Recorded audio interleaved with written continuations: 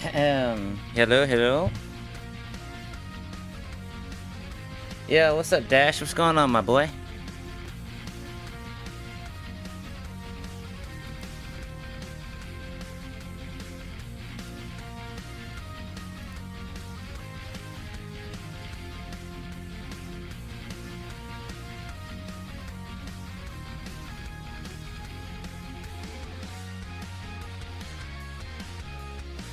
Yo, Thespian, what's good?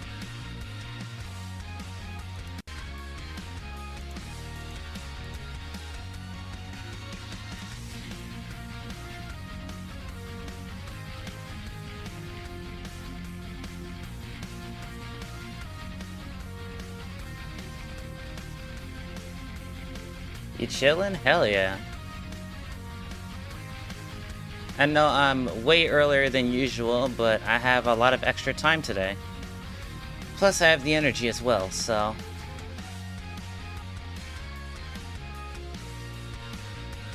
Yes, sir. I promised Eldo I would stream Devil May Cry 1, and I'm gonna do so later on today. But there are some videos I want to react to. Just because I haven't done some reaction content in a while. There's one more video that I'm looking for, but I don't know where I put it. I don't know if it's in my likes or watch later. I gotta find it.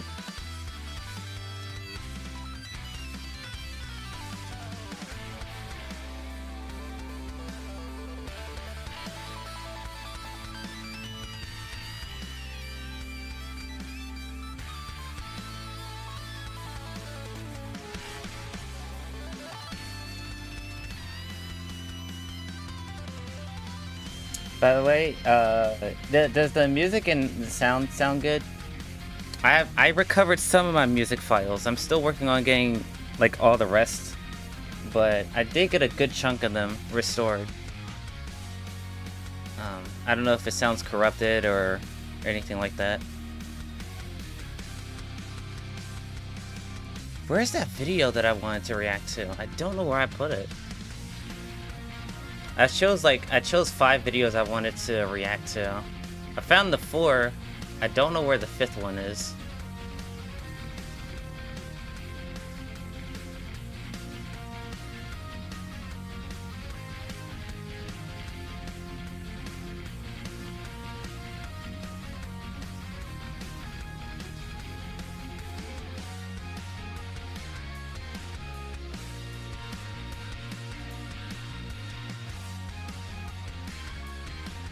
Ah, here it is. This is what I wanted to pick.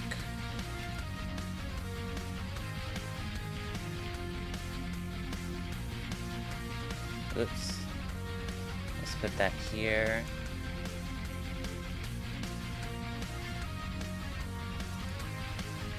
Okay.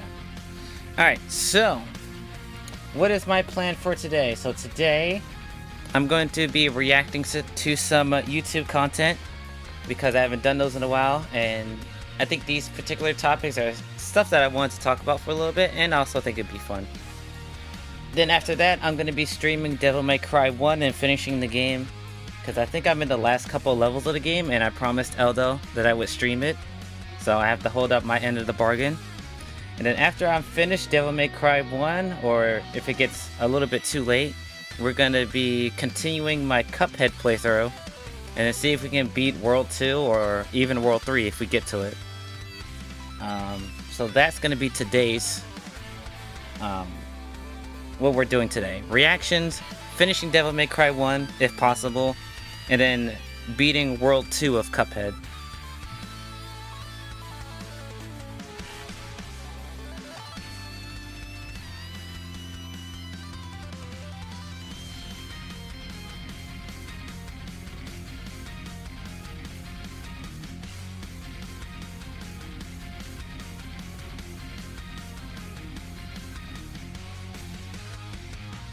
How's Cuphead? Cuphead is an awesome game. I love Cuphead so far. There's only been like maybe like 1 or 2 things that are like really frustrating, but like once you get the hang of it, it's like it's still hard, but it's not like cheap bullshit difficulty. It's just stuff that you have to learn, which I like.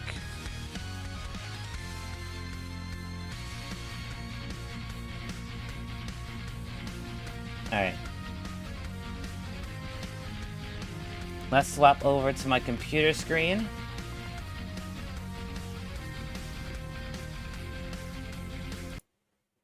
Alright. Let's pause the music. Alright, so the 5 videos that I'm going to be looking at here, all of these videos except for I think one of them I haven't seen. Technically I know what this is all about, but you know, I haven't seen other people cover it. So the 5 videos are Finding the Fun in Fighting Games by Sajam. After that, this is a great video. Oops, People Don't Want to Learn, They Want to Complain by Sajam.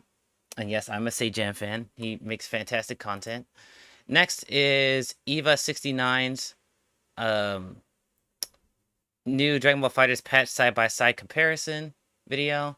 Because I didn't do a video on the FighterZ update because I didn't want to. So we're going to have somebody else do it.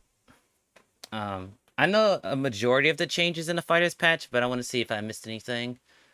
Next is Top Players Hate This New Dragon Ball FighterZ patch by Nitro, who is one of the best FighterZ players in the world.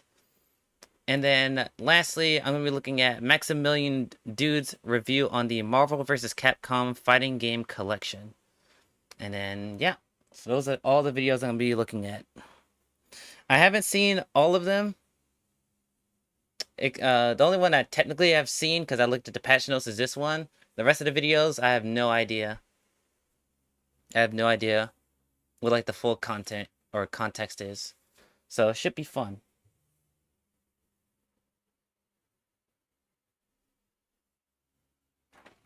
Let me change something real quick.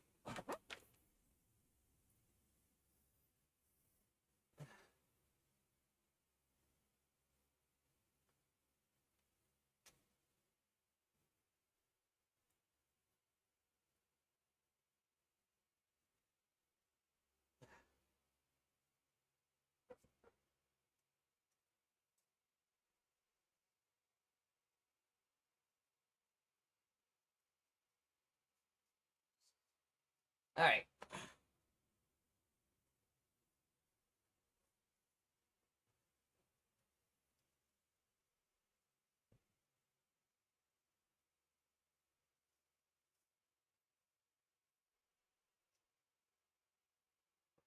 It's really hot in my room.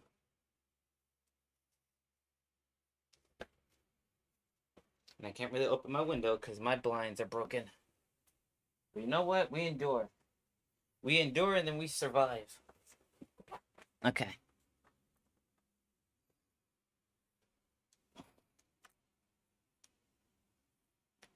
Alright, I'm going to test out the audio a little bit. I get asked this question a lot. Okay, that's very loud. Let's do this. As a scrub, how do you keep motivation to continue? Again, does that sound good to you guys? Did I lower it down a little bit more? Maybe down here? When you feel like no matter whom you fight, you get... Okay, I think that's a good volume level. Alright, so first video is Finding the Fun in Fighting Games by Sajam. I'm actually going... let me put the link in chat so you guys can go support Sajam by subscribing to him and liking his video. Let me know if you guys see the link in chat. Just so I know, just so I know it actually works. By the way, all the content creators here, I'm going to be putting all their links to their videos in chat if it works. So, go over there and subscribe to these guys, like their videos, support them.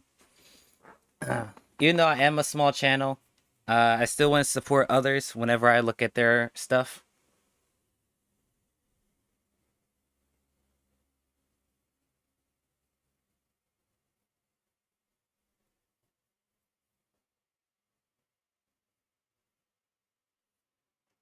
Streaming DMC today I ain't available? Oh shit, really? Damn. I mean, that's true. You can watch the VOD. That sucks.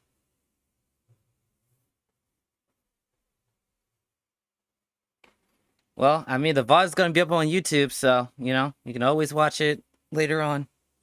Plus, I'm pretty sure I'm gonna be streaming, like, all day today, so, you know, you can always pop in later. Okay. So the link is in there. Volume's good. Alright, so, Finding the Fun in Fighting Games by Stageham. I get asked this question a lot. As a scrub, how do you keep motivation to continue when you feel like no matter whom you fight, you get smoked? Been grinding out both Guilty Gear and Grand Blue. This is a very common sentiment, right? Because this happens not only in fighting games, but in a lot of genres. The most important thing, this straight up, is the game should be fun to you when you're playing it, no matter what. Obviously, there are going to be times where that's not the case. But just playing the game should be fun to you. You should have a fun time moving around, doing the things in the game. If it's a shooting game, you should like the way it feels to move and shoot. If it's a story game, you should be interested in the story. If it's a fighting game, you should be interested in just playing the video game. And win or lose, you should be having fun or enjoying yourself because the genre is fun. Like you like the games, and there's lots of ways to approach this. Now, everybody gets smoked at. So this is actually a conversation I had with Tack, like literally last night. Because I was contemplating streaming Grand Blue today, which I'm not going to. I don't have the energy. But me and him was talking about like my motivation to like do fighting game content and just play fighting games as a whole. And I was basically telling him how burnt out I was, and I was like, I'm not having fun with like any fighting game right now. And I don't know if it's a problem with me, the games, the community, the devs. Like I don't know why I'm feeling this way. And like he basically just told me to like take a break and then play the games that I really like and try to find the fun in them again. And like what do I like about the games that I've stuck with for a while? Like so like Dragon Ball for example. I've basically been playing it since it came out, and I would say like probably like up to like maybe like season 3, maybe 3.5. The biggest thing contributing to me playing the game was just that it just had the characters I liked, and I could just bombo people and feel good about it.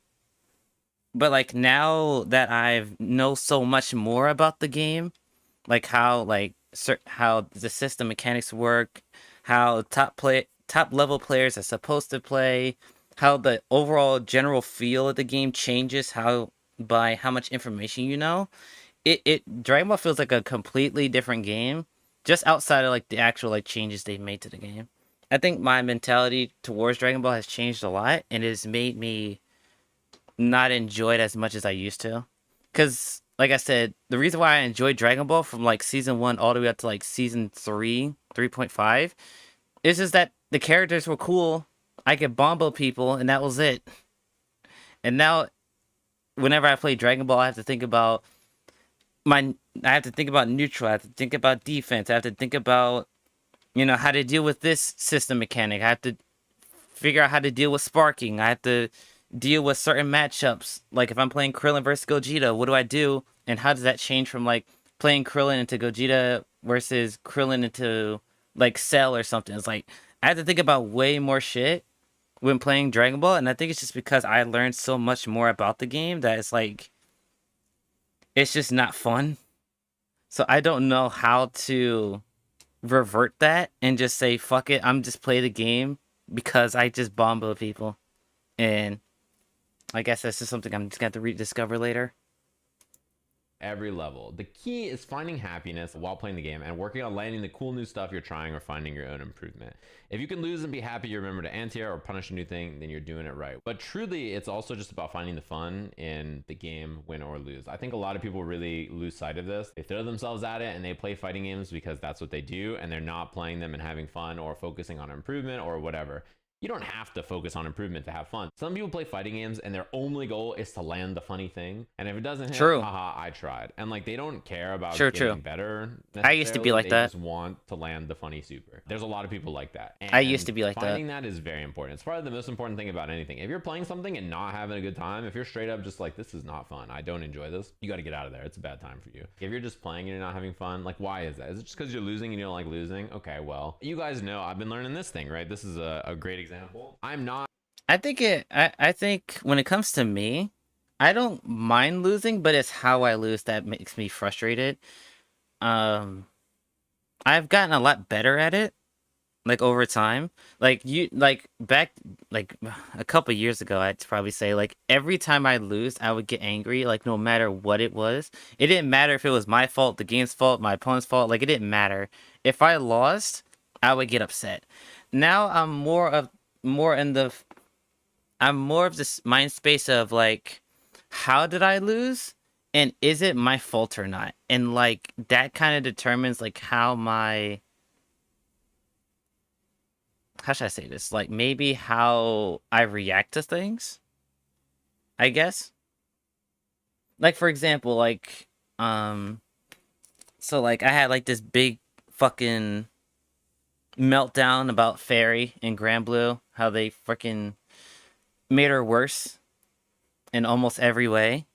And I had to really sit down like after the patch and I was like, okay, they nerfed my character, but like what am I doing?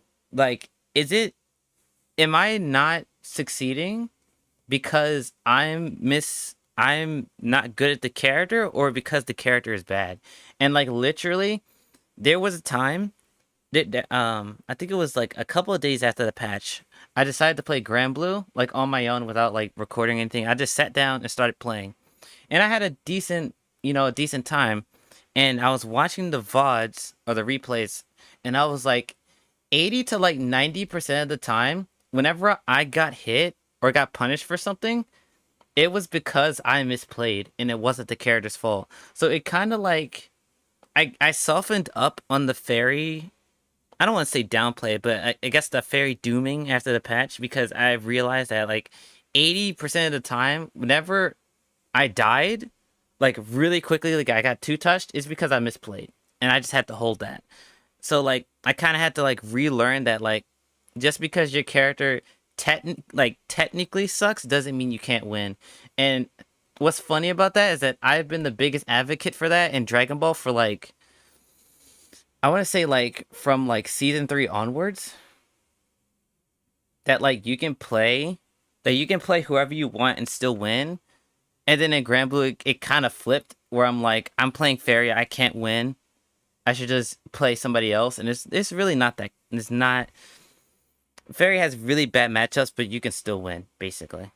So, you know, I've been working on how to handle my losses a lot more. Not a person who plays on leverless, right? I play on arcade stick. I played on arcade stick for over a decade. I've been learning leverless. Have I been winning as much as normal? No, not only have I been learning leverless, I started playing Strive again after not playing for a long time. Learned a new character, Elfel, because she just literally came out. And then I've also been playing Grand Blue, which is a brand new game, brand new controller. So obviously I'm losing way more than normal. Almost every game, something will happen and I will be like, if I was on arcade stick, I would be able to do this thing or finish this combo, anti-air, or like position myself to do this or block this mix up correctly or whatever. And like being on this is an active hindrance. Instead of losing and being like, dude, you are so lucky. If I was on arcade stick, I'm gonna plug in an arcade stick right now. I'm gonna beat your ass. When I first booted up Guilty Gear, I played against somebody who, I've told you guys this, but I don't think I've ever lost them. I definitely had not lost a set, but I'd like never lost a game to them, I don't think. And I played on this thing and they removed me from heaven, kicked me out, and I didn't get to qualify. I was like, well, you know, I don't know how to air dash. I should probably learn how to air dash because I couldn't air dash on this thing. So I learned to air dash and then I could save jump them and I went back to heaven and I won against them to qualify for heaven. And you know how good that felt? That felt so much better than if I was playing on arcade stick and I just went to heaven and then beat that person and then qualified. Not even that I qualified for heaven, but like the fact that I could air dash and safe jump them was like, yes, I did it. You guys have been watching Hotashi learn Elfelt, right? He goes to heaven, he's playing Elfelt, he's vibing, then he loses to someone and he gets mad and he's like, if I was just on Nago, your ass would be flipping burgers. And he switches to Nago and wins and he feels good about himself, right? Because let's be honest. That's true. Some The people do feeling of that, yeah. losing and knowing that if you're on a different controller or different character, you would be winning, is very hard to get past. But if you want to Yes, have... yes. Like I said, I've been through this, and I'm kind of going through this now with Fairy and Grand Blue. Like, if any of the squad is in chat right now, they know that like whenever we would like play Grand Blue, and like something bad would happen, like I would get like if Ico was playing, and like they would like two-touch me with like Jita or some shit, and I'd be like, man, if I was playing like fucking Vera or Charlotta, I would have lived that, and I would have comboed, and I could have lived that. It's like Fairy fucking sucks. It's like I've been literally going through that. It's like if I was playing Charlotta, if I was playing Vera, bro, I could have cooked their fuck Fairy type shit. Now I'm not like that anymore. At least I'm still working on that, but I've definitely been like that before. You going through that in Strive? Wait, who are you trying to learn in Strive? I thought you were playing Soul, right? I thought you already played Soul before.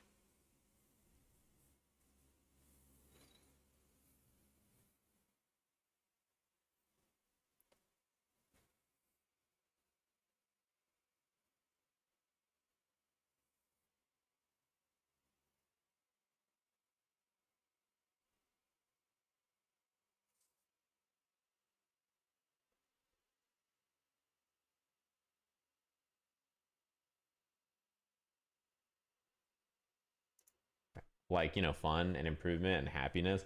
Long term, you gotta like put that aside and focus on the good stuff. I get beat up all the time and think to myself, if I was on stick, I probably would have won that. I just instead think, well, what did I drop on this thing that I could have done on stick? All right, like I can't do this instant air, jump this move into that. Okay, let's go practice that in training mode so that no longer, you know, I don't need to be on stick to do it, right? That happens constantly. You're learning Soul, not really played him like that for real. It's different from Kai knowing the ins and outs of the character versus like you know, maybe two combos with Soul. Yeah, I definitely feel that though. It's like a character that you know but you're not like good with. I get that. It's very easy to let your ego get beat up. And, you know, in this genre, but in most genres, I don't know if you guys watch a lot of video games in general or... Actually, wait, do I have an ego? When it comes to fight, I don't think I have that big of an ego. I mean, technically I would have to have somewhat of an ego if I get mad like at a fighting game, I guess. Like technicality wise, that would be the case, but like I don't think I have that big of an ego. I don't think I do. If anything, I'm fucking if anything, I downplay myself like all the time. Like I constantly downplay myself. Just because I know that like I'm worse than like 99% of the player base in most games. So like I don't even attempt to be like my fairy's godlike or my Krillin is godlike. Like I don't even attempt that shit because I know it's not true. I don't know. I don't think I have that big of an ego. Consume content for any of your hobbies. Generally, most people are grumpy, especially people who truly like engulf themselves in something, right? You know, it sets a precedent that you're supposed to act this way. When people talk about the game League of Legends, no human is ever like, yeah, I play League, like it's really fun. I'm just gaming, whatever. Every person who... It definitely shows when we're playing Grand Blue, but like after you see your own mistakes instead of blaming the game. Yeah, I've been working on that a lot more, especially around the time that Grand Blue came out because I think Grand Blue made me. I shouldn't say it made me realize that like my mistakes are. I think Grand Blue is a lot easier to follow. So when something bad happens or I get punished for something, I know that it was my fault. Whereas like in other fighting games, like Dragon Ball, for example, like it's kind of hard to tell just because how chaotic it is, and especially in delay-based netcode. Like, cause like the connection was so bad most of the time. Like sometimes like it wouldn't even be your fault. Like you could be right, but because of delay base, you just couldn't like block a certain mix up, or you just got hit by super dash at the wrong angle, and then you got hit with like a 50-50 left right from super dash. It's like you can't really tell if you fuck up in Dragon Ball in most cases, but like in Grand Blue, it's a lot easier to see it.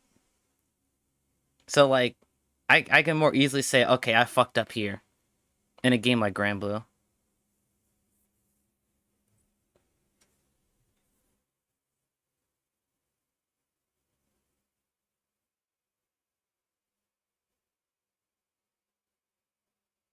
Oh, my dad just texted me.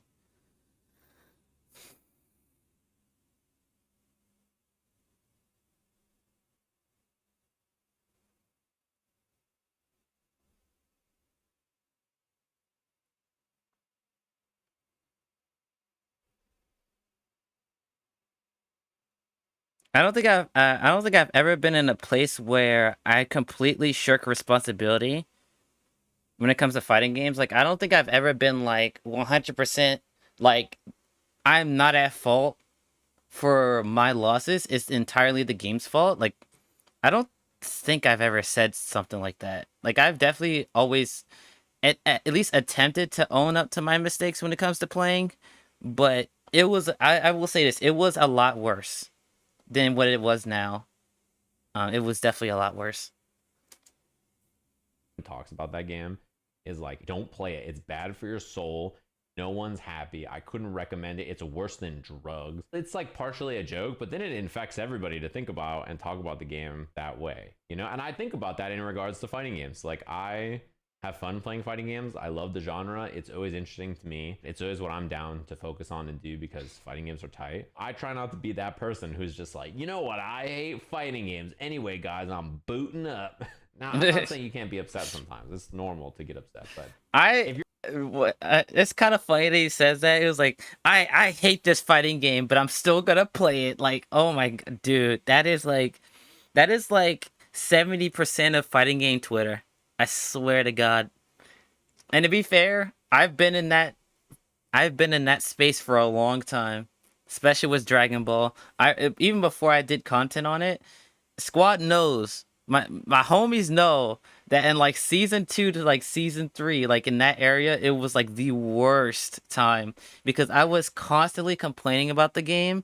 I would take a break for like a week, play the game the next week, get mad and take another week break. And I was constantly talking about how bad Krillin was and how bad my team is because the assists were bad or fucking GT Goku is ruining the game and shit. Like, oh my, like, there was one time I actually looked back at my messages in the homie Discord, and I was ashamed of myself. Like, I was so annoying back then.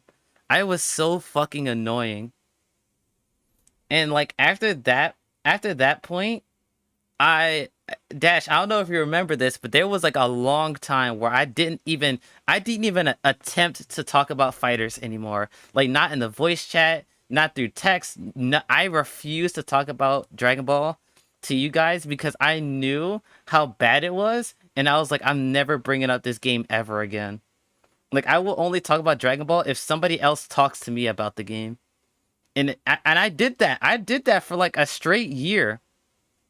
It was like a clean ass year where I was like, I'm not talking about this game on my own. If somebody wants to talk about Dragon Ball, they have to talk to me about it first. I refuse to talk about the game. It definitely showed in that one stream when you uninstalled, uh, but I think that was definitely just Fresh being nerfed. Yeah, I was more frustrated at that time than anything. Cause like even in like you said in that stream, I focused on like what I did wrong, but I was just so frustrated that like they cooked. I don't want to say they cooked the character. Fairy's basically where she is in the previous patch. Like, she's basically in the same spot. It's just that like everybody else got better, so like it feels worse. But like her overall strength is basically the same. But at the time I was like, bro, this character is like dog water. Like, she's trash. And I was just hella frustrated. But yeah, I was not. I'm still working on my mentality. I'm still working on it. If you're like 95% of the time upset and 5% of the time happy, then that's not right, right? That's not the right balance. Even if you're losing, if you're hitting new stuff, then that's dope. And whenever you want to learn in a fighting game, genuinely, like whenever you decide you want to get better, you're going to start losing more. And Yes. the reason is you're Yes, going to yes. be trying to improve. You're going to be attempting new things, trying new combos, trying new Yes. setups, trying to play in a new way that's more consistent. You're changing your play style up so you'll lose more than normal. And Yes. because you're losing more than normal, it's easier to be upset or easier to want to snap back to your old way of playing. Yep, this is what I was talking about before. When I started learning more about Dragon Ball, I started enjoying the game less. Like I said, in like season 1 to season 2 area, I was having a lot of fun. I was just playing the characters I wanted. Like, me and the squad would just boot up fighters and we would just beat the crap out of each other. We had fun. Midway through season 2 to season 3, I started actually learning how to play the game. And it just started winning downhill from there. I was like, oh my god, GT Goku sucks. I hate the snap meta. UI Goku is so brain dead. Roshi B is freaking broken. Baby B, fucking who else? Z Broly. Like, I started to hate fighters. I start to hate it when I start to learn how to actually play the game. That's true. That's true. It's a weird phenomenon, you know?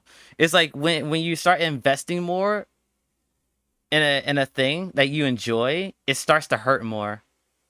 Especially if it's like a competitive type of thing. Because if let's just say like Cuphead, for example, like let's just say if I wanted to be really good at Cuphead, like I could be frustrated, but like I can really only be frustrated at myself. To be fair, you were, but like if you really wanted to be good at Cuphead, you can only really direct your frustration with yourself because the game is only playing how it's supposed to. Whereas in competitive games, there's a way more factors to it. Like for like shooting games, it could be like map choice. For fighting games, it's like character matchups and system mechanics. Like there's a lot of things that get in the way outside of your own like actual player strength, and so like it just feels more frustrating. It just feels more frustrating. Cap? No, it's not Cap. Broly at that time was hella good, and you were playing Limit Break Broly too. Limit Break Broly and Base Broly are vastly different. Nah, Broly, nah. You were carried. I literally smoked your entire team, and then Broly showed up and 1v3'd me. Nah. Fuck Limit Break. That mechanic is fucking stupid. It should never existed.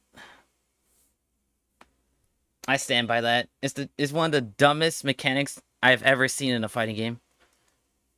But you know, you can't. You gotta fight the urge. You gotta have an internal conversation with yourself and be like, hey, this is for us, right? Like, you know, I'm doing this for you and me, and we gotta do this together. We can make it. But yeah, pretty much everything Sejam said was correct. I agree with him on everything. And like I said, I've had my own experiences with like certain aspects of this video. And I'm still working through my mentality when it comes to like learning stuff and playing fighting games.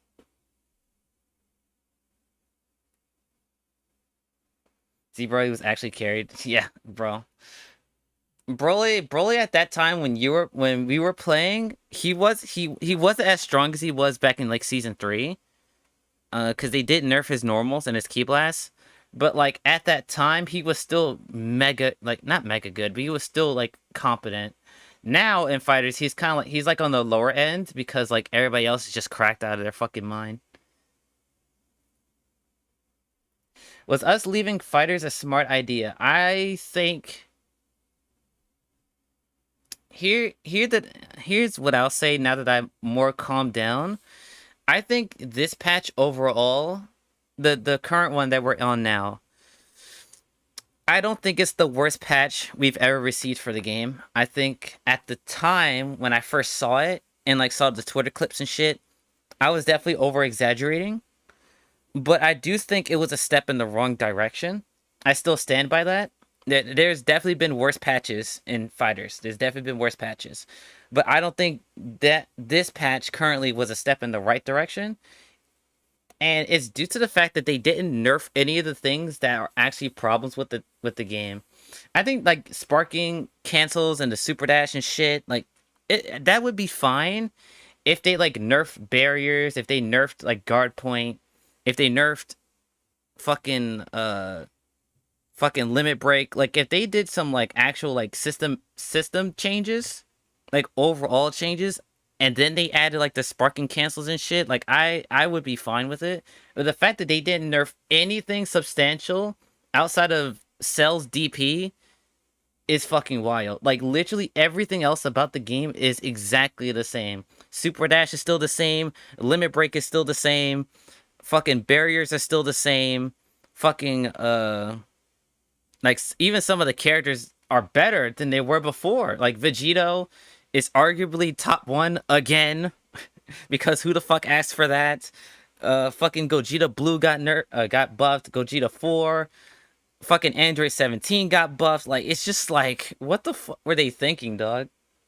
Like I don't know. I don't know. I don't know what they were thinking. Definitely not the worst patch, but definitely still one of the worst.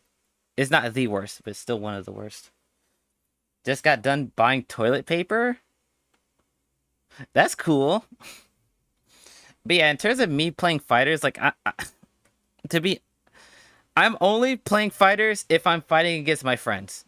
I'm not doing actual content on fighters because I don't want to play the game. I don't want to play it for content anymore. I'm done with it.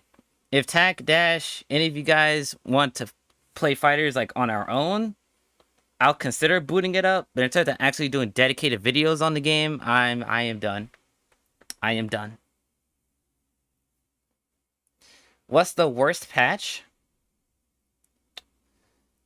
I think the worst patch was the patch that introduced Limit Break into the game.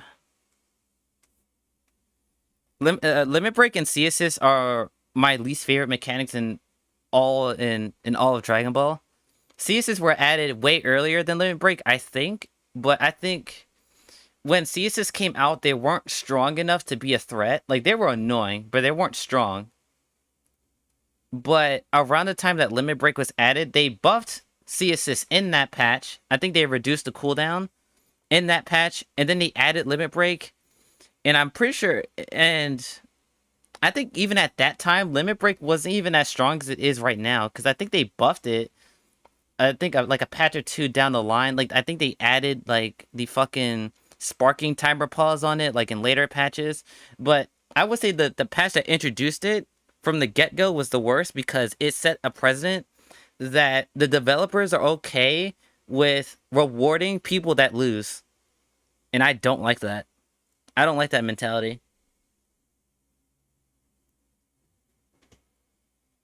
I don't like that mentality that you should reward people for losing. I don't like it.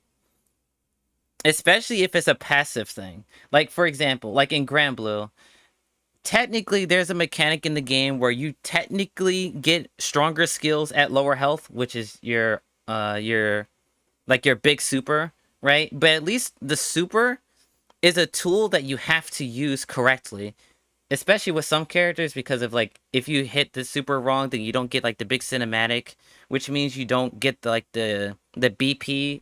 The BP doesn't get taken away. So like there's it's an actual tool that you have to use. Limit Break is not a tool.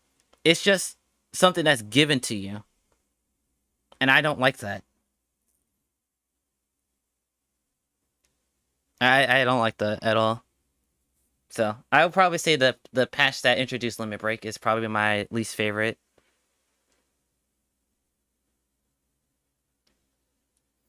Alright, next video is People Don't Want to Learn, They Want to Complain by Sajam.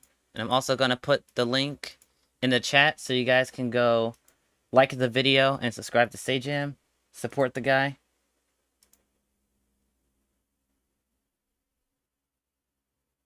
So be sure to support the people that I am viewing. It's because I don't want to completely leech off their content.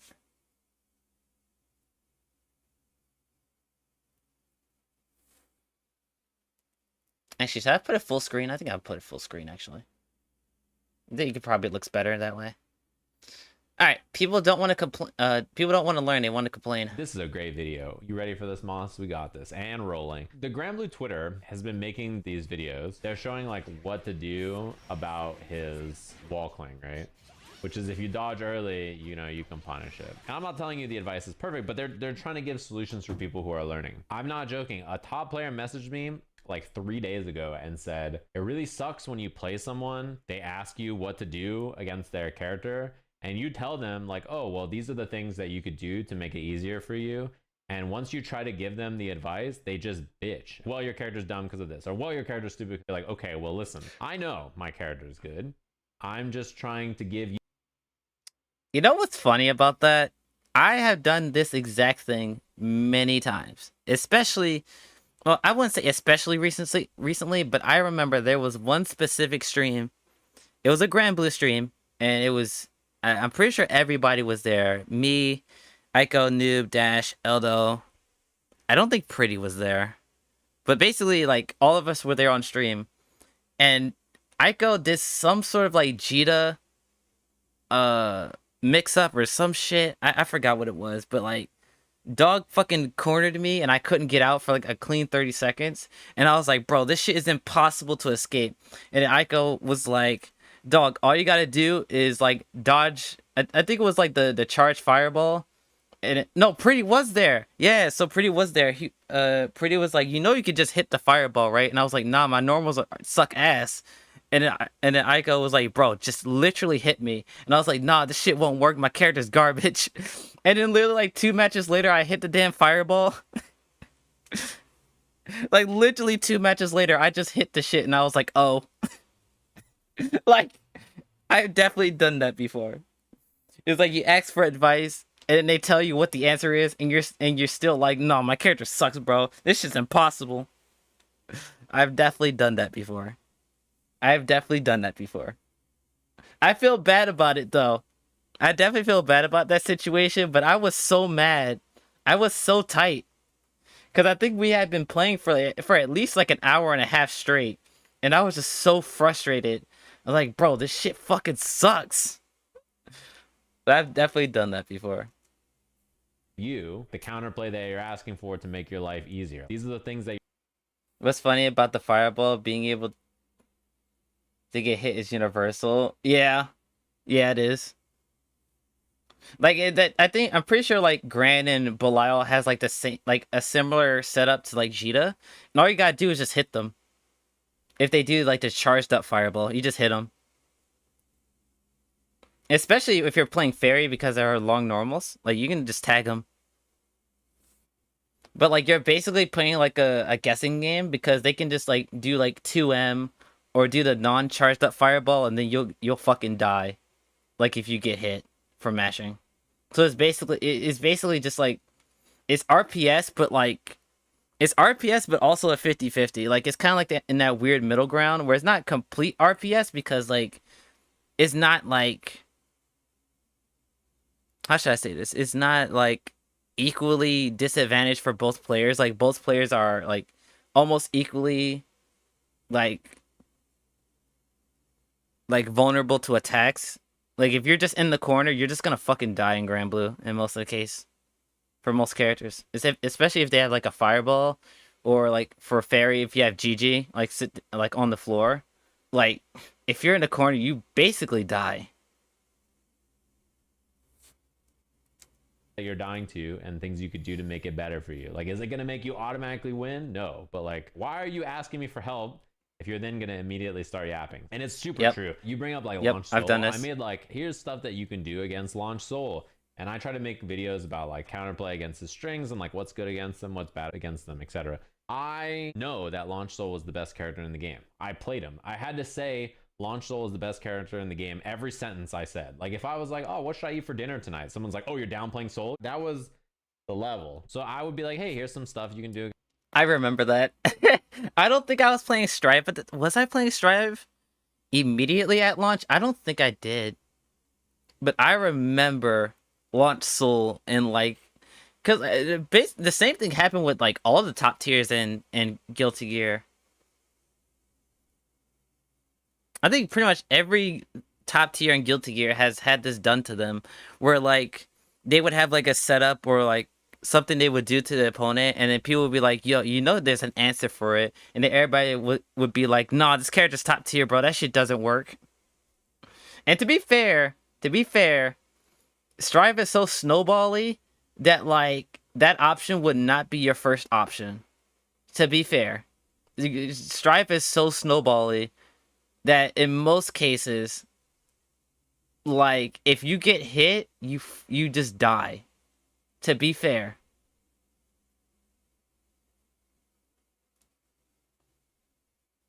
Gotta know when to press block. BP if you don't have a DP. Dodge roll. Yeah, you just gotta know, right? You also, I think there's another thing is too, you gotta be confident in your answers whenever you do. Especially for a game like Granblue, who doesn't have like universal like long range Gatlings and shit like that. Because like in Dragon Ball, like if you're not sure about something like a certain pressure string, like you can kind of like delay mash and still get a combo even if you're technically not reacting to it.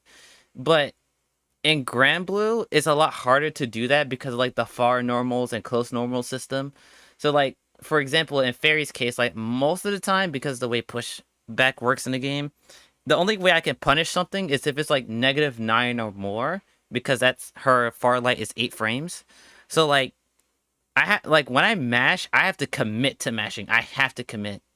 I can't just like delay mash or anything. I just have to commit because it's just like either I either hit them and then throw them into the corner, or I don't. It's like if I'm gonna DP, I gotta DP. If I'm gonna roll, I gotta roll. I can't like fucking wait for something to show up and then do it, because like by that point you're just gonna get hit by fucking 6XL or some shit, and you're just like, well, I didn't commit. You played at launch, it was insane. First fighting game you learned seriously. Yeah, I remember launch. I remember launch Guilty Gear, but I didn't play it. I think I started playing around the time. Was it around the time Go Lewis came out? Cause I'm pretty sure I played the game before Go Lewis came out. I think it was before he was even announced. I remember that. I don't think it was day one. I think I was like maybe like week 2. I think it was like week 2 into Strive when I started playing. I don't think it was launch, but it was like around launch time. So against Soul, and people were furious that you would even suggest trying to learn how to beat the character. How dare you try to give me answers? I just want to be mad. The person also told me, like, listen, my character is very strong, but if they ever have any weaknesses, and I ever say like, oh yeah, well, this is something that my character doesn't do that well, so you can exploit it, they're just like, what do you mean your character doesn't do that well? You have X move, lol. They completely write off any of the weaknesses of the character that exist just because the character is strong. You see? Okay, I'm gonna push back a little bit on this point. To be fair, in most fighting games at this point, a character might have a weakness, but their kit allows them to not worry about it as much. Like when he said that, it reminded me of like Belial, right? People will say like, oh, you can just bait Belial's DP, or like you can anti-air his counter and shit like that. But it's like that when Belial's in neutral, that's not the only thing you're thinking about, right? If somebody's complaining about Belial's neutral, and then somebody's like, oh, all you gotta do is like whenever he does the counter, you just roll him, or if he does fireball, you just backdash or some shit like that. It's like, okay, that's cool, but like you can't like I said, when you commit to something, you have to commit to it. If you really think Belial's gonna throw a fireball and you want to roll it, you just gotta roll it. You just got to. You can't hesitate. You can't do it. So it's like, I understand where he's coming from, but like most of the time, top tiers have kits so overtuned that whenever you do bring up a downside to them, it's like it doesn't really matter in the grand scheme of things, because either the character doesn't get punished enough to where it does matter, or they have something that can deal with it. You can also grab the counter. Yeah, you can also grab it. So like for example, like Gold Lewis. Gold Lewis is a very good character, very very good character. But in my experience playing the character, I would say one of his well, I don't think it's an issue, but one of the things he's not so good at is at far to mid screen neutral. I don't think he's that good at it. But if I did say that, people would say, "Oh, he has laser super and he has drone." And the reason why they say that is because those tools in particular are so good that it negates that issue. But that issue still exists. Like if I don't have level 3 drone or meter, I can't, like, you really can't play full screen neutral or mid screen neutral with Gold Lewis. You really can't. But like because of drone level 3 and super being available as tools and they're overtuned as fuck, it kind of doesn't matter. Like it kind of doesn't matter like at that point, just because how strong they are. So it's like there's some truth to what Sajam said, but like sometimes the characters are so overkitted that it don't matter. See this all the time. And then also because Gold Lewis is one of like the more tanky characters, even if your opponent wins in like the full screen neutral or the mid screen neutral, if Gold Lewis gets hit, he's not taking that much damage. Like it may look like a lot of damage because it's Guilty Gear, but when you compare the damage he takes to like characters like Kai, Mei, Anji, like he tanks way better than most characters in the roster.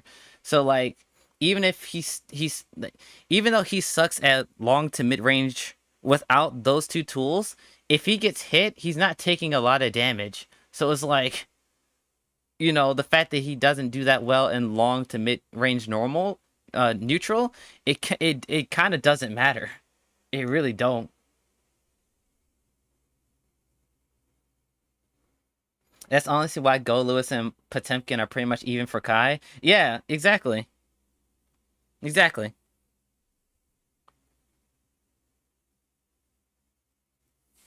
Yeah, I agree with that. Let's say somebody plays JP in Street Fighter and they're playing one of JP's bad matchups and they're like, oh man, this move is really good against my Y move here. I got to figure out how to deal with this. And then someone's like, lol, you play JP and you're complaining? And like, yeah, I mean, I play JP and he's very good, but he loses to this character. Their character is almost as good or as good as mine. These are moves that are good against him in the game. They do exist. And someone's just like, Lamau. They don't want to accept that there are things that they could do better. They just want to complain about the character and why it's so cheap. I fucking hate this character. 6, I think he's such a little dweeb. He's so fucking good. But they basically are trying to give you some help, you know? And if you're new, it might be useful to you, right? The 6XL video was asked. Yeah, but like the fact that they're trying to be like, hey, here's how you play our game on social media to like all the casual people who are picking it up and stuff. I remember this too. I think I followed the Grand Blue Twitter account, and I remember these videos were coming out. And I remember the 6XL video. This was before 6XL got nerfed, by the way. The video showed like the way you deal with 6XL is spot dodging and punishing. But the numbers don't add up, because if you try to dodge 6XL on reaction, the opponent is still plus. So their strategy doesn't work. And that was so funny to me. That's still like that to this day. If you're not like 5 to 6 frames ahead of the 6XL coming out, you're not plus enough to where you can actually punish it. And 6XL, I think it's 8 frames.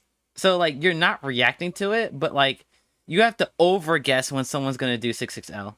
You have to overguess. Depends on when you spot dodge. But yeah, that's what I'm saying. Like, you have to overcommit to, like, spot dodging or rolling 6XL. Like, you have to already be in the dodge motion in order to be plus enough to punish it. Which I think that's a terrible design choice. Because the fucking normal is 8 frames. 6XL is faster than other characters like fucking base normals. It's like, what the fuck? I don't think that should be the case. But that's how the devs wanted the game to be.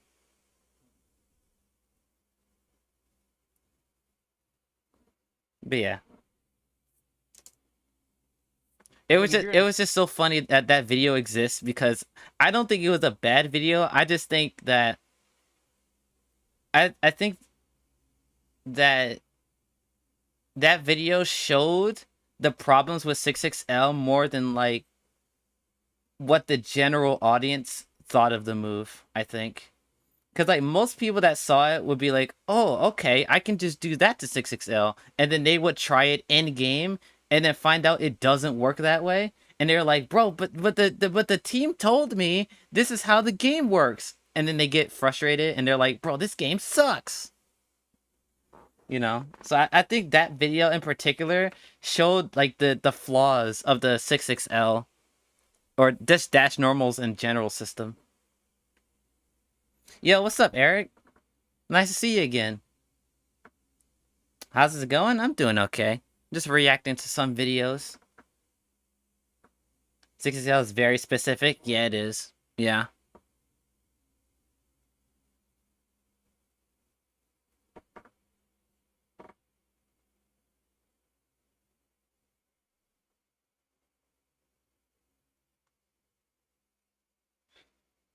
It's like trying to do stuff. It's like trying to stuff a dash in Street Fighter. You have to know it's coming. Yeah, but I think now because of... I will say this, back then in previous patches, I think the risk reward was way too skewed to where it just wasn't fair. Like there are certain moves and stuff like in fighting games where you have to know it's coming in order to punish it, but it does, like, how should I say this? How should I? Well, maybe Dragon Ball is a bad example. Like, I feel like the risk reward was like so skewed. It was just like, it doesn't feel good to counterplay, like, at all. It didn't feel good to do it. I think that's probably like the base issue. And nowadays is not so bad because when you get hit, you get like I say normal, like normal damage combo from it, but like characters still kill you like really easily off of 6XL, especially if you're playing like Belial, Jita, fucking blah, blah, blah, blah. What's her name? Catalina now. Because, like, she can go corner to corner now for some reason. I don't know why they did that. I don't know. But yeah, you still die if you get hit. Well, I shouldn't say die. You still get 2-tapped by 6XL. Especially if they have meter. So it's like, it's still kind of like that now. But it's been worse. Also watching Bluey with your nephew? Hell yeah. I heard Bluey's a good show.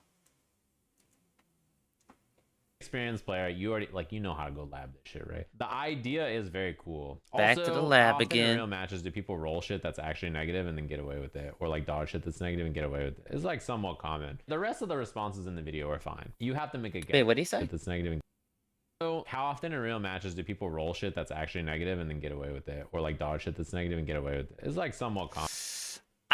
Okay, that's another thing I don't necessarily agree with. There's a lot of moves in Grand Blue that just like 6XL, even if you know it's coming, you still can't punish it.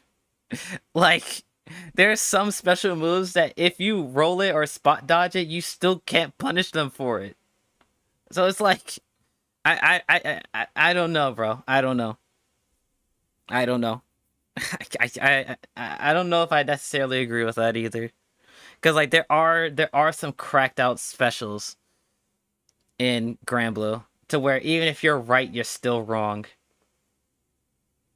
I don't know. Those things do exist. It's not like Granblue is a game where you can just roll special moves and get a punish. Like there's only like, and everybody's like, I would say there's probably like one move in a character's kit that's like actually just straight up loses to spot dodge or roll. Like some characters might have more than just one, but like majority of the cast feels like there's only like one move that loses to like a reactable dash, not dash, spot dodge or roll. Everything else you have to preemptively dodge or roll it, or just straight up just sit there and block. And once again, like push back in the game is so weird that 90% of the time you're not punishing that shit even if you block it correctly. So it's like I don't know what to tell you. I don't know. Amen. The rest of the responses in the video are fine. You have to make a guess on 6XL, if they're going to try to do 6XL, or if they're going to do something tight like 2L, 5L. But how many other fighting game companies do you see do this? Posting like a training mode clip or example. True. No other fighting game company in their game. Like yeah, I've never seen that. So I've never seen that like before. A company tries this and the response is this. That's the really cool thing about at the time. I don't think the Granblue Twitter account does this anymore because of like the backlash it got. But when it was coming out, I definitely appreciated the devs doing it just to like educate people, because like I don't think any other fighting game company account did something like this ever before. Like I don't think so. So this was definitely a good thing. Is like so bad to me. Someone somewhere like pitched this idea. Hey, why don't we do this cool thing? And someone was like, sure. And then they look at the responses and they're like, why would we ever do this again? Yeah, the backlash to those things were so wild. Really it makes me appreciate it was a lot of backlash. Everybody I know who's not whack when I see this. Now that we're all making fun of other people, I'll make fun of you guys. You know, when I was learning Belial in training mode, and I was like, do I get a safe jump off of this move? And then in chat, everybody was like, yeah, Belial's like super top tier. He's broken from the last game. You definitely get a safe jump off this move. And I was like, okay, what is it? Literally no one had an answer. And I was like, guys, you all said he's cheap and I get a safe jump because he's so broken. What's my safe jump? And then it turns out I didn't get a safe jump off of it. It's extra funny. Okay, that actually is funny. I don't know what move in particular he's talking about, but that is kind of funny. People do like to be fair, I do this sometimes too. People like to de facto just say character's top tier. So like, so no matter like you can like for example like Vegito in Dragon Ball right now, he's like basically top 1. If you ask a question about Vegito, 90% of the player base will just say yeah, he can do it, regardless if he can or not. It's like you ask somebody who's like a Vegito player, and they're like, can Vegito get out of this pressure string without it? He does have a DP, by the way. He does have a DP, so he can't get out of like tight string block strings, right? So like, you would just ask, like somebody randomly would ask you that, and they'd be like, "Of course Vegito can do that. He's the best character in the game, and he does have a DP." That definitely does happen. Have I also watched Smiling Friends? I have not. I've heard about it, but I have not watched it before. It didn't look like anything I was interested in. Belial's not even that cheap in this game. It's a holdover from the last game. They're not even looking at the actual scenario and like what the knockdown is. They're just like, well, this character was cheap in the last game, so he must get a safe jump from every knockdown in the new game. And he is really good in this new game, but he doesn't get a safe jump there. One of the reasons that I don't like when people say silly or derivative stuff about fighting games is this. When you look on the internet about fighting games, how much of it is people being like, I think fighting games are really cool? And how much of it is this game really sucks, the way this is... Okay, this is true unless the game just came out. unless the game just came out, I would say like the honeymoon period is like a month to 2 months, and then like on month 3, that's when the shit starts being like, oh yeah, like I would say the overall general consensus is that this game fucking sucks. I think like month 3 is like when that, cause like there's people at like even like Street Fighter 6, which is probably, I think it might be like the most successful fighting game, like, or modern fighting game of all time. I think Street Fighter 6.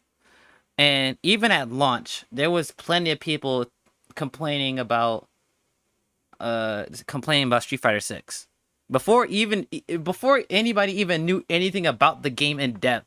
People were just like, Street Fighter 6 sucks, Street Fighter 5 was better, and the game was only out for like a week.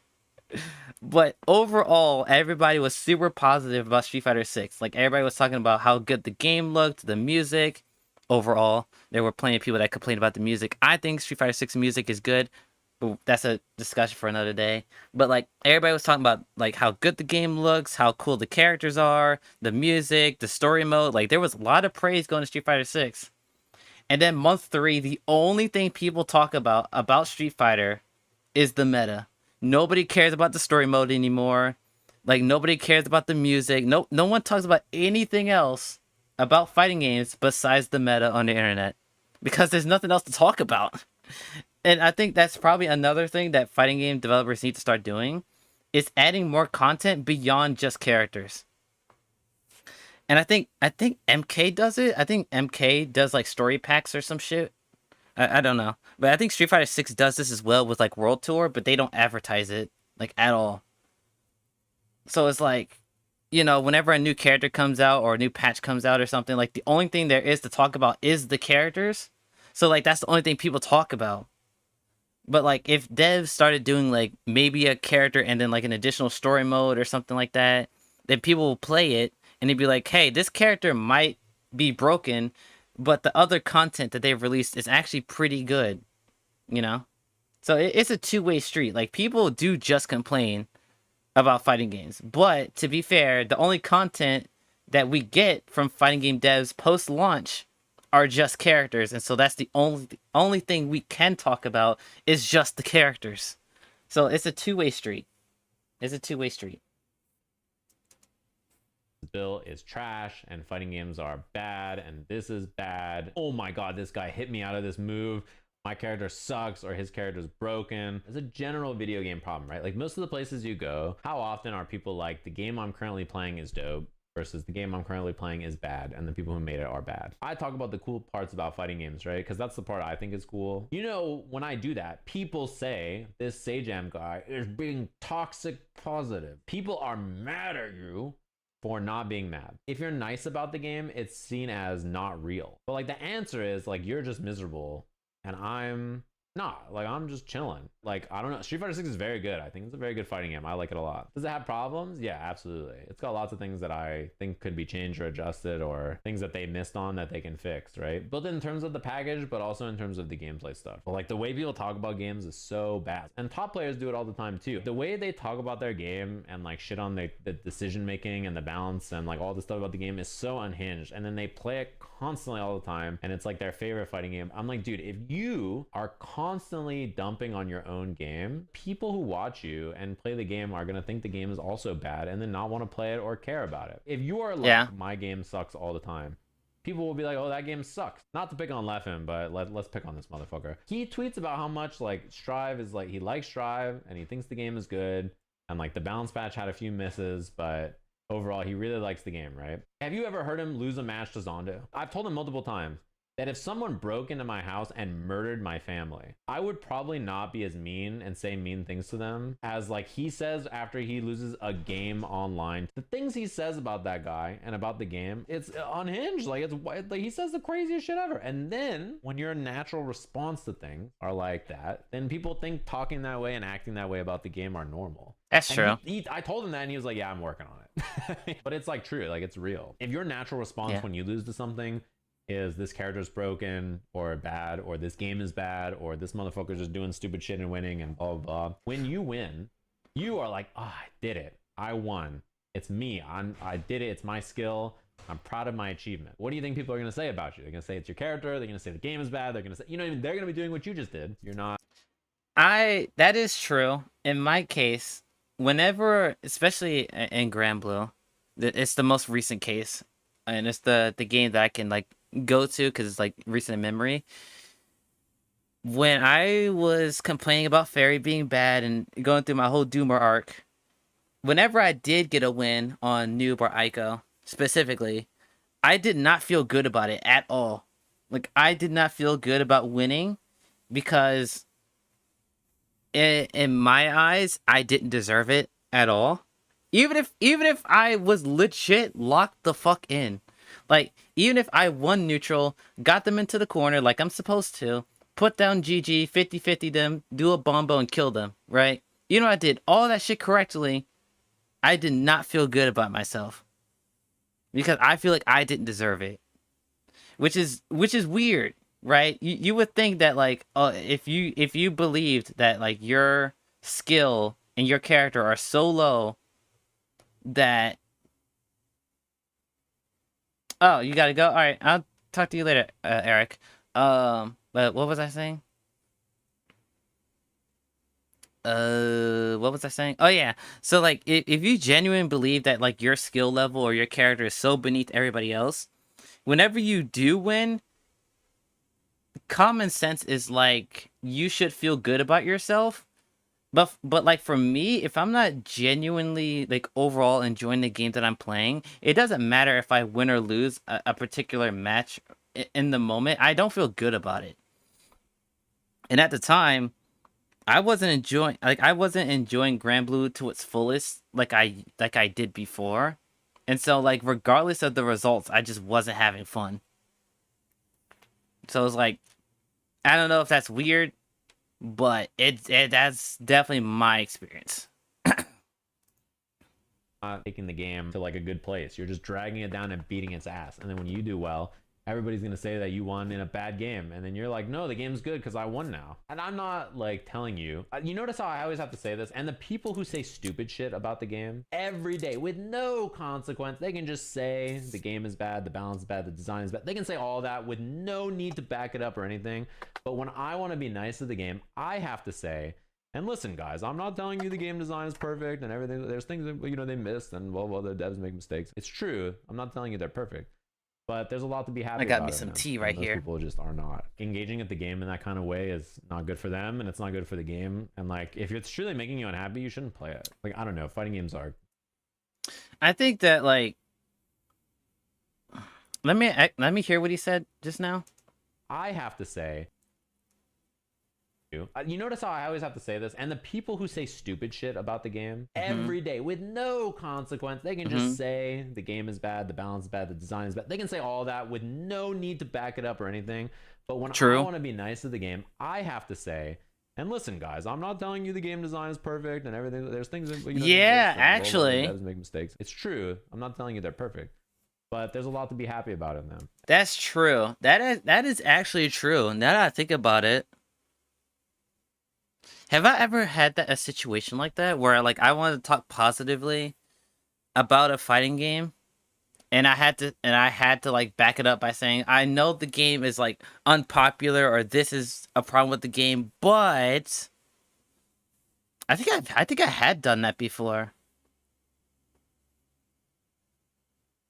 I'm pretty sure I said it in passing. I don't think I've made like a dedicated video to talking about it, something like that. But I've definitely said something like that before.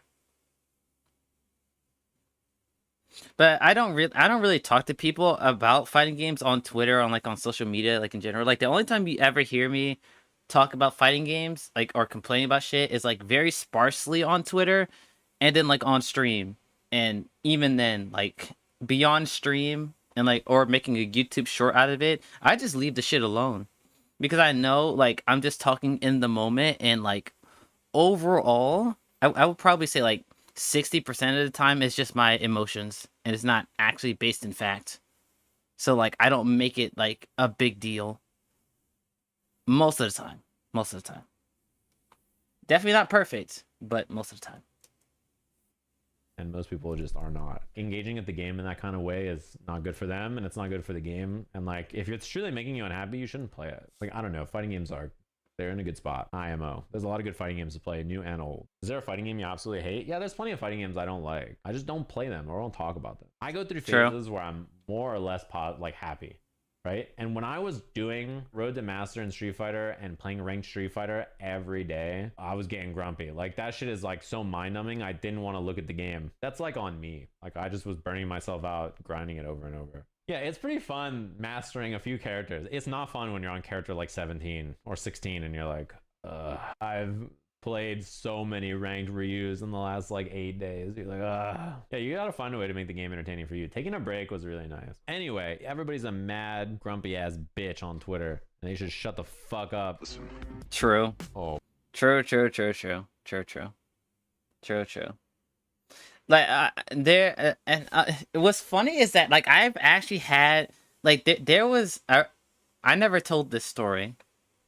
I never talked about it. I don't even think I talked about it to anybody in squad. So if you guys are in chat, prepare, because I got actually a pretty funny story.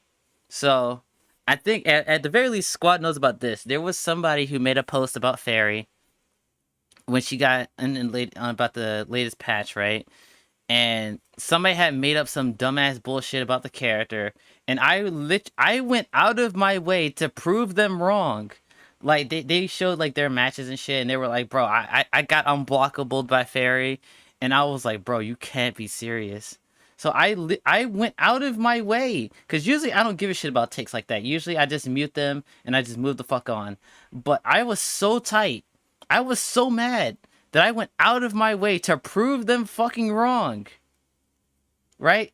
I literally made a whole ass video proving them wrong with inputs and all. I literally did that.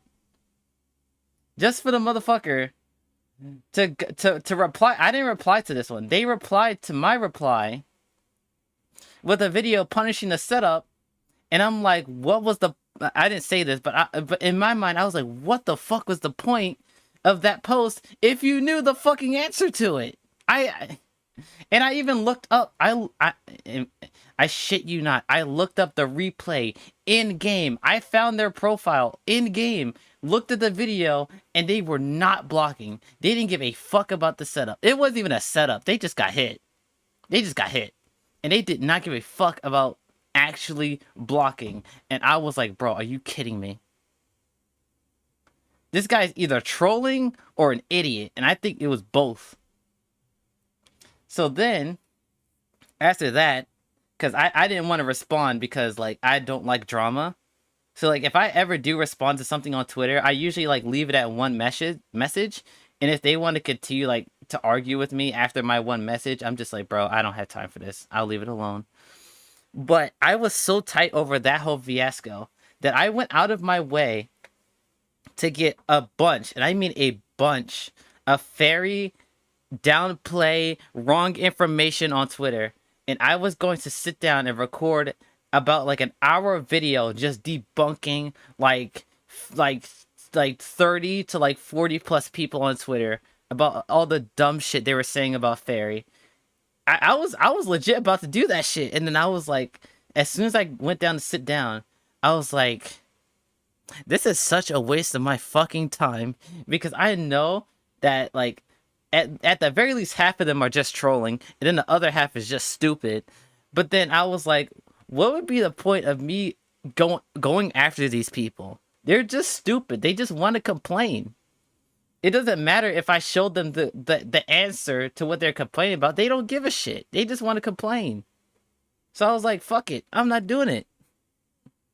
It was legit going to be like a 30 to an hour video of me debunking people. And I was like, nah. No. I'm not doing it.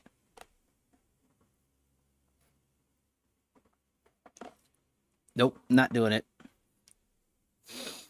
I never told this story, but I was that tight.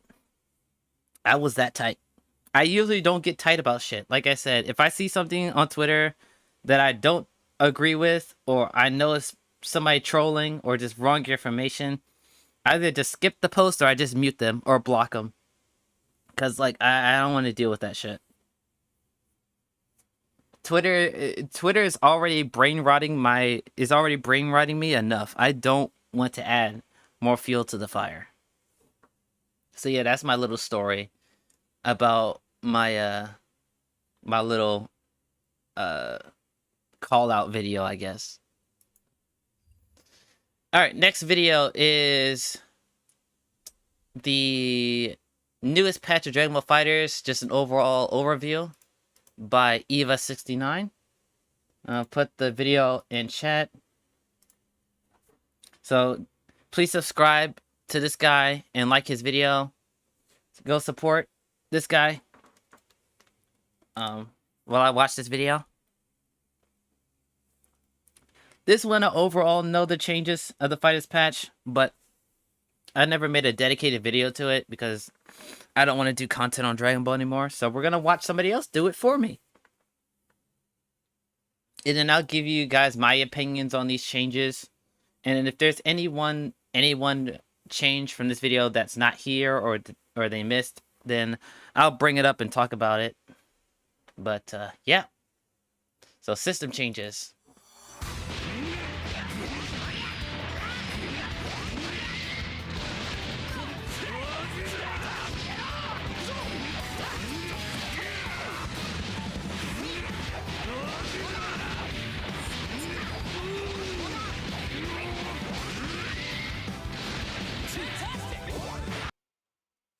Alright, so that changed the Ki Blast and the down heavy. It's a minor change. I don't think it's a big deal. I think it's more so of a big deal for characters that get pressure after their Ki Blast. Like, for example, like Vegito, he has like his JS cross-up mix-up. Vegito can actually make himself safe with JS now. Because like if you block JS while he's doing the mix-up, he can do heavy as he's falling down to stay safe. So that really only matters for like characters like that. Combo wise, it's a fine change. I don't think a lot of characters even needed that change. I think it's just something that they just added. I don't think it's a big deal.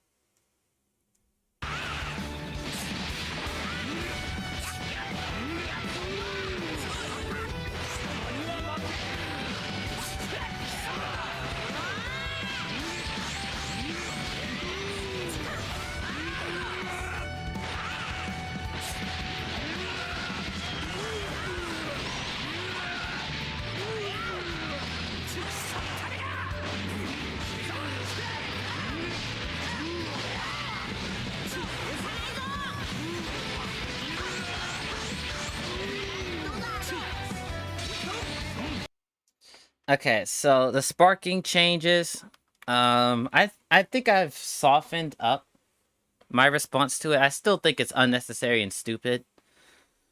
But at least it's not limit break, where it's something that you just inherently get. It's something that you have. It's an actual tool that you have to use. So I think it's fine. I think it's a fine change. Yeah, I think that's it. I think I overreacted when I first saw it. But there are definitely characters that take advantage of it more than others. I think Gogeta 4 is probably one of the best characters to use it, like pressure wise, because he could just stack plus frames on top of plus frames, like over and over. So like characters for that, it matters a lot more. For like Krillin, it doesn't really matter. So, you know, I think it's an unnecessary change, but it's fine.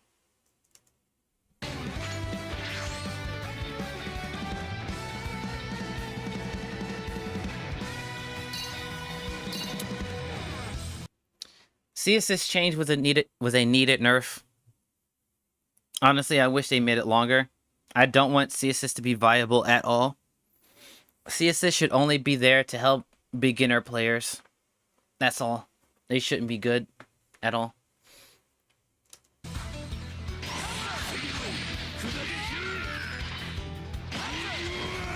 So they nerf sells DP, which is a good change. This is a good change as well. I think this applies to GT Goku as well. So now you can 2H these guard point attacks, which is what I said in my video. Because I knew they weren't, like, realistically, I wanted them to remove it in its entirety. Because I just don't like guard point. But I knew they weren't going to remove guard point, so I was like, okay, the only thing they can do to solve this is just to make it lose to anti-airs, which is what they did.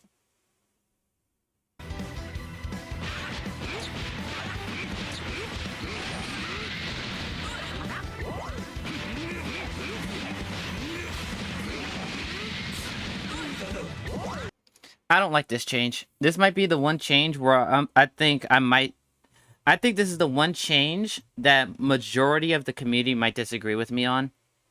But I don't like the fact that they changed 2L to be a light starter.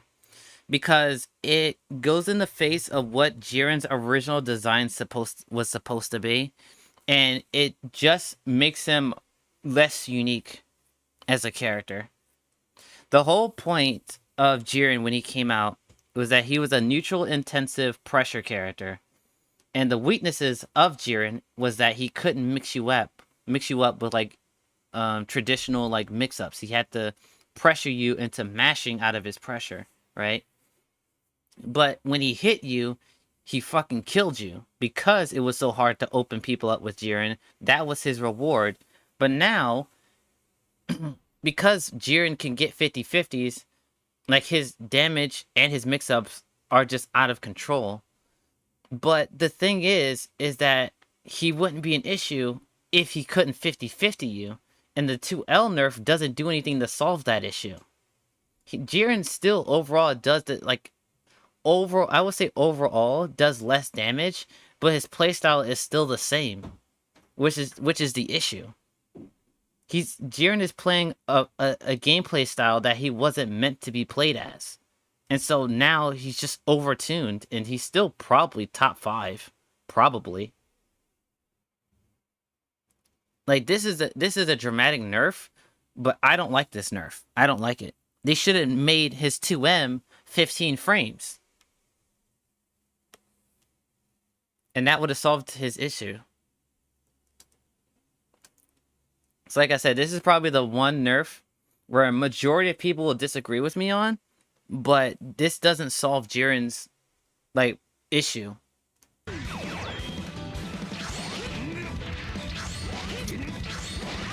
This is a nothing change. This is a nothing change. This is stupid.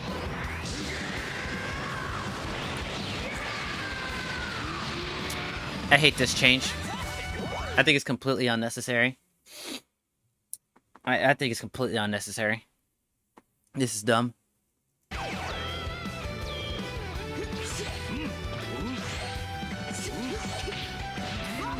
That's a decent change. It's fine. I don't like this change at all. It's stupid. I hate this change. I hate it. I hate this change. I hate it. This is a good change. I like it. This is a very original design. His meter does what? Yeah, Broly's meter. He regenerates infinite meter after level 3.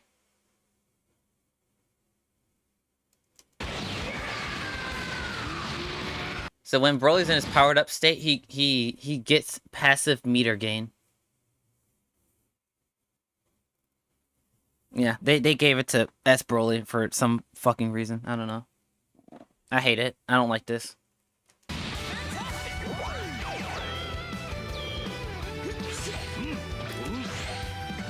5A should not go full screen. I agree. But apparently that's what UI Goku needed, apparently. That's apparently what he needed. This is Project 2025. Ah, stupid ads. It's harmless, right? But the reality is this. I hate politicians.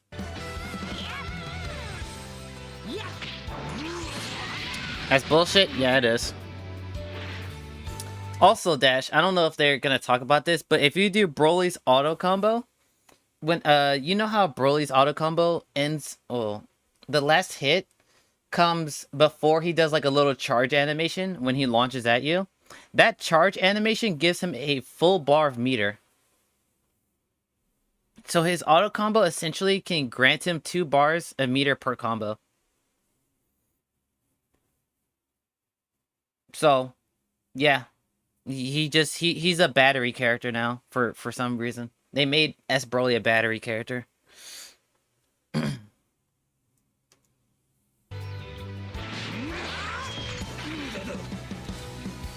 You hate the government? I don't hate the government. I just think it's run by terrible people. This is one of the coolest. This is one of the coolest changes in fighters, I think. Overall, this is a really cool change. There's literally nothing in the game that works like this, and I love it.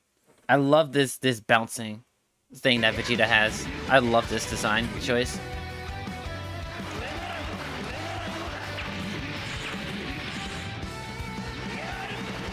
This is a good change for Piccolo. I think that's a good change too. Piccolo's orbs is one of the only projectiles in the game that I think should have super dash canceling to them. Beams I don't like. Ball specials like 21 and Kefla's is kind of like in the middle. Piccolo's is one that I think should have it. I think he should have it. I think it's fine.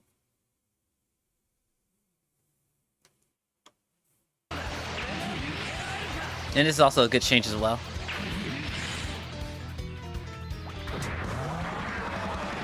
This is stupid. Vegito should not have this.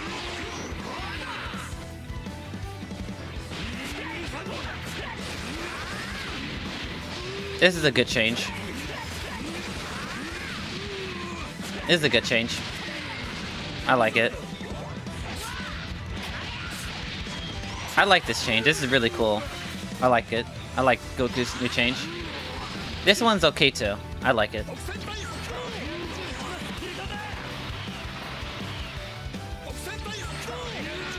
I think this is a cool change as well. I think this one's cool.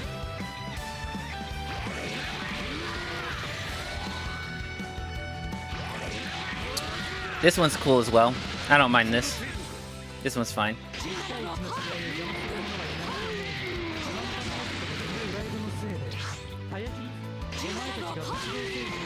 I don't like this change. She shouldn't have an OTG. This is dumb. To be fair, the only thing keeping this fair is that you have to set up 17 before the combo begins. So that's the only thing. I don't think she should have this move, but because she has to set it up beforehand, I think is what makes it fair. I think if she was able to like, well, to be fair, she could probably do a combo with an assist and then end with JH and then like do OTG into like DR. Like in that case, but at that point you're still using an assist, which is a resource. So like I don't like the idea of 18 having an OTG, but her OTG comes from like setting up beforehand. So I don't mind it. I don't think she should have it, but it's fine. This is a stupid change. I don't like it. It's stupid. I don't like it.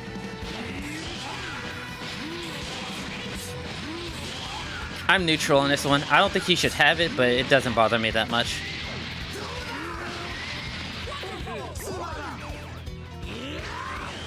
This is... this is fine. This is actually not a 50-50, by the way. You can reactively block this. So I shouldn't say it's not fully reactable because, you know, I think Broly's 2M is 11 frames. I think it's 11 or 13 frames. And then the overhead would be 8 frames. In this case, 8 or 9 frames. So it's technically not a 50-50. But it's still an option. It's not like Jiren's, whereas Jiren's 50-50 is a legit 50-50.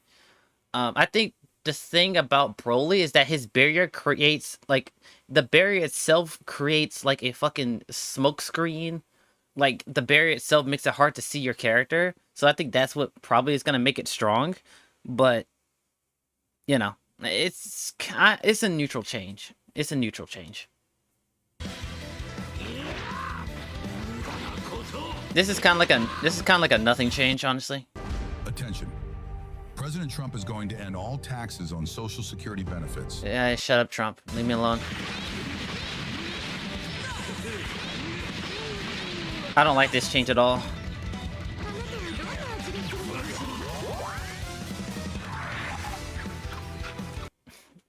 Guys, I predicted this. Guys, I predicted this in my video. Go watch my video on the top 5 buffs that I want to see for this patch. I think it was number 5 on my list. Giving Android 21 the ability to choose what steel she got on level 3. I predicted this. Give me some props, bro. Give me some props. I predicted this 100%.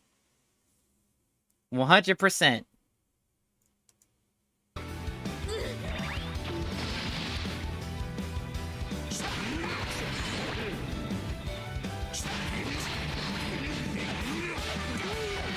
This is a okay change.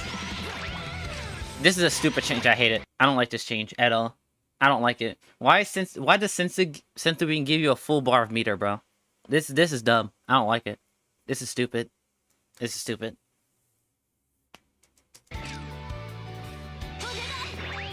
Yeah, this is dumb. I don't like it.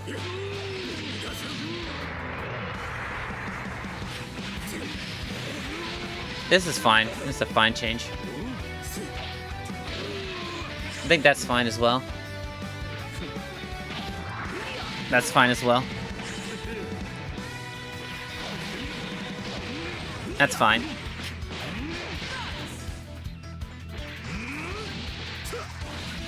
I think this is a dumb change, but I don't think it affects Jiren all that much. This is a good change. I like this change for Boo. I like it. That's a good change for Yamcha. I don't mind it. I don't like this change. I don't like it. I don't like this change. His cancel options I like. The cancel options I like. I like this change. The fact that you can do like 5H into 5S, I like that change. That's cool. It going full screen, I don't like it. This is a good change. Honestly, they should have given this to Bardock. Honestly, I don't know why. I don't know why they gave double Ki Blast to Tien instead of Bardock. Now, to be fair, I think Tien's neutral is slightly harder than Bardock's, but not by much. Not by much. If they were gonna do this to Tien, they should have given it to Bardock as well. These full screen 5Hs need to go. I agree. They shouldn't be in the game.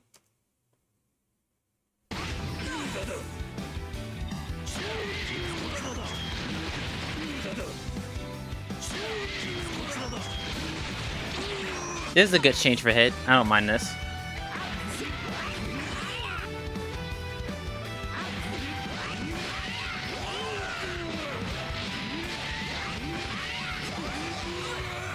That's a good change for Bardock, but it didn't solve his main issue, which is mix-ups. Now, to be fair, I don't think Bardock should be a mix-up character, but the fact that he wants to be in your face, but I feel like they should have made it a little bit more faster. I think it's 20 frames now, so it's not reactable, but like, I don't know.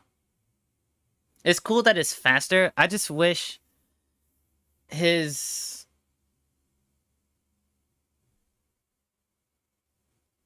How should I say this? I feel like Bardock, like if they were not going to give him his level 3 back, I feel like his pressure, his buttons should be better. I think his buttons should be better if he's not going to mix you, do like a traditional mix-up. And I feel like that's the route they could have gone, like make his 5S better, make him be able to like do 4L 4L in a string, make his like 2M safer on block. Like they could have buffed his normals, and he would be good. But he'd be better.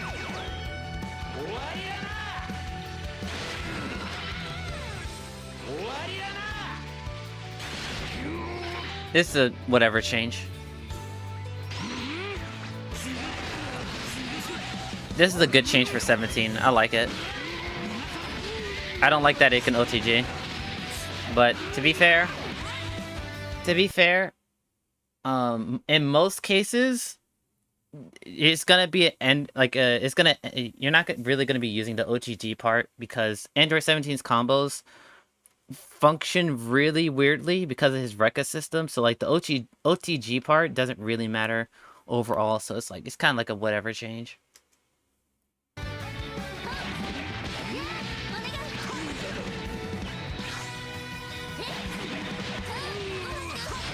This is a cool change for Videl. I like it.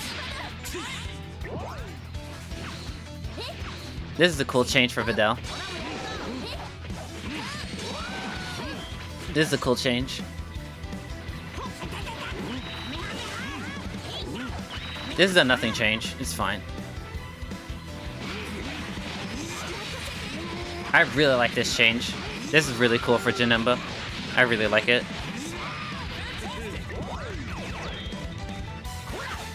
I hate this. I hate it. I don't like this at all.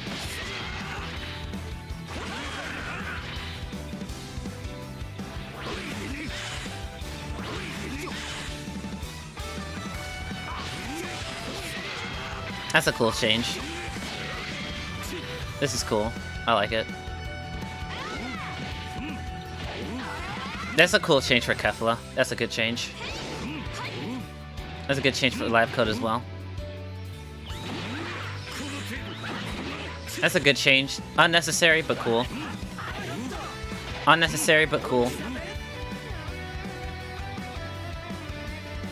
So I'm pretty sure they didn't cover a lot of stuff here. Hi there, Oops, that is for tomorrow. We're gonna be looking at ZZZ content tomorrow. But yeah, that's like the majority of big things for the Fighters patch. They gave like Trunks better change the future. They gave him like new cancels from his flip.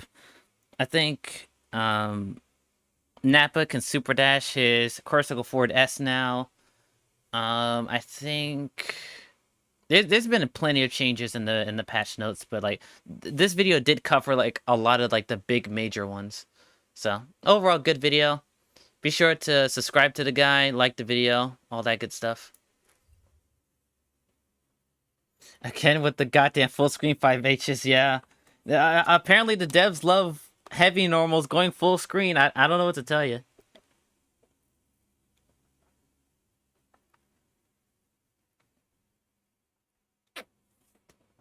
I'm over here drinking my tea. Don't mind me. Drinking my tea.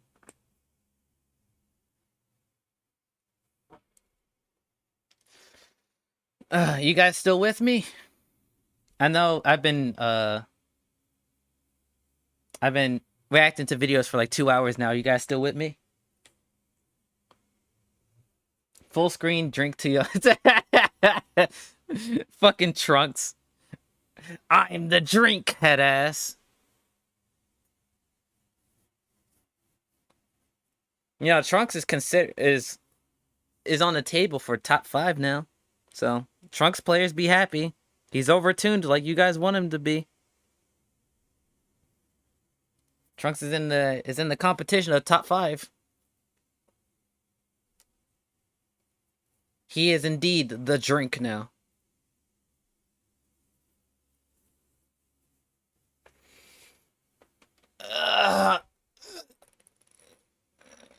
Stretch my back a little bit.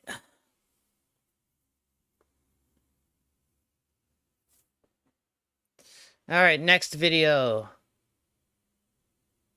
This is from Nitro, one of the best fighting game players of our modern day. He plays, well, he used to play Dragon Ball. I think his main game is Guilty Gear Strive. I think he won Guilty Gear Strive Evo this year. And yeah, he's one of the best players out there today. They call him the what? A beverage of sorts. Shut the fuck up. Stop buffing Krillin. Hey, I've been saying that for 2 years, but they cannot stop buffing Krillin. I don't know what to tell you, bro. I've been saying don't buff Krillin for 2 years, and they haven't listened to me. So I don't know what to tell you. Oh, right. I gotta put the link in chat. Hold on. Be sure to subscribe to Nitro and hit the like button on this video.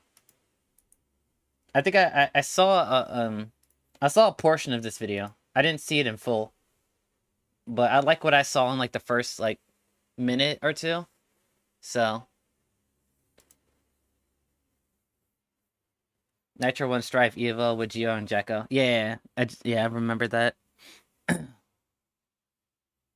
Alright, so this is Nitro's video on the current state of Dragon Ball FighterZ and why top players do not like this new patch.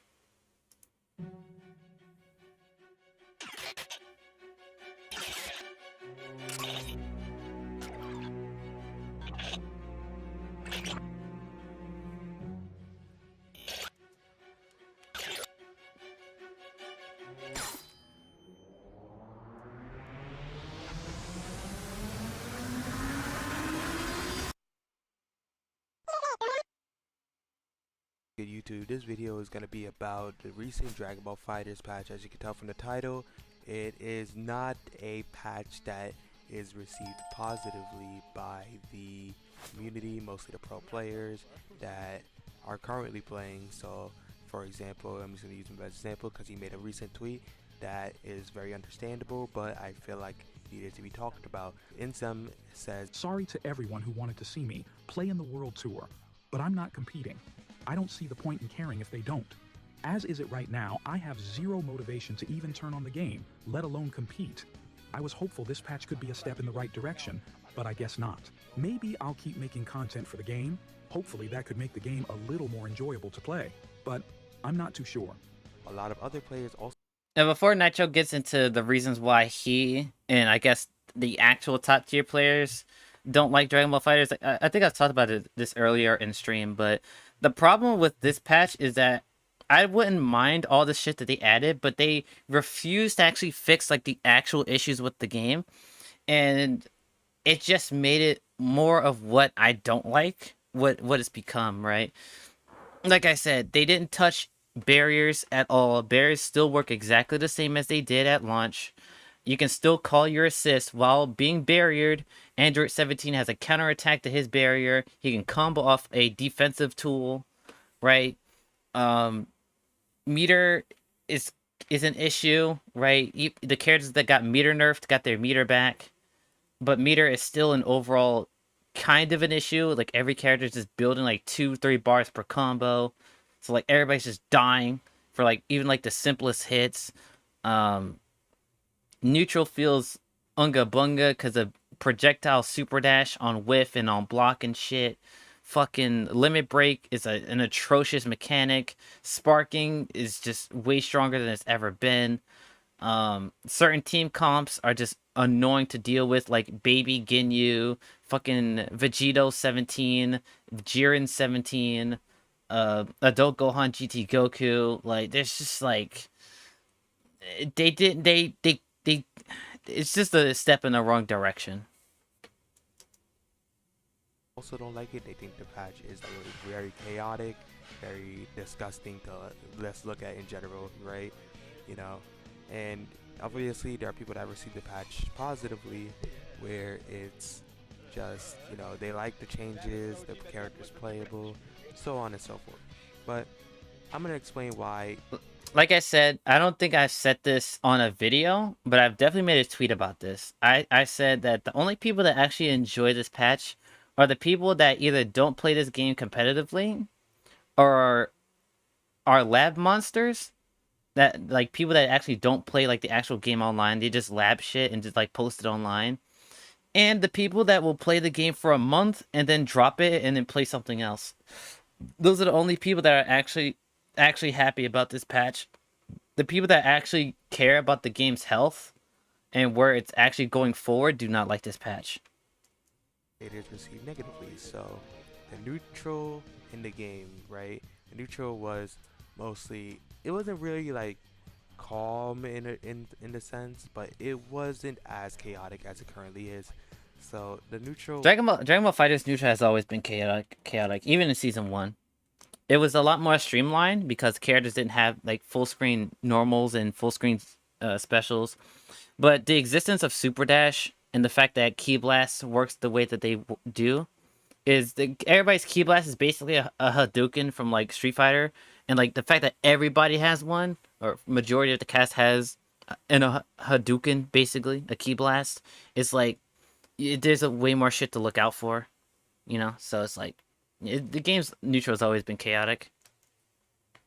was more so jumping around, super jump, floating, stuff like that. That too. Typical Dragon Ball neutral. You just move around your opponent, move around their assist. But currently, especially with this recent change, neutral has become a lot more chaotic, a lot harder to control, which I have heard from a decent amount of players. Things have just been harder to deal with in general because a lot of normals now go full screen. Yep. A lot of the special moves now also go full screen, and a lot of the projectiles in the game are whiff cancelable. Trunks, for example, or Gogeta, we can use either one, have full screen normals. 5H from Gogeta or Trunks' 3M, now a new normal, are now all. And guys, look at this video. Look at this video. The bot is set to mash light after blocking it, but Gogeta did a full screen 5H and he can backdash out of it. Normals. Look at this. Look at this. Now, to be fair, he's playing Trunks, who has like one of the worst 5Ls in the game. But like, look at this. Look at this shit, bro. Look at this, bro. What the fuck? He can, and Gogeta can still cancel into 5S. He can cancel into special moves. Like, bro, this shit's not okay. This shit's not okay. Trunks couldn't even punish Gogeta for doing 5H full screen, dog. It's wild. You gotta go to work. Catch you later. All right, Dash. I appreciate you stopping by, dude.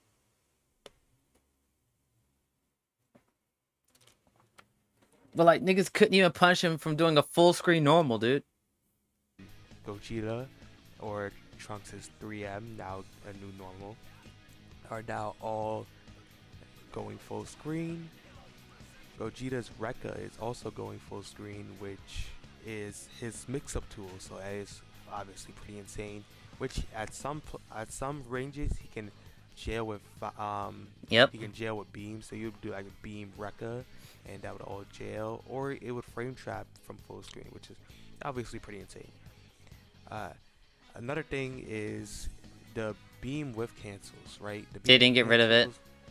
Were all given, like all beams were given to it. So Krillin, Trunks, they all had that like last patch. But now characters like Vegito, now he can do it. Split finger shot, you guys all know that move, can now be canceled with the super dash. And it's really important to know this. It frame traps from full screen. Almost full screen, not necessarily. Almost full screen, and it definitely frame traps from at least 50%. So this game is fucking shit. Incredibly important. Dragon Ball is not in a great state. To avoid that move in general and how low recovery he has. But the fact that he can even do it on whiff is pretty insane because it's really hard to whiff that move. But if you do whiff it, this is fucking insane, dude. Super dash, and if the opponent's not ready, just get hit for it. Like, this is fucking crazy. Again, kind of sucks. Next thing I want to move on to is the sparking. Sparking has now been changed to the fact that you can do a lot of cancels on blocks. So, for example, to be fair, this string right here, his auto combo into air dash, he had already since launch. Like every character that has an auto combo or normal that puts them in the air, they can air dash afterwards. So this part of Gogeta's string is universal. This is fine. Every like a lot of characters can do this. If I am 16, I can do EX grab 214S. This shit is stupid. This is stupid right here. And the EX grab is 6 frames. So basically, you get an infinite block string from sparking when you're 16. Technically not infinite because you're spending meter on this, but You know, it's the mind games behind it. But I don't even think that's the Like, look at that broken chip part. damage, The dude. most broken part is his damage output. His damage output is now incredibly higher because of the new. This is off a option command grab, by the way. and the new cancels that he has. Because off of command grab, he can do at least 90 to 100% depending on what kind of super he routes into, and it's like, yeah, Graveler doing that much damage is Yep, kind of that's off a insane. command grab, by the way. I think it is. We can also move on to look at Gogeta, Red Gogeta, of course, and see Yep. what he's doing on block against people, which he is doing a lot of cancels, which is Yep, kinda just crazy. mashing Gotta go plus through this whole frames. Dude's whole moveset, and he's still not done canceling. Like, that's how crazy it is. Now you're dead. I do also want to talk about the team fusions. Team fusions is incredibly like broken again. Like, Yep. it's back on the field again. Basically, it's like the rebirth of Yasha team. And the reason I say that is because both fusions, aka Vegito and Gogeta, got buffed again, which they were already hard to deal with before. But now I believe, and of course other people also believe, that this team is stronger than it was originally when it was originally found out by Yasha. Yep, it's stronger now. That's pretty insane to obviously say. But if you look at the clips that I'm about to show you, where Vegito throws his projectile and either gets a 50-50 or he's about to get 2H, but 78 of course comes to save the day like he usually does. So things like that I think are a big reason, a big thing to talk about. Another thing we should talk about is the strength level of Vegito. Vegito's strength level has probably gone up to Prime Lab Coast level, in my opinion. I don't agree with this. I think Lab Coat 21 is probably still stronger than this form of Vegito, just because of the fact that she had a actual debuff mechanic to where your characters did significantly less damage, and she had just as many like frame traps and mix ups that this Vegito has. Right? I think the debuff is so crucial, and the fact that she could combo into it, like launch Lab Coat could combo into a debuff. Snap out your character, combo the next character, and then debuff them, right? I still think Lab Coat 21 at launch is better than this Vegito. But I think this Vegito is probably might be like the third strongest character in Fighters history, maybe. Because you do have contenders like Season 116, Season 1 Go Tanks, Lab Coat, Launch Lab Coat, Launch GT. Vegito, this Vegito might be like top 10 strongest characters ever, but I don't think he's better than Prime Lab Coat.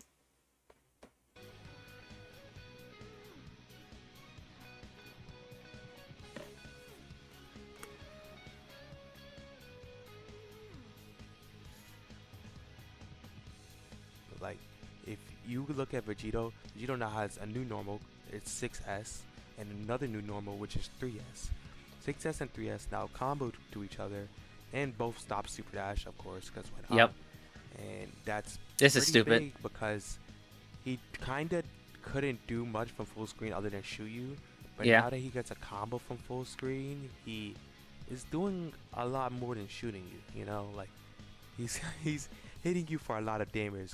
Not even talking about how his combo routing or like the way he hits you is now considerably better than before. Now it's just a lot to deal with. Yeah.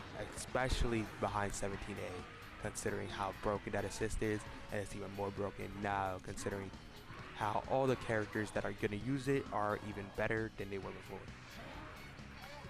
Another thing that's very important is the fact that level 1s are now invul, and that is across the board.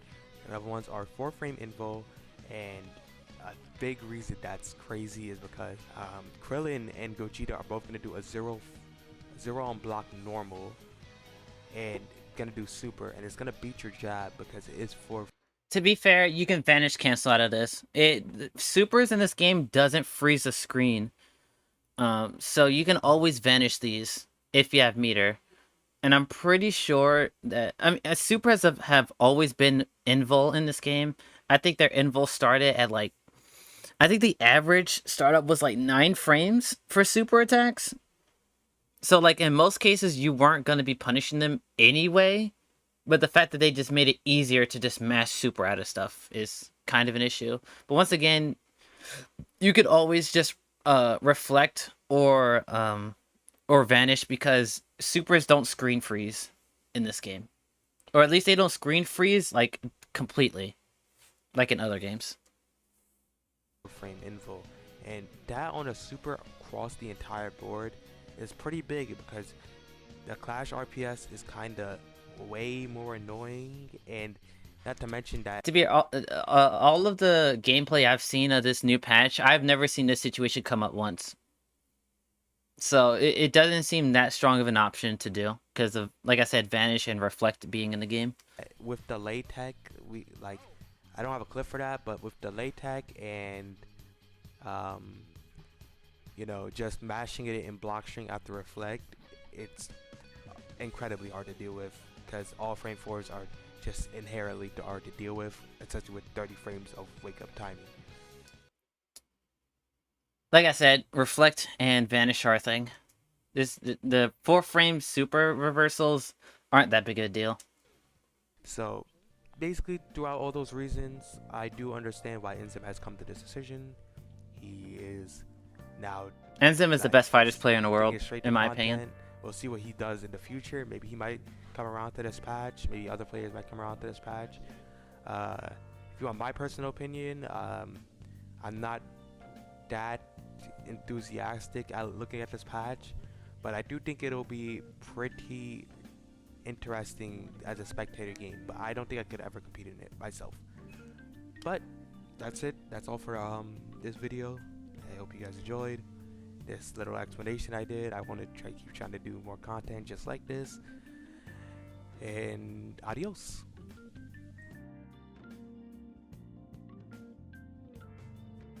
Yeah. So overall, I agree with Nitro. Overall, actually, what do the comments look like? Because this is probably more controversial than like most of the stuff I looked at today. This patch made you pick up cigarettes. Editing's kind of fire. It was though. I feel like it's pretty easy to understand not wanting to compete in a high-stress competitive environment where massive amounts of time traveling, and money are on the line. But to me, it kind of seems like characters have been doing pretty... It seemed like the characters that have been doing pretty bad since Season 1 and Season 2 are a lot better. And some of the tried and true best characters are back at full power. I don't know if that translates to the old top tiers continuing to dominate, but I'm hoping this means we see more diversity in team comps. I'm looking forward to whatever top players feel like playing, because the game is fun. It's only competitive. It's the only competitive DBZ experience we will probably ever get. I don't agree that this patch in particular is where we're gonna see more team diversity. I think the team diversity has been pretty good ever since the fusion meta got nerfed. I think a lot more people are more willing to play other characters ever since the original nerf to Gogeta and Vegito. Like, I've seen like Videl players, Krillin players, Android 16 players in tournaments. I've seen Frieza players in tournaments. I've seen Yamcha fell off hard, but like there was some Yamcha representation early on in that patch. Like, there's definitely diversity. Honestly, I would argue that this patch is gonna make the game less diverse because of how overkitted the characters are. I can make that argument that this patch is gonna make diversity less, make the game less diverse. The pro player frustration is understandable, but it's undeniable this is easily the funnest Dragon Ball Fighters has ever been, and character variety is an all-time high. I don't agree with this. I don't agree with this at all.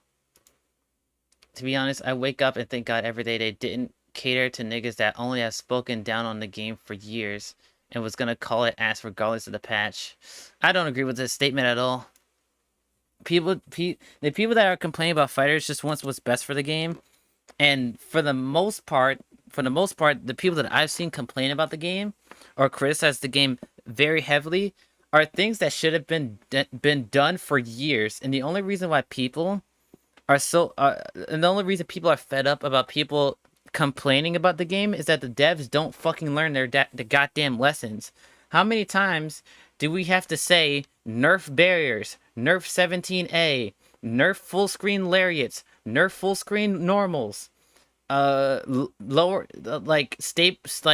stop giving characters whiffable specials in neutral? How many times are we gonna have to say this in order for them to fucking get it?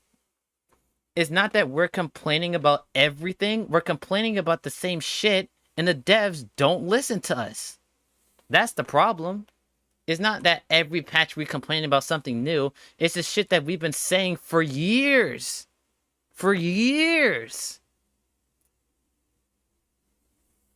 I don't agree with this. This is literally like surface brain mentality. This is surface brain mentality. This is stupid. This is a stupid comment. The game's so broken and crazy, and there's like a trillion things happening on screen at the same time, like Vegeto's OP. Time to go back to honest games like Marvel 3 is not honest. Marvel 3 is not honest. I know he's probably trolling here, but like, no. Nah, Marvel 3 is not honest. It's not.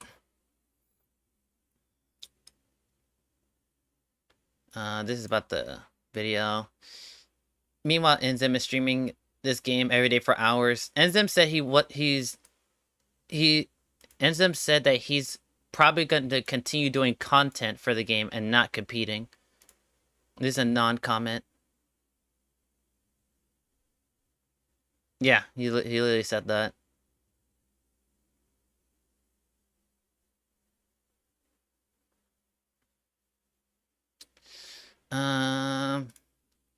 If you don't have any pro players, your game slowly dies because casuals come and go. It's pro players who sponsor your game and keep the hype of your game alive. That's why Street Fighter has always been on top representative. Pro players represent health of the game. Tournaments are free advertisement to get others to play the game. When big events happen and people see pro players doing high-level stuff, it motivates casuals to get better as well. Example, you saw Third Strike come back with Ken at finals. You immediately got hyped and wanted to try that. I feel like they were trying to go with the ultimate MVC3 thing, but time will tell how it works. I somewhat agree with this, but not. I like half agree. I think having a strong competitive scene for fighting games is a benefit, but I think overall patches should be balanced around competitive play, but there should be fun changes in patches. Like I think the sparking change was a fun change, right? It wasn't something for competitive play.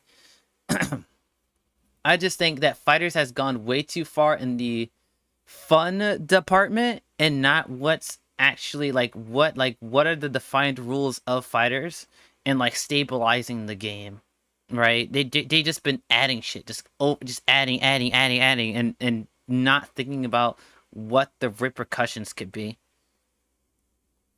That's my biggest issue. And then whenever something does come up and we complain about it, they don't listen and they just keep adding other shit around it. Everybody's hating on the game, but it seems more like a trend than anything. It's not. It's not. I watch a car engine post patch matches on YouTube and they look 90% like the previous version of the game. Yeah, that's the fucking issue. That's the issue. Yeah, some characters got good moves in neutral, but those moves are given to other characters since Season 2, which is also a problem. It never broke the game. They did, though. They fundamentally changed how Fighters has been played. Yeah, they didn't technically break the game, but it fundamentally changed Fighters forever, and they keep going down this route. and the competitive players don't like it. So like, this is a non-comment. This comment's stupid. Yeah, almost all the characters got some new combo routes and damage overall, but in the end, it's still a 2 to 3 touch game. Been like that since season 1. That's technically true. But in season 1, season 1 and season 2, you had to be way more particular about how you built your combos.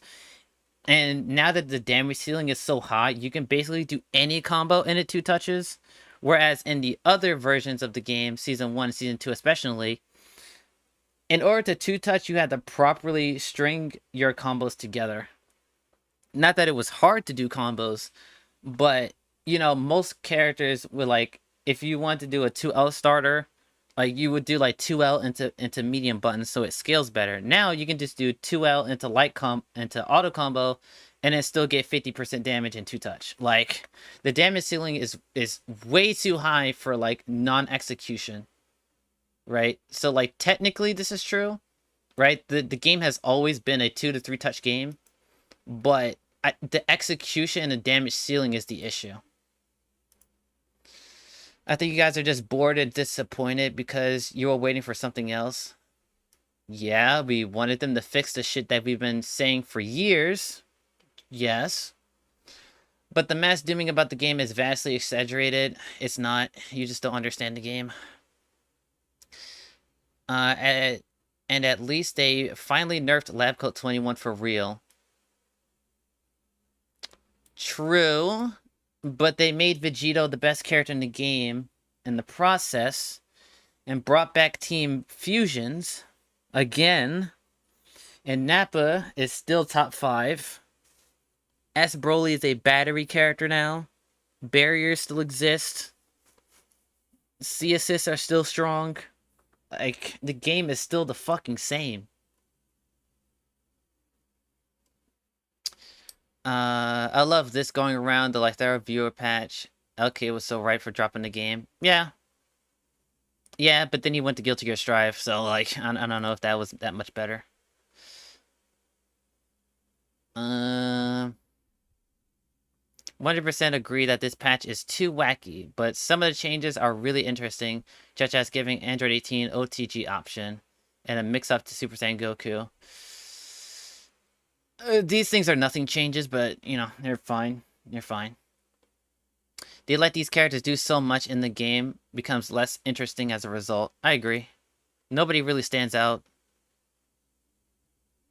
I don't even know how this works because that would make it the opposite. If every character can do anything, then it makes it less interesting because there's nothing to look forward to that's unique to the character. For example, a Jiren player from Jiren came out in season 2. A Jiren player in season 2 would play vastly different than a Broly player, even though they're technically a neutral strike throw character. They would play them differently. Now in the current version of Dragon Ball FighterZ, they play nearly identical, right? Broly technically can't 50-50 you, but he has the option to do a mix-up, whereas in the previous versions, he would just strike throw you into big damage. Now he can high-low you left-right for big damage, and Jiren can do the exact same thing as well. Both of them have counters now that breaks assists and normal and key blasts. And like, they both have insane buttons. So it's like, playing Broly and Jiren is not that different. Whereas when the characters first came out, they played vastly different. Takes away skill expression and replaces it with idiotic spam fest. It's like if Tekken did the exact same thing. I don't know about Tekken, but this is kind of true. This is true. It's definitely spam, but then again, most of said spam is just people labbing and giving themselves full bar and last man standing. So at that point, you don't really care. And they didn't neuter the entire game. I'm tired of people pretending like they did because they saw a new combo. That's a bit too crazy. It's not that the fact that the characters are doing combos. It's the psychology behind these changes. That's what people don't like. I'm so sick of people saying like, oh, they saw a Twitter clip of fighters and they're saying they're ruining the game, that's not what we're saying. We're saying the motivation and the thought behind these changes are the problem, not the actual thing itself. And Enzim seems to not completely doom over the patch in his last stream. He actually kind of like it in some elements. Yeah, but he's not going to play it competitively, and that's what he said. Like, you can have fun with the game, but don't like it competitively. Like, it's fine. That both can be true. I wish the neutral wasn't so chaotic, but this patch has made so many old characters viable, and seeing this new variety and creativity with special cancels is something I'm looking forward to. And one of the things about competitive scene I hated was that you'd see very similar character selections, but now seeing more character will get some love. That's not true, because once the patch settles down, like in a month or two, there's going to be a defined top 10, and then you're going to only see those characters again. The people that want to see more variety in fighting games don't understand that the fundamental aspects of a fighting game is that no character is balanced. And so there's going to be a top 10, there's going to be a top 5. And whatever those characters are, you're going to be seeing them regardless of who they are, right? So you're going to be saying, oh yeah, there's going to be more character diversity. But guess what? Once the meta settles down and we figure out who is actually the best, those are the only characters you're going to be seeing. Because guess what? This happened a couple patches ago, and people were like, "Oh, this." I'm referring to the Vegito, the patch that made the fusion team so good. They were like, "This patch is so good for the game. It's gonna add so much variety to the game." And then a month or two later, Yasha found out the fusion team, and that was the only team you saw. So it doesn't matter how many characters they buff overall, because there's going to be a defined top 10, top 5, whatever, and that's the shit that you're going to see. And I would argue, like I said before, there was more team diversity in the last patch than in this patch. Now, to be fair, this patch is still new, so I can't confirm that, but the people that are saying there was no team diversity in this last patch is actually fucking insane. I think I'll read like a couple more comments, and then I'm gonna watch Max's review of the Marvel collection, and then we'll get into Devil May Cry. I wish neutral wasn't so chaotic, but this patch has made... Oh yeah, I already read that. Imagine my situation, being a new player that started the game in the Gogeta 4 era. Every single online match was broken DLCs and getting completely outplayed by better tools from far better characters. And each and every patch was just getting worse. And then lab code arrives and made it worse. And new patch, they buffed fusions again. When you think it hits rock bottom, and they pick up Gurren Lagann drill and drill it at full speed for a new low. Even this game was still in Game Pass, I would have dropped it anyway. Yeah, I can see that perspective.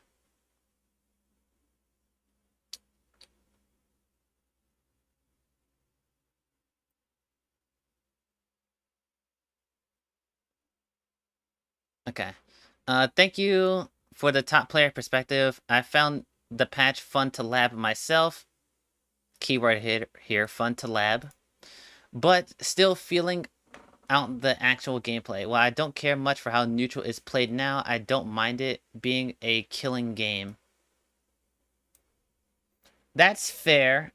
Like I said before, one of the biggest complaints about early Dragon Ball is that it's had a long to kill duration, and like players would matches would go on forever because most players just wouldn't die.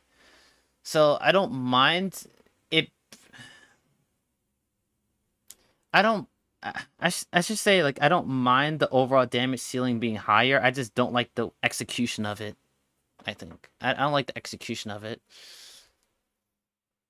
Let's see. I like to point out that other than a handful of characters like Adult Gohan, Fat Boo, all level 1s can be vanished post Super Flash. True. I brought this up.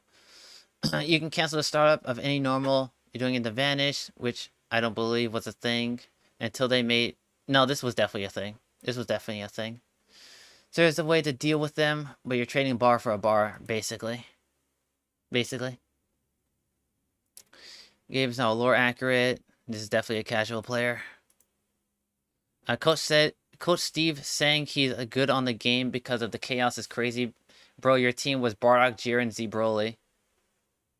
Yeah. Yeah.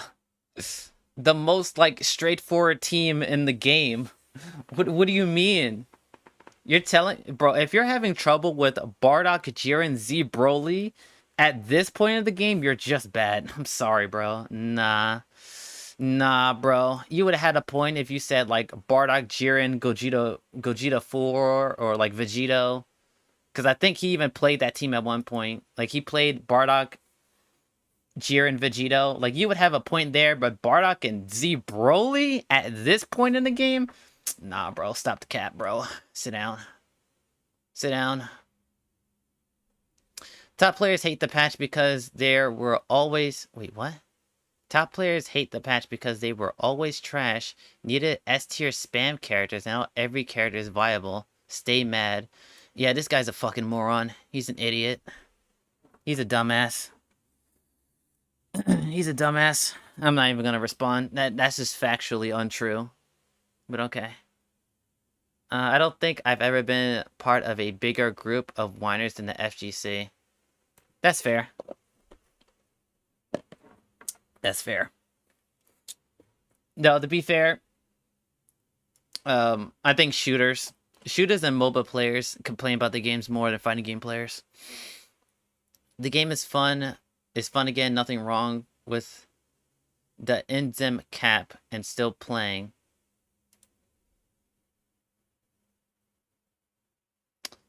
Game can be bad and fun. Plus, I don't know how you tune in. How in tune you are with me, but I don't play. But I only play with friends and local.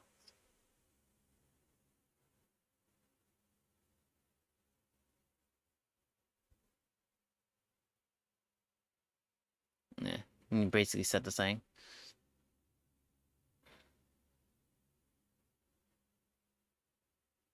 As someone who has no dedication to play the game, I left first season. My opinion is totally important.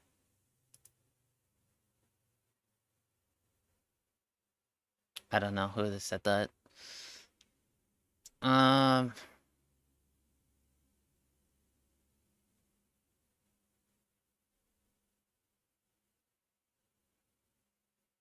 Everyone complaining about getting pissy about dying in 2 touches. Plenty of games are like that.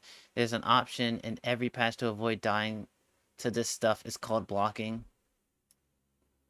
Yeah, but try blocking a 50-50 from Vegito or Jiren and then you die.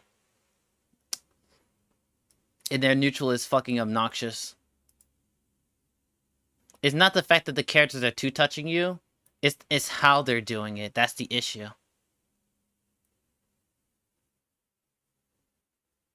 I promise you, Marvel 3, if it came out today, people would not like Marvel 3 outside of the characters. Like, I promise you that. I promise you that.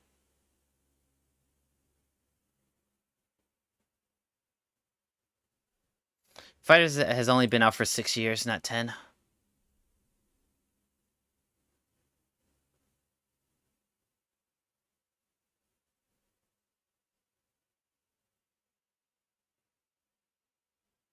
Oh yeah, I'm only gonna read like 2 or 3 more. Frankly, if people don't care for this patch, it highlights how bad you are and afraid of changes make you. If anything, this patch makes the game more friendly to the lore and mechanics of the Dragon Ball universe. This is so fucking stupid. This is so dumb. This is dumb. This is dumb. This is dumb. This is dumb. The game becomes more fun, equals players hate it. That's not true. I wish NRS could make a crazy update to MK1 like this. It will make the game fun for the first time. I don't know anything about NRS, so I won't make a comment on that.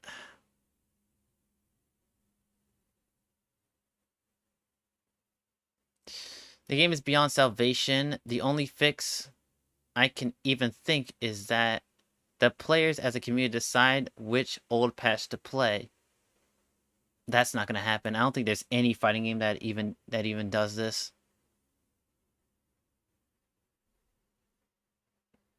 Enzim has not. He said there are certain aspects that are fun, but he overall dislikes the mindset behind the patch.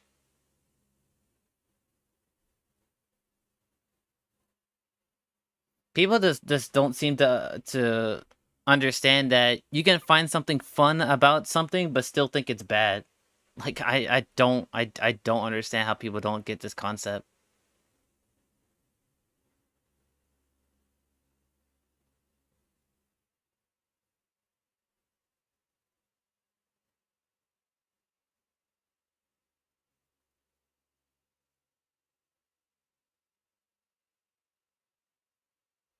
What's funny is that people that played MVC don't like Dragon Ball either. The fuck?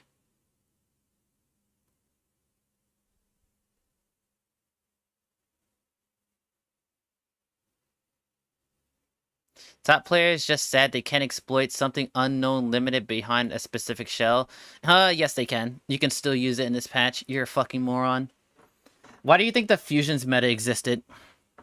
Why do you think the fusions meta existed? Like I said, at the time, players even said that this patch will add more diversity to the game, and that the game was gonna and that players are going to be playing more characters because everybody got buffed. And guess what the fuck happened? They played a very specific shell and whooped everyone's ass with it. What do you think is gonna happen with this meta? They're gonna play Fusion 17, they're gonna play Nappa fucking Baby, or play Baby Ginyu, and just roll every other team. This is stupid. This is a dumbass point. This is a dumbass point. This happens in every meta. People bitching about this game pretending MVC3 doesn't exist. MVC3 requires execution in order for you to do the good shit. Inputs are harder. The buffer system isn't as easy. Character movement is way more varied and very matchup dependent. This is a dumbass point. People that say this don't understand Marvel or Dragon Ball. This is a dumbass point. Alright, I made it to the end of the comments. Yeah, everybody else making this dumbass arguments that don't understand Dragon Ball. This is just dumbass comments. This is stupid. Alright, final video we're going to be reacting to is Max's review of the Marvel vs. Capcom fighting game collection. So I think for this video, I'm going to be mostly overall silent because I don't play Marvel vs. Capcom games.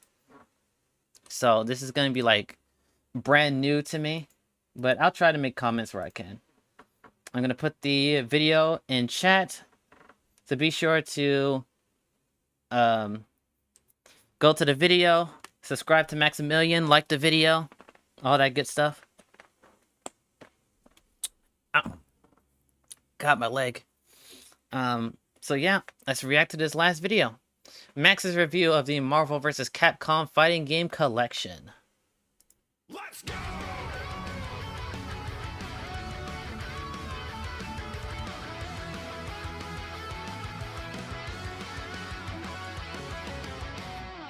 Marvel vs. Capcom collection is out. I delayed my review a few days. The reason being, I've had situations in the past where I've released fighting game reviews and I don't have the entirety of the games online available to me pre-release. You just get some people, but you really don't know how a fighting game works until you get like the day one or past the day one blues, or you see how it functions with a large variety of players. This is just the same thing for most fighting games, right? So I wanted to wait just a few days, and now we're like the second day. I'm like 5 hours into playing several games online, mostly MVC2, but a few others, and got a pretty good feel on how everything kind of is. Got a pretty good feel on everything. Let's talk about things outside of just one of its core features, which is online. I think it's hard for me to sort of validate this for some people, because some people will look at a collection like this they'll see X-Men Children of the Atom, and they'll go like, oh, that's some old game from like 25 years ago. That's cool, or something like that. Or they'll go back, and you'll see a game like Marvel vs. Capcom 1. Stupid ads. Sorry. I can't do anything about ads. I don't have like YouTube Premium or whatever they call it. Realistically, though, these games have not been available since the 90s. The majority of them have actually never had, in this case, maybe not in this case, but in this case, actual true close to faithful arcade versions, where they are pretty dang close to the perfect arcade version. X-Men vs. Street Fighter, notoriously, there's a Saturn version, but there's also a lot of differences in the Saturn version. The same thing with this one. This is the first time ever in history that we have gotten these games in an actual real release in some way. So it's a big deal, dude. I think if we're talking about this collection purely on a value level to the games that are in it and the executions of the games therein, this is the best fighting game collection Capcom has ever made. And that's talking on a game quality thing. Capcom Fighting Collection 1 was really good. Fighting Collection 2 also looks really good and is the second best, but I think the best one, even knowing what is in Capcom Fighting Collection 2, this is still the best one. For sure. There's a lot of cool stuff going down in the future for Fighting Game Collection 2, but if we're to talk about Marvel Origins and, you know, previous Capcom collections going back to the PlayStation, all this shit, that is nothing compares to how many games are in here and what high quality these games are. So much so that back in the day, when there was another MBC collection released, it composed of Marvel 1 and Marvel Superheroes. And it didn't primarily do too well because so many people were like, where's the other games, dude? Where's X-Men vs. Street Fighter? Where's Coda? Where's MSH VSF? And it's like, and that game didn't sell well. It actually did not do well. There was another MVC collection that happened back in 2012 called MVC Origins, and it was just MVC 1 and Marvel Superheroes, and it did poorly, dude. And it's because it's not what everybody wanted. People think of the MVC collection, and they think of a lot of games. As I said, talking on what makes a quality collection good, what makes a collection of games good, your ability to even play that shit outside of emulation. Emulation sort of renders everything null and void, right? Because of course you can play it. What is our ability to play Punisher nowadays? What's our ability to play Marvel 2, Marvel 1, X-Men vs. Street Fighter? What is our ability to even play this shit? For almost all the games on here, null and void. Been taken away, came back, taken away again. To me, that's where the ultimate value of this collection is. As an example, Capcom has made several other collections in the past few years, I'd say actually 10 years, that are extremely high quality collections. The Mega Man Legacy collection, the Mega Man X collection, the Battle Network collection, like a lot of these are amazing to fit all those. That way, I have no experience in this, by the way. I'm not a Marvel vs. Capcom player, so I don't have any insight to add here. You start to realize on an input level, they kind of suck, dude. Mega Man 2 feels like you're playing that shit online with delay-based netcode through Parsec. Most people won't even have a problem with that, but those collections are still considered good, even though to me, they're not particularly good. And another good example of this is the Street Fighter 30th Anniversary Collection, which I had a lot of gripes about. There was a lot of games in there. It reviewed very well. It sold extremely well. But to me, there was problems. Like the way those games sort of worked and the way they handled the online functionality of them and how they felt to even play was not good. This is like the worst version of this game. I don't know what the heck we're doing here. There's another port of this, like Third Strike, like several years before. It's way better. So that's where I'm coming from. I'm looking at this collection in terms of game quality, game availability. How good do the games actually even play? And this is why I started talking so much about the input delay that all these games effectively are going to have to deal with because it is emulation. Input delay is going to be a real thing. Emulation is not a guarantee that something will run one-to-one. It does its best to get as close as possible. I'm very happy to say in several of the games in here that I have like many years of experience going back to me being very young and coming back to it and doing all this shit feels mad good. Like feels even better than MVC 1 in the Marvel vs. Marvel vs. Capcom OSTs are fucking goated. What we're talking about on here, and it was the same thing for Marvel 2 when I played Marvel 2 pre-release, and now I was like, here's the thing, I played the Dreamcast version every once in a while. I didn't feel a difference. It's kind of nuts to me that MVC 1 can feel this good. This is the game I remember, dude. This feels like I'm playing on a CRT. It's really cool. To me, that value in itself is that the quality of each of the titles they're in, Capcom went to an extreme amount of preservance and like stupid ads. I'm sorry. Time to suit up. Sorry about that. I can't do anything about ads. like at least reference to the older titles to get them to be this good. And that's amazing to me. That's amazing that we got to that point, that this shit can actually be as good as possible. Like, I love it. And that isn't even talking about all the extra stuff. We talked about the game. You want to learn how to do an infinite? The games actually play the best of any collection that Capcom has probably ever released. But there is more stuff. There is museum. There is like achievement stuff in here if you're looking for that kind of stuff. I'm not really looking for this stuff. But yeah, like gallery-wise, there is artwork in this collection I have never seen before. People were talking about how in Marvel 2, there is referential artwork somewhere in here that I have to show you. As someone that has been following the art of Marvel vs. Capcom my nearly whole life, there's stuff in here I've never seen before. Pulled it out of like the archives. Dr. Doom has concept art of him effectively being Cable, where early on like a design level, they were gonna make Dr. Doom more Cable-like, or they effectively took, here it is, they were gonna have Doom be a much different character than he was in Marvel Superheroes. And where's this Hyper Viper? Hold on a second. That's cool. This crazy Doom shit, dude. Look at this. There's Thanos. One of them in here is him actually doing the Hyper Viper beam. I can't remember where it is. There it is, top left. My face is covering it. Top left. That's Doom doing the Hyper Viper, and apparently the note at the top is saying in Japanese, somebody told me this, that maybe you could like wiggle the stick and it will move more. Dr. Doom originally had Hyper Viper beam. That's amazing. That we never knew that shit. But eventually Doom didn't get all this crazy shit that's in here, you know. There's concepts of more stuff for Thanos and Magneto and, you know, all of the like that are incredibly cool. But the nice part is that no, they just didn't pull out a whole bunch of artwork that had been around before and just use that. They dug into the coffee stain shit. Insanely high resolution scans of each one. That's cool. I like that. So high res, man. It's crazy how high res they are. A substantial amount of space on this game is honestly dedicated to the artwork. And that is not normal. I have never seen this image in this high fidelity before. That's so cool. I've never seen it. The closest we've gotten is like posters. And then I started scrolling as someone that has been drawing these characters since high school. Here's the big one that got me. I was like, oh my God, the Strider image. I used to draw this back in high school. And I zoomed in, and I zoomed in, and I zoomed in, and I zoomed in, and I have never seen these details before.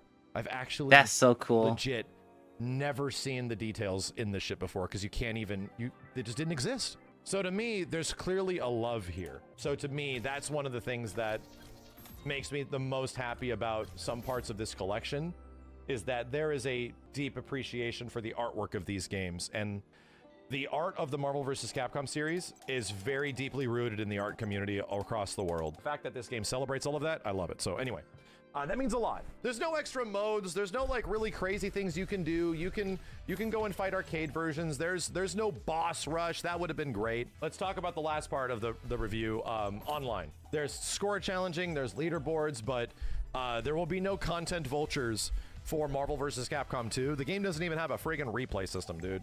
That exists in things like Fightcade. So the online is pretty bare bones. It's bare bones, but functional. Is kind of what it is. Gotcha. The online's pretty good. And we as long as it plays well, for the most part, the most important thing about the online of these games, especially a game like Marvel vs. Capcom 2, which is where a lot of the criticism and everyone's going to be asking, how does Marvel 2 run online? Really good. I think my final review is it runs really good. There is some caveats though. When you start up a game, it will ask you an input delay option. And that input delay option is pretty important because the game runs so precise that there's not much input delay for the game in general in an offline/online setting. If you have it set to here, that's like Dreamcast version, right? However, and I will say with some criticism of this online, some things in Marvel 2 just move too fast for rollback netcode. Just in general. Really? I would have to put 2 to 3 bars of input delay for the game to even account for where Magneto is on the screen and Wow. how fast he is moving. Will this affect 99.99999% of players? Not really. This will not be an issue for you. If you're wondering if this is something that will affect you personally, it already doesn't affect you. And here's the thing where it's not exactly a negative against this collection. This happens in the other versions too. Magneto does this to the other copies of the game. He What Donald Trump Magneto plans to is do. so What cracked in that he's effect too fast for a rollback national netcode. sales tax. That's He kind does of this to the crazy. Fightcade versions. He does this to PS3 360 versions. He historically has such a goddamn fast dash that this is not a thing that is new. He's so good and he moves so fast that he will like break the visuals of the game. Bro, Magneto is so good that he breaks rollback netcode. I have never heard a character doing that. I have never heard a character being able to do that. That's wild. That's been better. Never play this game against me. About to make him refund the game by taking the fun out of him. Well, he doesn't even have the game. I think I bought a modded PS3. The nigga didn't even buy the game. Online. I specifically asked a bunch of players that have been playing this shit for like 10 to 20 years consistently, and they're like, oh, that's normal. Yeah, his dash is too fast. He fucks the game up. So you need to make sure you fight against Magneto players that have better connections, you know? And if your connection's good, it's mostly okay. If it's like a yellow bar, if it is a orange bar, and you're fighting a Magnus, your shit's gonna get fucked up. It's not really a giant negative on the game, because it really only affects one character, and it only affects a subsect of the community that is extremely small. People that can even do that. Not every MSP is going to be able to do that shit to you, but there's a chance they will, you know? The netcode is good. The biggest praise I can give this collection, especially from Marvel 2, is that you can go online and do your wild, crazy bullshit that you have been practicing for 20 years, and guess what? It works. For a game that is Hell as yeah. nuanced as Marvel 2 and has so many different outcomes of things that can be fucked up and not work, it works. I'm watching people do Sentinel fly on fly combos. I'm watching Chaos, arguably one of the best players of the game right now, fight me with Shuma Gorath and do disgusting Shuma Gorath shit. I'm like, what am I even looking at, dude? It's cool. Like, it's cool to see that players that have been practicing this shit where the skill ceiling goes forever are able to apply that to this game, a completely different version of Marvel vs. Capcom 2 than they've ever played. And speaking of the other games that I played online, X-Men vs. Street Fighter, Marvel 1, they played great. They played better than the Origins collection that I personally played a ton of back in 2012. They feel really goddamn good. The online element of this is not perfect because clearly there's a matchmaking issue right now, almost across the board, exacerbated by the PC version. It's just kind of hard to get matches. That's something that I do hope gets fixed. Yeah. And some I people can are imagine having that. an easier time than others. I hear the Switch version matchmaking is running pretty dang good. Effectively, like the online, very good. Is it absolute perfection? Wait, does the Marvel collection have crossplay?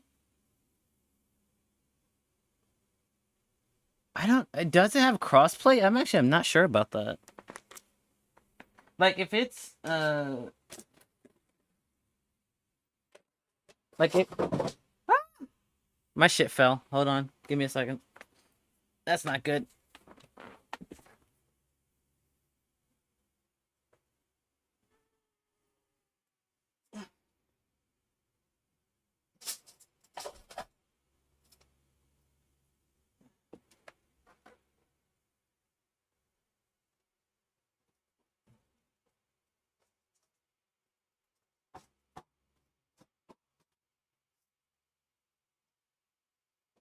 It's okay.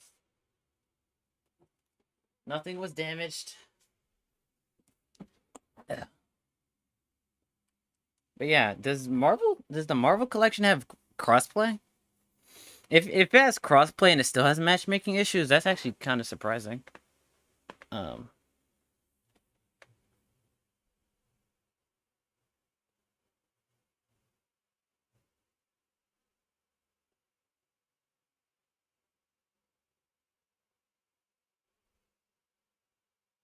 Okay. Let's go back to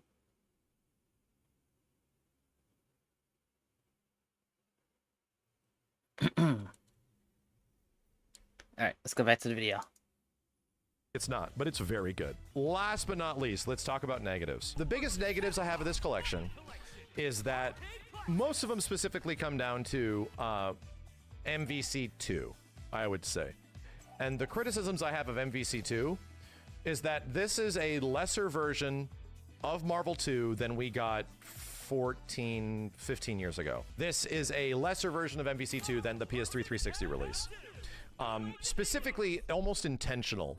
It is not based on the Dreamcast source code that they used back in the Digital Eclipse days / Backbone Entertainment. This is a Marvel 2 based on arcade version, which has actually never been released before. Never been released before. Runs super close to the Dreamcast and feels amazing. God damn it! Make America Shut up, Trump. Amazing. But MVC2, back on the PS3 360, was 100% more feature rich. You know, has better quality audio, has better looking visuals, has stages that are actually in 16:9. There are a lot of wonderful quality of life features in that version of Marvel 2 that don't make it here. And this version of Marvel 2 has to suffer the same problems the arcade version does, which is hella compressed audio, a 480p resolution, and, you know, clearly some visual stuff that got touched up a lot better in later releases. I technically put that as a negative, that this is, you know, in some ways a much better version of Marvel 2 than that version. Because guess what? PS3 and 360 version had fucking problems. There's a few gameplay weirdness things in here. We found like a few things. Some audio things are messed up. Some, you know, things aren't acting the way they should. Juggernaut glitch sort of just disappeared. You know, Thanos has a busted thing on his TAC that just doesn't work at all right now. But compared to the laundry list that the PS3 360 version had, and they eventually had to patch a lot of that, this is extremely close. Probably one of the closest to authentic Marvel vs. Capcom 2 experiences you can have. And the biggest one is input delay. That PS3 360 version had a lot of input delay. This game feels amazing to play offline. Feels like a dream. If you're playing online, even with a minimal amount of input delay, it still feels like a dream. I just played the Dreamcast version not that long ago. I even though I'm not a huge Marvel vs. Capcom fan, I think the series overall is like very fun, probably like casually fun. It's just not a game that like I'm into. But you know, if the collection goes on sale and it's like I don't know, like $30 or so, I'd pick it up. But I'm not in the mindset of picking up any new fighting games right now, so. It is no shit close. Actual data came out. People went in and frame tested the whole game, every single game in the collection. Oh shit, Marvel 2 does run close to parity with Dreamcast. And I need to tell you, that has almost never existed in any of the Capcom fighting game collections ever. There's a balance here. Yeah, the old version of the game had a lot of great visual upgrades, which was nice. But it didn't play entirely the best it possibly could. This one is missing those visual upgrades, is more true to the arcade version, but the gameplay's on point. Like, the game feels really good with not that many things that are messed up. There are improvements I would have loved to have seen, you know? I think those visual upgrades, I do miss them. I think I love the fact that those things are the way they were. The fact that the game has no crossplay overall is kind of a bummer. Oh, it doesn't have Can't in crossplay. good conscience, like, give the collection the highest review in the world. I think on a critical level, with what the games have to offer, with some of them being effectively bare bones and a lot of the artwork kind of filling out everything, the online being kind of basic for all the games, not nearly as feature rich as some of the older collections like Marvel Origins and stuff like that, I do feel that the game is about like a 9. And it mostly comes back to the fact of the games included. What games are actually in here? Because that is what makes a collection. It is the entire point of a collection is what games are in there. Doesn't matter. It can be the best feeling, the best looking shit of all time.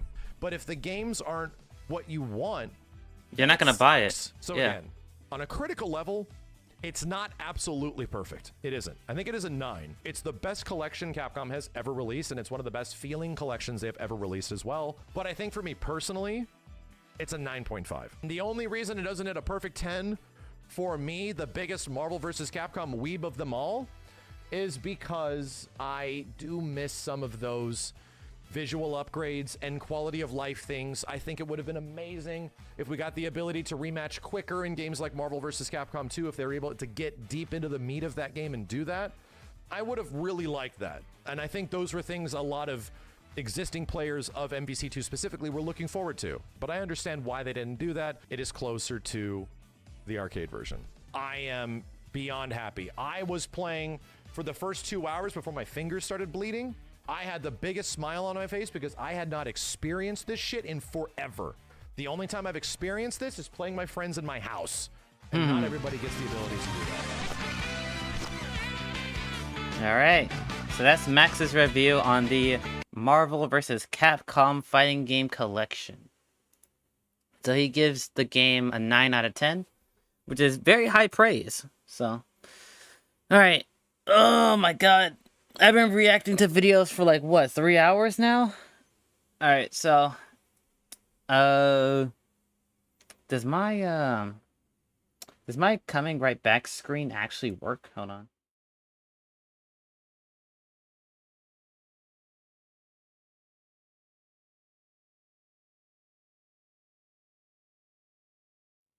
My coming back screen actually does not work.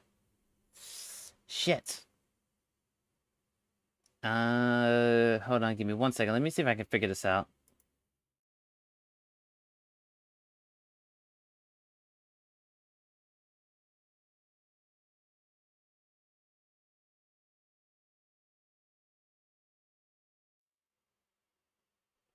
Actually, what if I do... is that...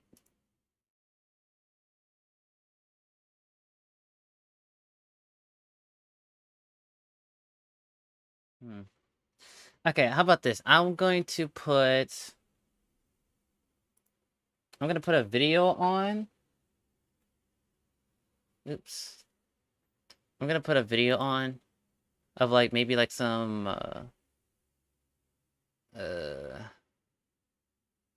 fuck, let's get some Sparking Zero gameplay on here. And then I'm gonna take a quick break. Let's see. Dragon Ball, Sparking Zero, gameplay. I'm gonna try and not put like spoilers stuff in here because there's been a lot of leaks about Sparking Zero recently. So I'm gonna try and not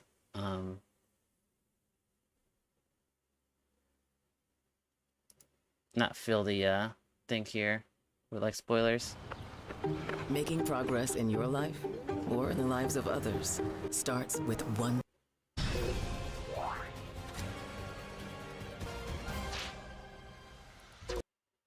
Okay. And then I'm also going to put this video in the chat as well. So if you guys can go support this creator, please go subscribe to him, like the video. We want to support the people that I'm using from my stuff. And then I'm going to add... Let's add an image.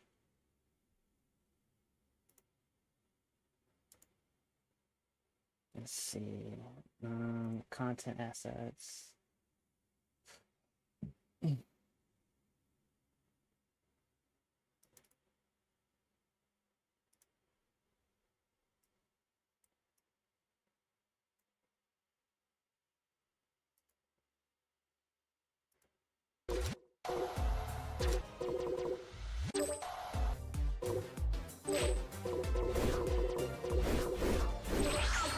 Let's do this thing! Alright, I'm gonna take a quick like 5-minute break. I'll crush you And then we will play some Devil May Cry. So guys, enjoy this gameplay while I go take a pee break.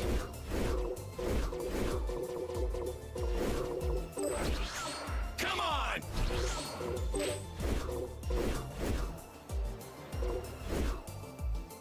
I'll give it everything I've got! I can feel it. The exhilaration on the battle.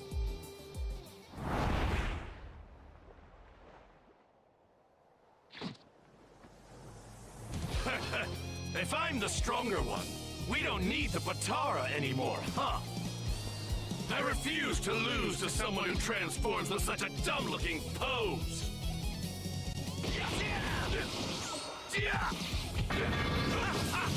Nice one! Not bad.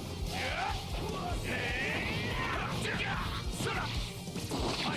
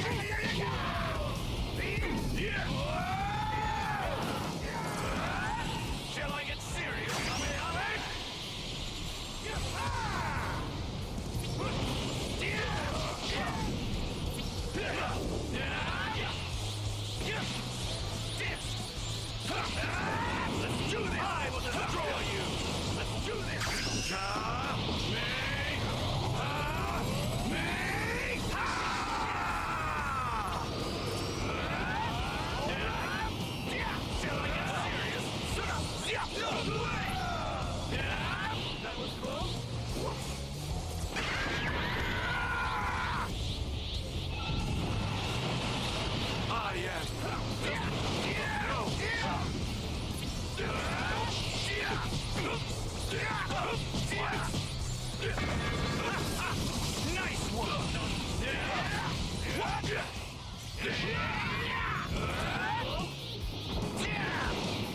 Playtime is over. Do this!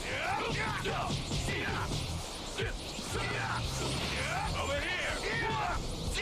I thought you were going to.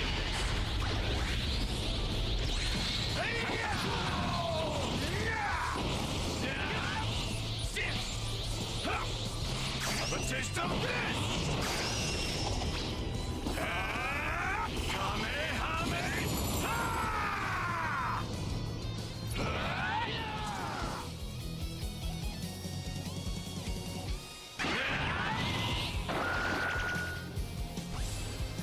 Now it's mine!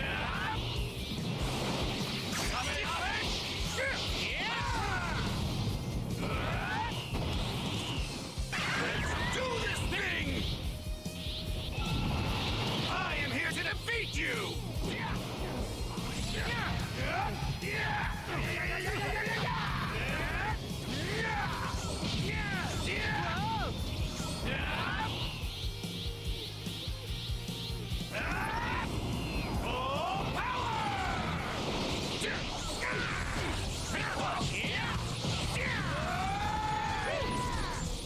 Take this!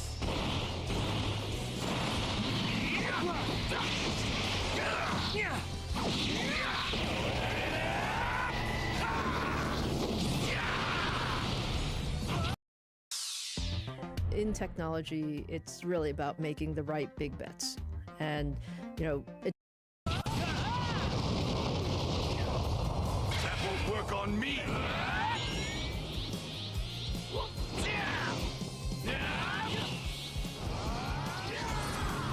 Playtime is over!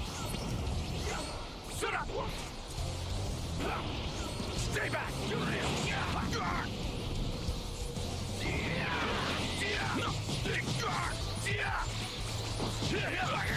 Take this!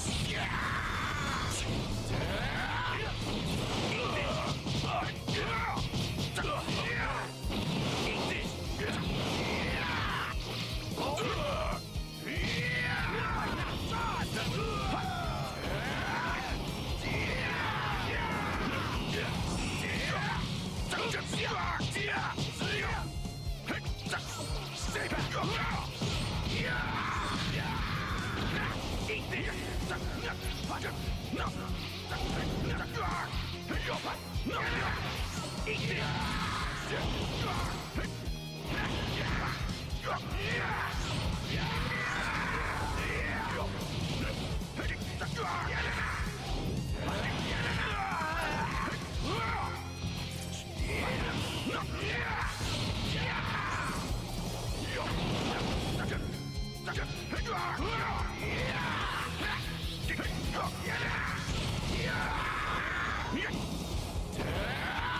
I have no limits!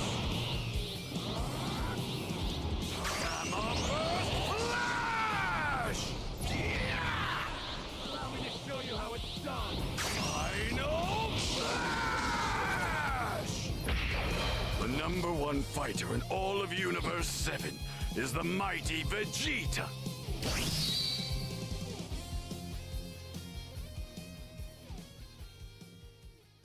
The stronger one. We don't need the Patara anymore, huh? I refuse to lose to someone who transforms with such a dumb-looking pose.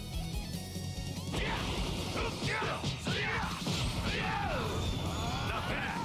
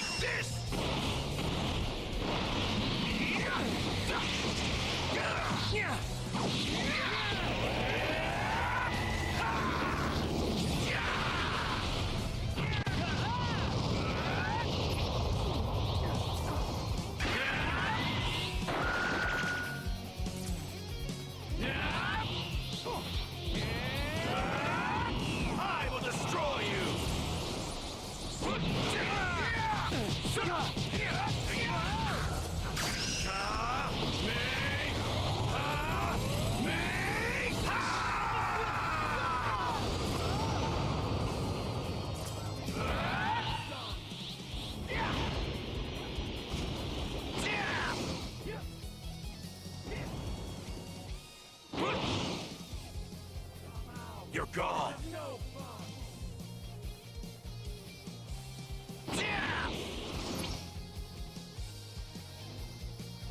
Come out! This is no fun!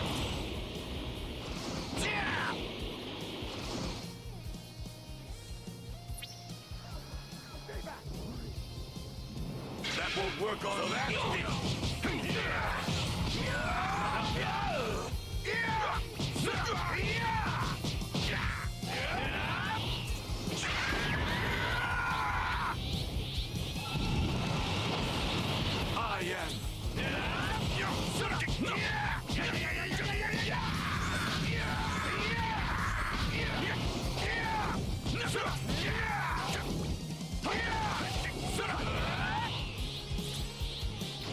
A taste of this! Can you keep up with this?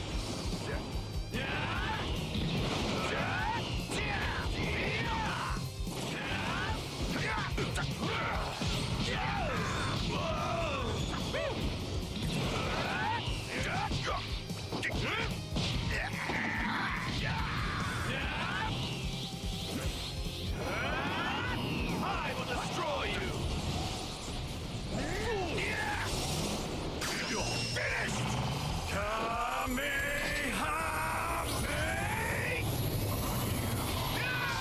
Keep up with this! What?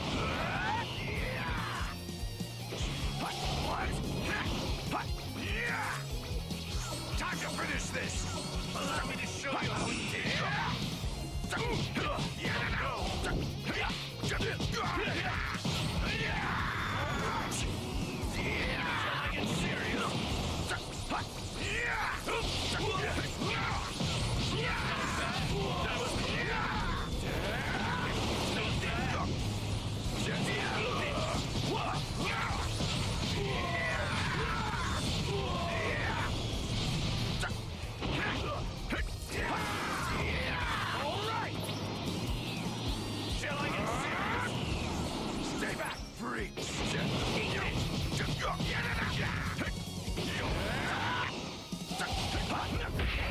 The #1 fighter in all of you. In Aotearoa, New Zealand, we don't always wear shoes. Why would you when there's the...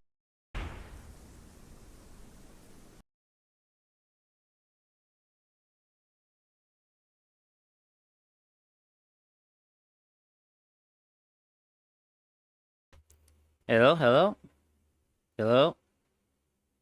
There we go. Yeah, I'm back. I'm back from my little break. You guys enjoyed the Sparking Zero gameplay? I mean, technically it's not mine, but, you know how it is. So, now that we got all the reaction videos out of the way, we're gonna play some Devil May Cry 1. I don't know if I'm gonna be able, if I'm going to beat the game, because I don't know how long the game is. So we'll see how things work out. But we will be playing some Devil May Cry.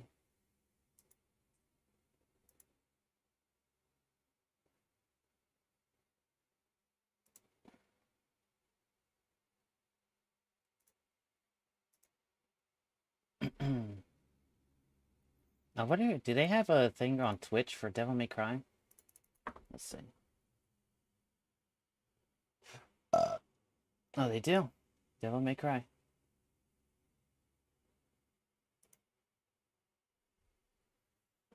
Honestly, I like streaming early.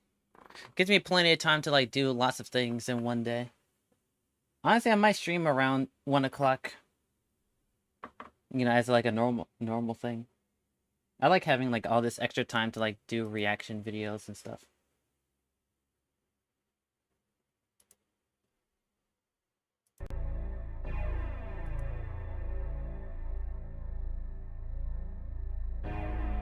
I'm not doing 100%. I'm just beating the main campaign.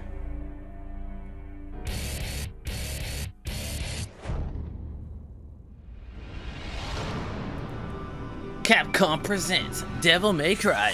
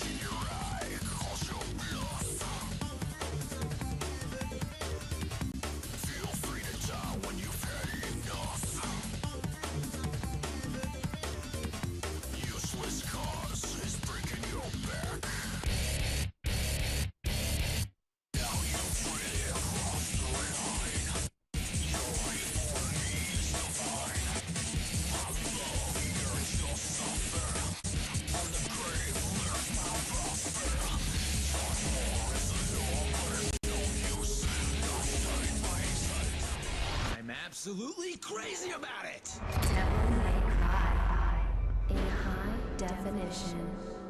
That's funny. That's a nice little opening. Are you just telling me? Yeah. Devil May Cry HD collection. Is the game too loud? Do I need to lower it for you? Okay. Continuing Devil May Cry 1. I think I'm stuck. I think the last time I played, I was at a boss fight, and I don't know what boss fight it was. So we're just balling here.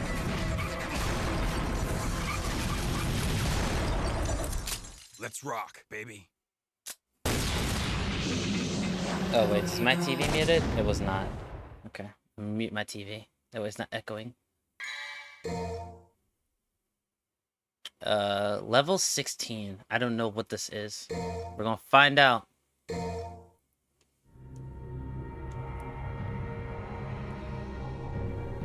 Alright.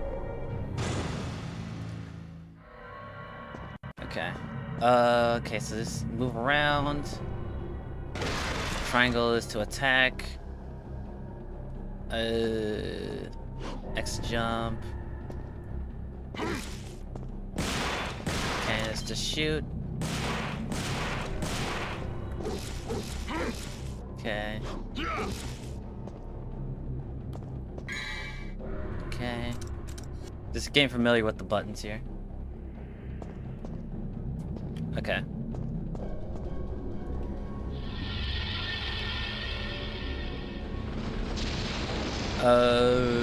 Where am I going? I go through here? Where the fuck am I?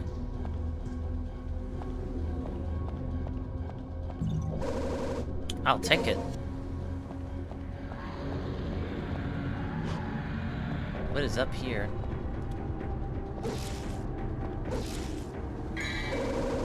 Ooh.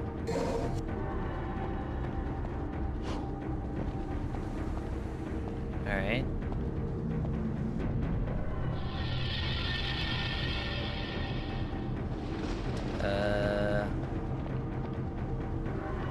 I go this way?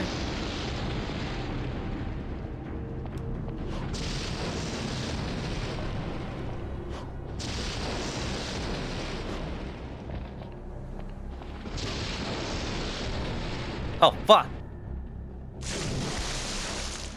Oh, no.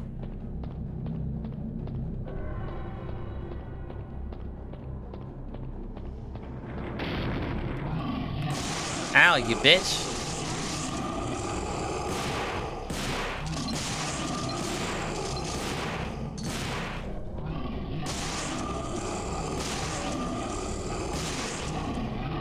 God damn it. Okay, we're good.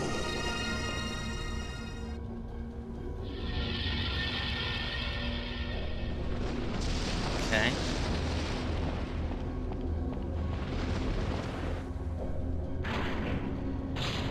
Alright, where am I going? I have no idea what I'm supposed to do here. I legit forgot everything.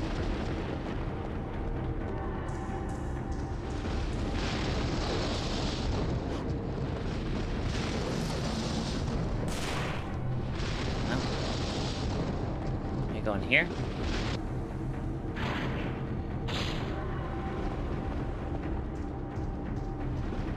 Okay, well, probably not.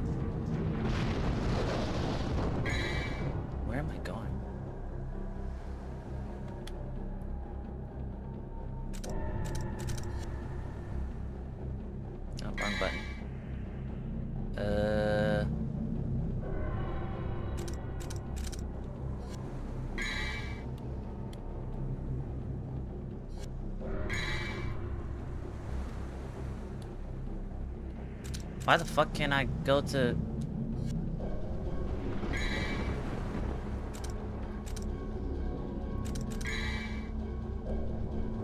Enter the court with Quicksilver.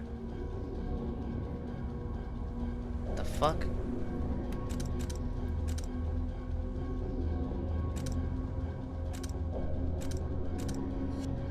I know last time I was playing this game, I was fighting a boss. And I don't know where the fuck the boss is. What the fuck? You're at work taking a shit? You know what? Fair enough, bro. Usually I usually watch YouTube videos or watch streams on the toilet too, so it's not that weird.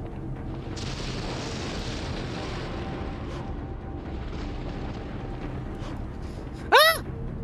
Fuck. God damn it.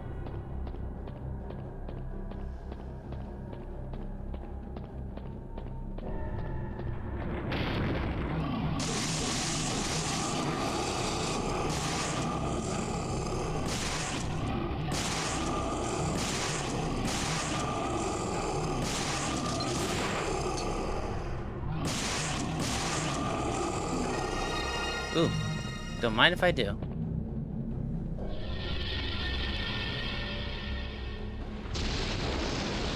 Okay. What about this? No. Maybe go through here? Again?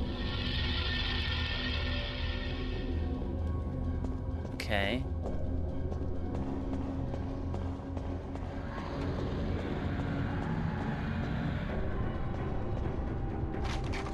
Yep. You just die? Thank you. Thank you very much. Alright. No, watch. All I had to do was go up these stairs the entire fucking time. Oh. All I had to do was go up the goddamn stairs. God damn it.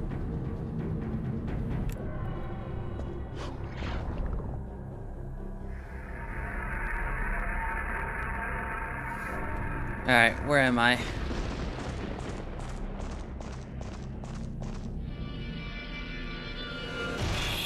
Oh! I don't remember these guys.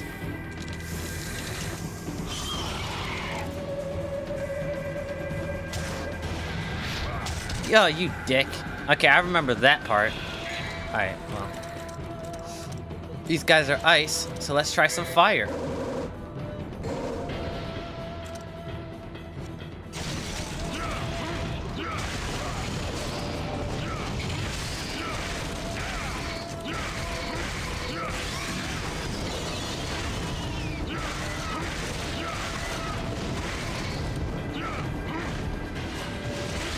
Got him. Hell yeah. Let's go. Alright. See, a little elemental reaction knowledge. In. Get dunked on, little bitch. Oh, bit. In.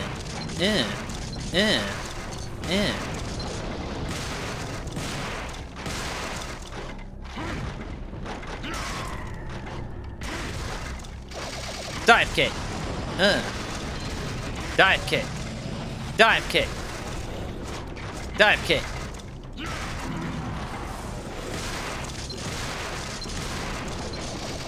Dive kick. Dive kick, bitch.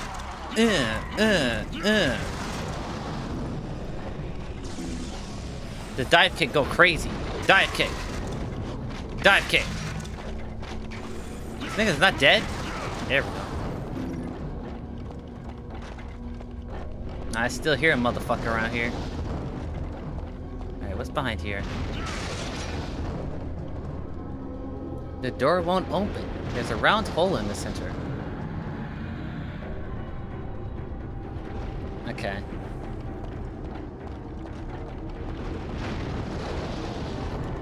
Got him. Bop. Woo! Bitch. You ain't slick.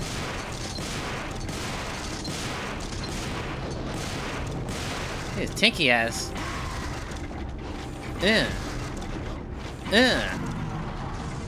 Love me a dive kick. What the fuck? Oh my god, dude.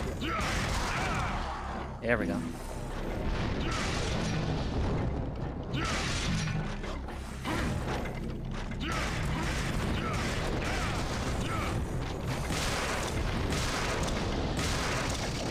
Bah! Oh god, that hurt.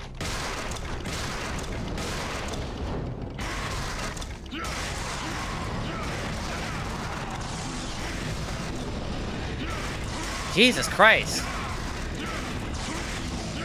Yo, relax. Yo, what the f— oh my god, dude. Jesus Christ, dude. R1 to shoot the— yeah, I know.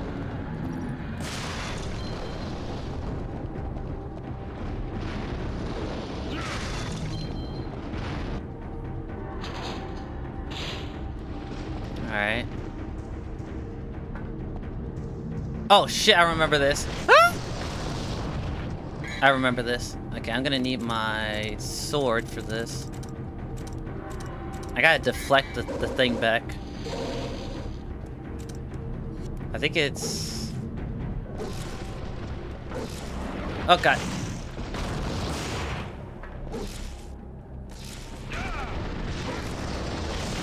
Oh fuck. Okay, yeah, there it is. I could do R1 down triangle. There we go.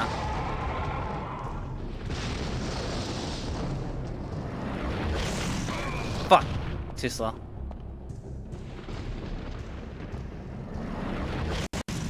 Oh. Pfft. How'd I miss?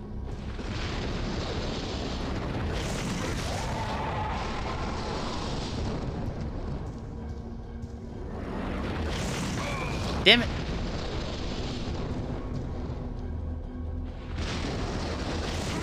There we go. Ella showed me how to do that.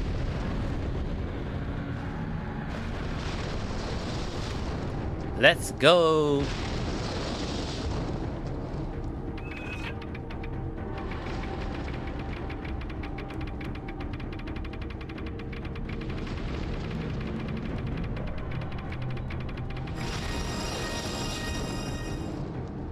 Hell yeah. Let's go.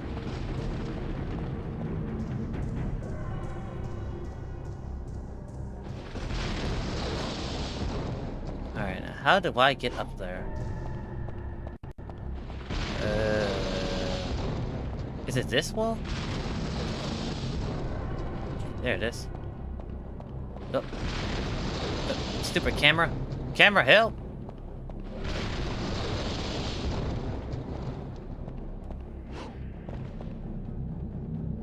Alright, I can't see.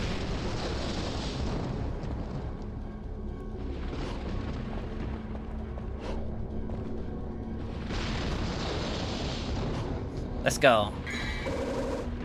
Quicksilver. And not from the Marvel universe.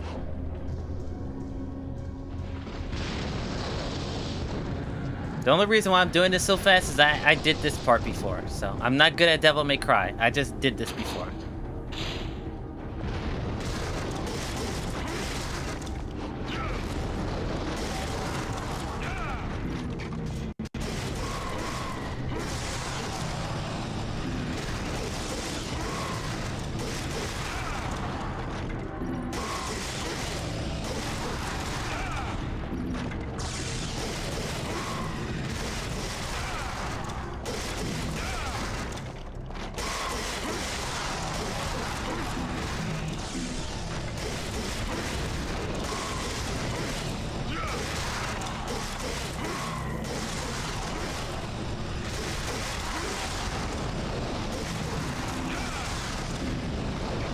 Yo, why is there so many people?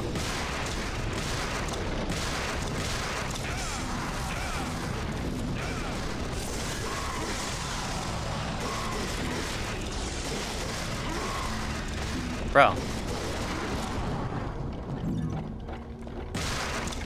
Nah, I hear you. I hear you. I don't think I don't hear y'all.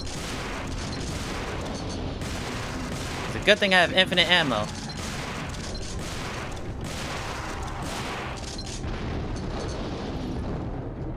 I'm not worried about that guy.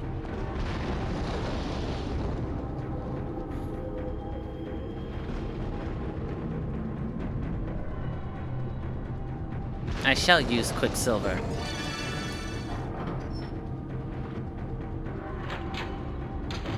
Alright, this is the boss fight I was stuck at.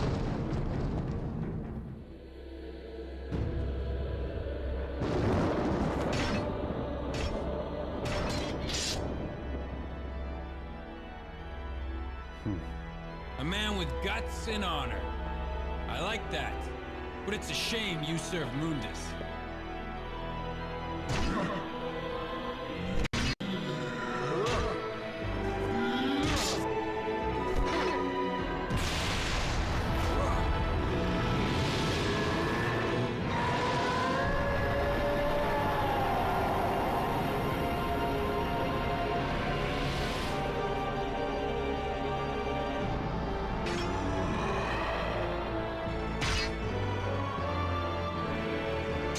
You know what's funny is that some people say they'd smash that.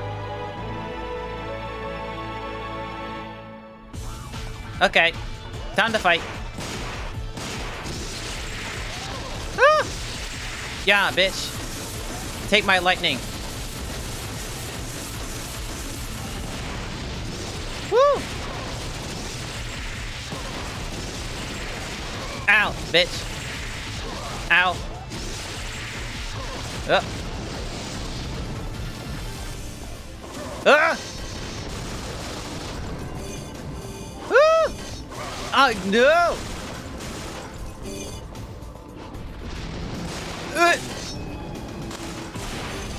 Oh fuck! Help! Ah! Okay, that's how you dodge roll. Oh god! Okay, R1 and X is how you dodge roll. Hee. Oh boy.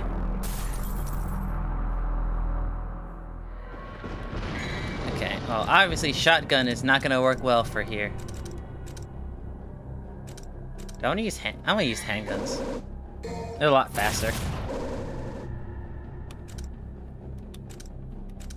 Wait, how? What do I have here? Do I have any items? Okay, I have a shield.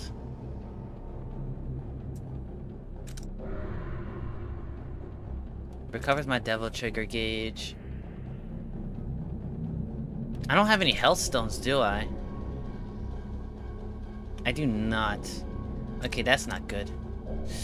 Yikes, that's not good. Okay. Fuck it, we ball.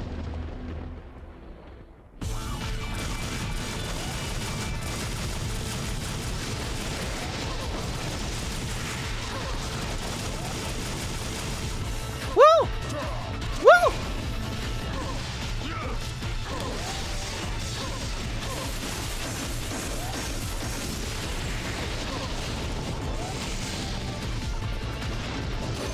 Uh-oh. What the fuck? Yo, what? I got bomboed. Goddamn. Well. Alright. Okay, what if I use grenades? What if? What if?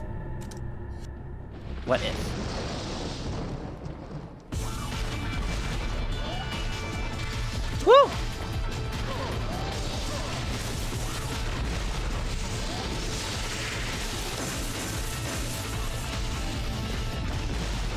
Oh god!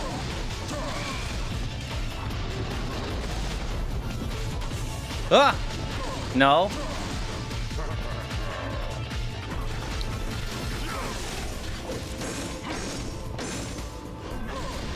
Bam, bitch. Uh-oh. I can't stop him from doing it?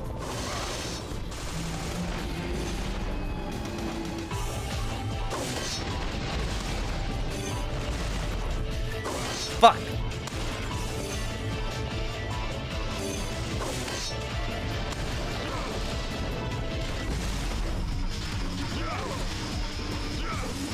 Ah! Devil Trigger, help me! Oh. Oh! Okay, I'm... Okay. What if I use my shield?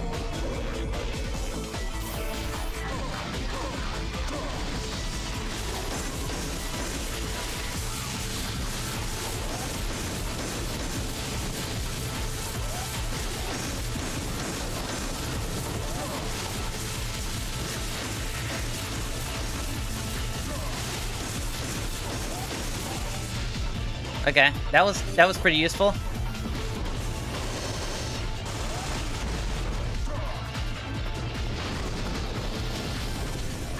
Oh god. Can I break those? I can. Okay, we're doing good. We're doing good. We're doing good. We're doing good. We're doing good.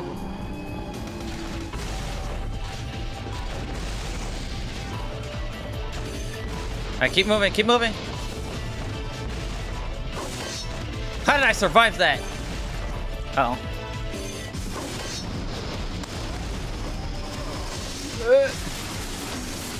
Shoot his bitch ass! Shoot him!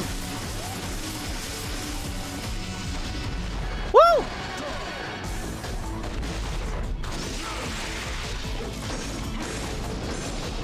Oh god! Oh god! Oh, let's go! Second try, baby.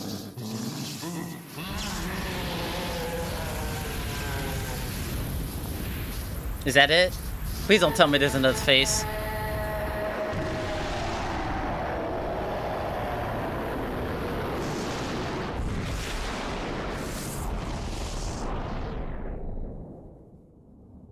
Hell yeah, let's go. Second try, baby! To be fair, I had to use a shield, but hey, listen, there's items in the game for a reason. Don't judge me. I don't know what that's supposed to be. Virgil, Dante, happy birthday. Wow! I want chocolate!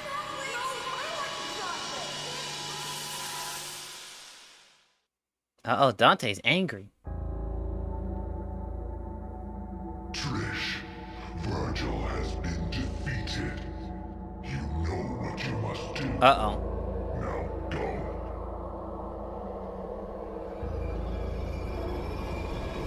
Yes, master. Uh-oh. Trish is working for the bad guy. Oh, no! I can't believe I beat that on my second try. That boss fight... last time I played this game, the boss fight... I lost like 6 times in a row before I even got to like half his health. And I did it on my second try on stream. You know, stream bonus. Stream bonus. That's the last one, you promise?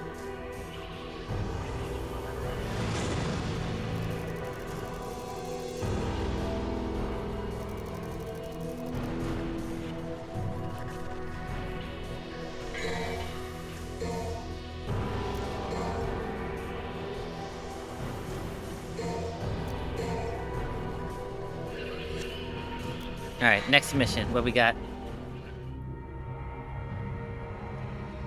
Throw the philosopher's egg into the fire and transform it into a spirit stone.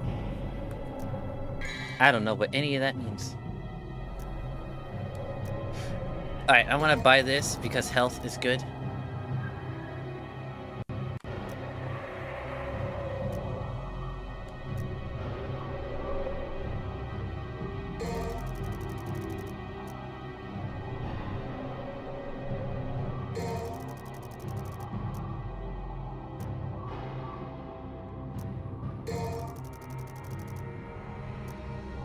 Yeah, I like that.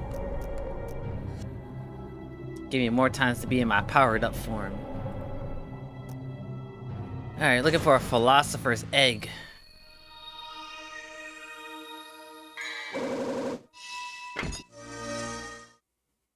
Perfect amulet, the combined form of Dante's pendant and the Dark King's pendant. It allows entry into the underworld.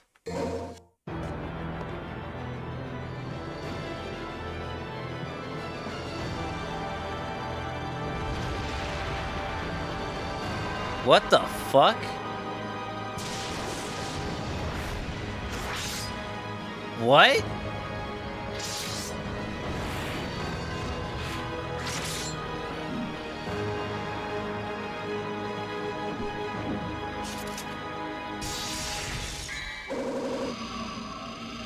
I don't remember. Wait, what? I don't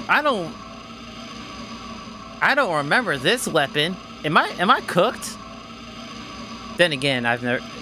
This is my first Devil May Cry game, but like, I don't know. I don't know.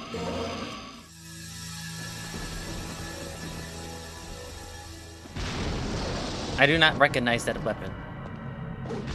I'm probably cooked as fuck. It's probably an MVC somewhere. I just don't recognize it.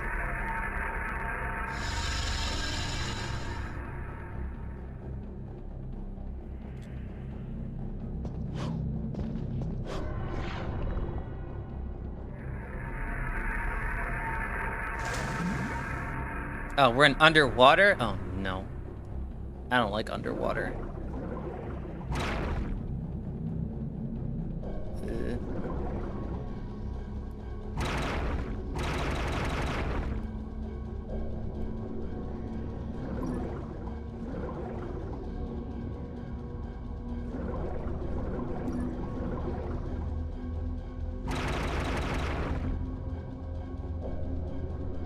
This feels so rough to play.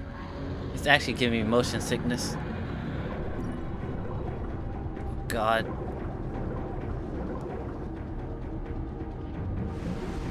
What? What? Why?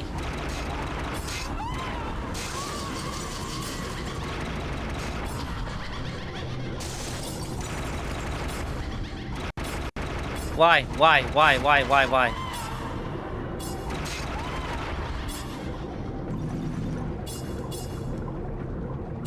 Why?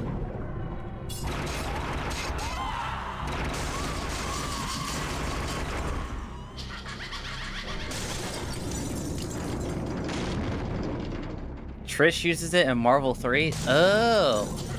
Gotcha, gotcha. Oh, thank God. My shit started to give me motion sickness. Okay.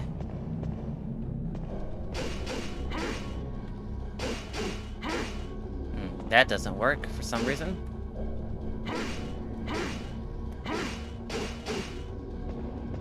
Alright.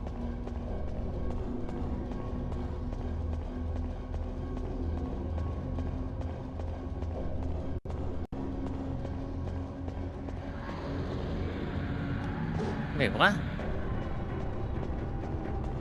Am I missing something?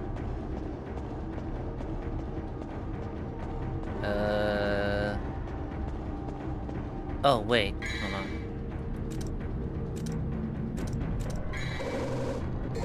Maybe this would work?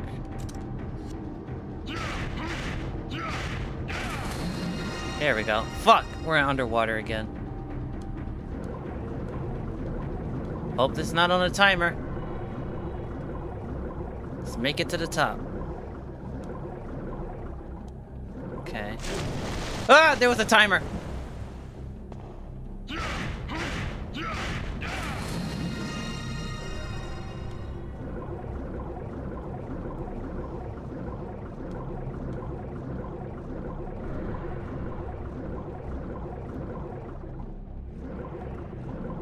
What the fuck? Alright. I'll take it.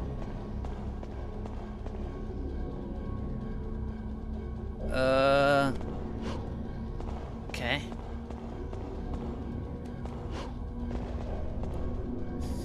Oh, this platform does not feel good. Ooh, the egg. That was easy.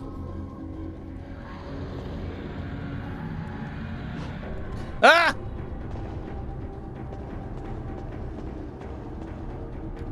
Okay, so now we're supposed to take the egg to where?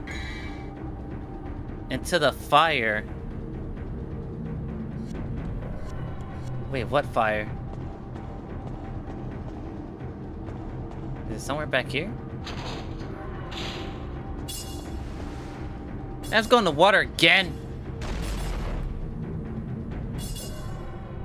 Oh! I forgot they can go through walls. Alright. Fuck it. Just ball it. Just go straight into the water.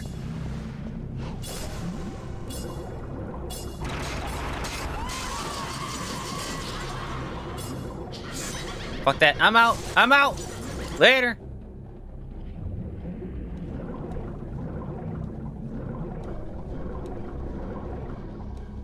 Okay.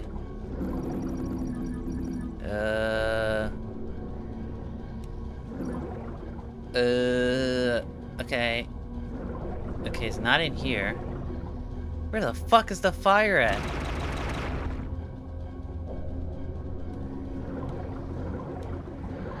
Is it here? No.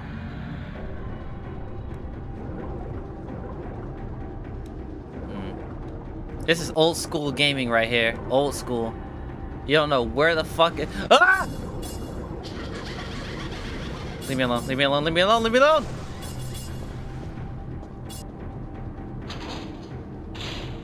Okay. Obviously, it's not there.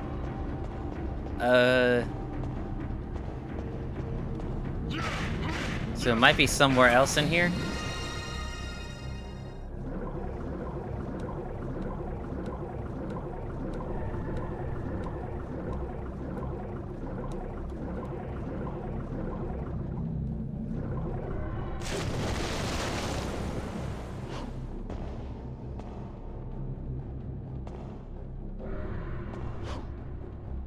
Fucking damn it.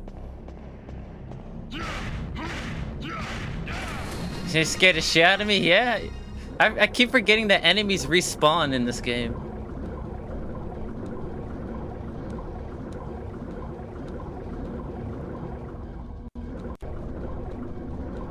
Come on.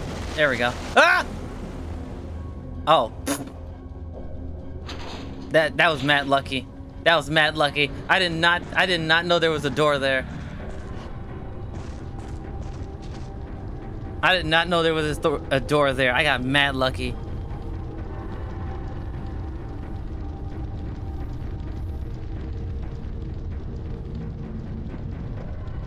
Oh, we're making breakfast?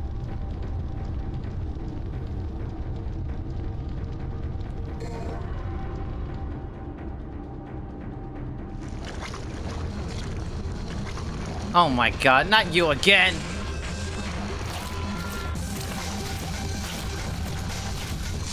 What the bro? Bro!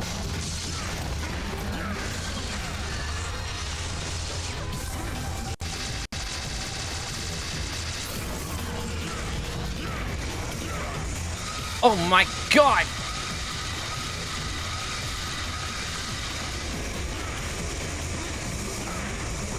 Bro, what am I supposed to do?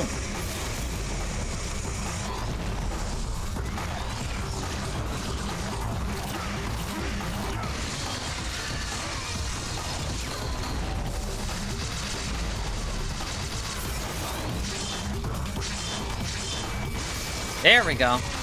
Did that do something?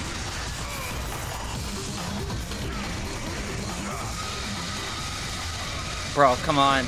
Bro, come on.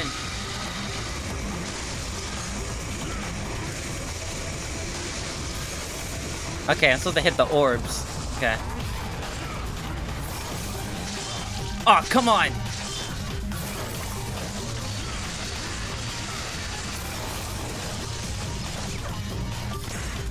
Wait, what? Hit it! Fuck! God damn it. Okay, grenade launcher is not gonna help me out here.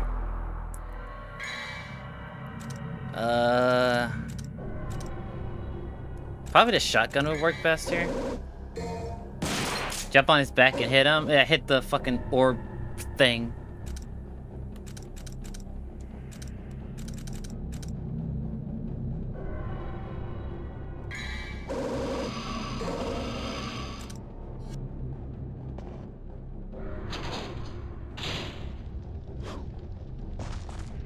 Alright, let's do this. Wait.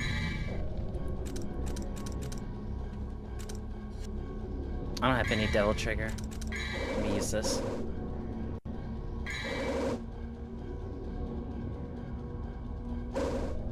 Oh, I have to use this. I don't know. This.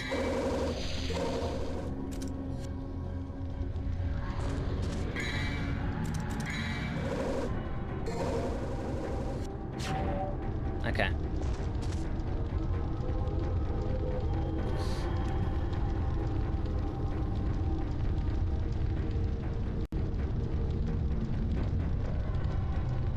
The red aura on the sword is sick as hell. Yeah, I like the aesthetic of this game.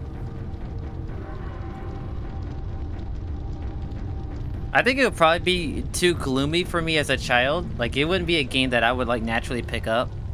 But I like the aesthetic of it, of this game.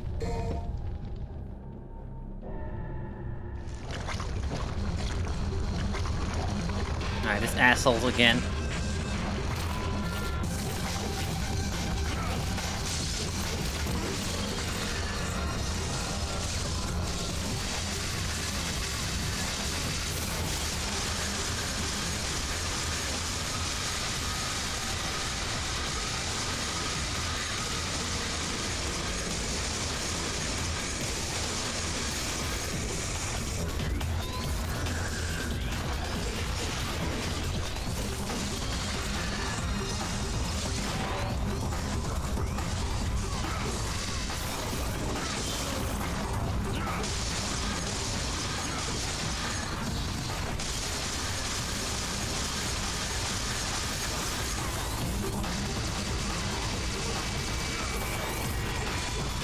Dante, stop aiming for the wrong guy!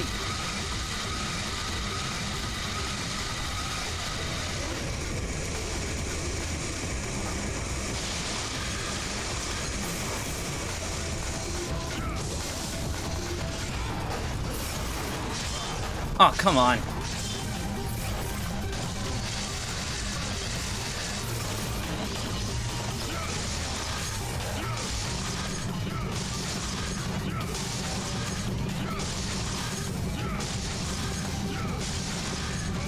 Fuck.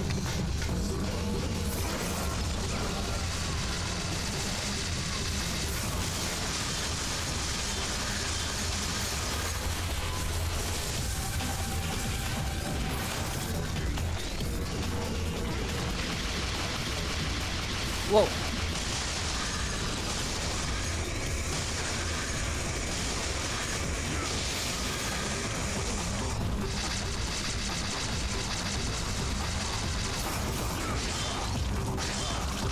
Bro, come on, I got stun locked. Oh wait.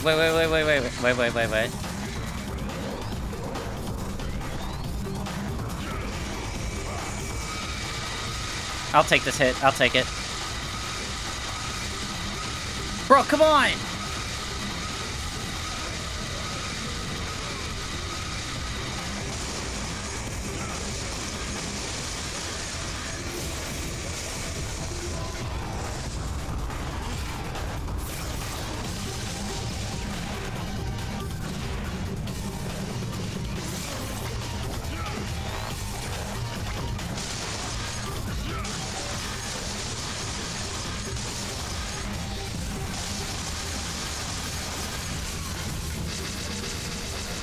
Of course. A pixel in a dream.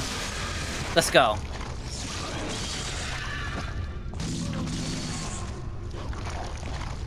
Alright. Is the egg done now? Let's go. Let's go. A strange voice.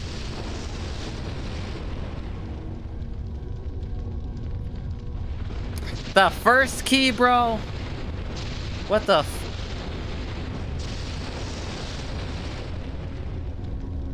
a mirror dimension.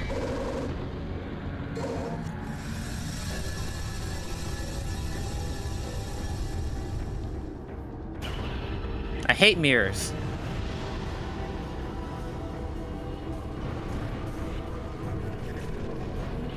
Listen, you guys may think I'm trash for using items. Hold my nuts.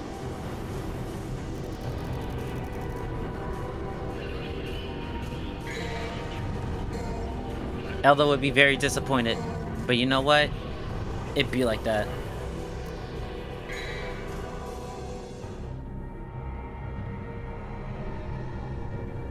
Enter the corrupted world. Hold on, let me check something on my phone real quick.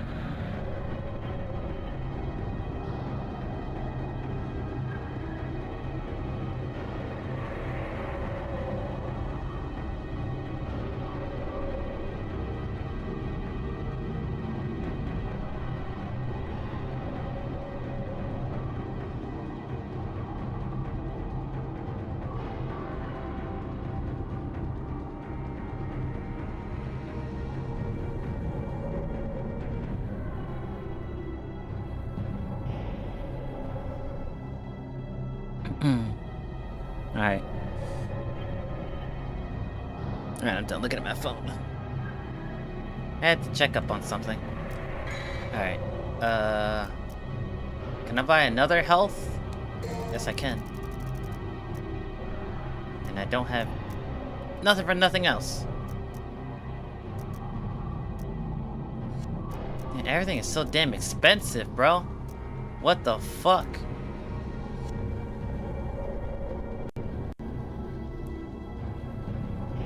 Talking about breakfast and the philosopher's egg made you hungry?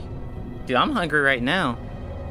I didn't get a chance to eat during my break because I only have shit that takes like 15 minutes to make. So like, you know. It'd be like that. Alright, we're going to the underworld. Oh wait, fuck. Wrong button.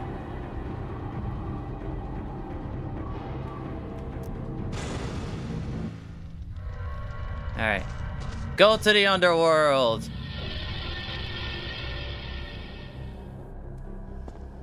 Okay.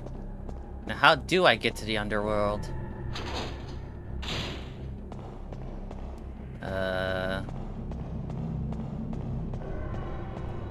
It's in here? Hello? Nope. Nothing in here.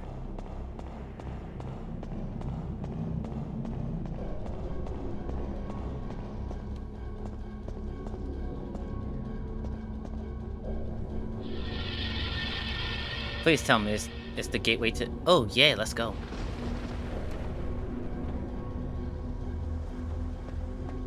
And you?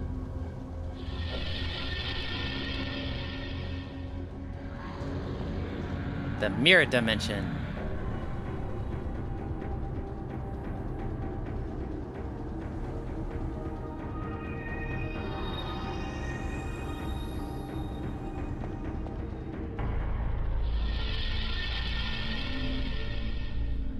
Elda would be so proud, but also very disappointed in me. Alright, so I remember there was a boss fight here last time I was here. So honestly, I wouldn't be surprised if there's a boss fight here.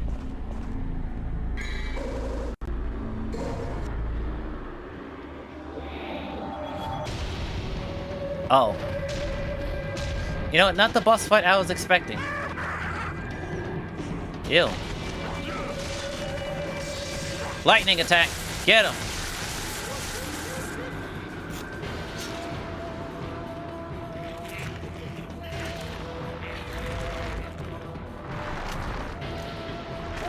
Ew.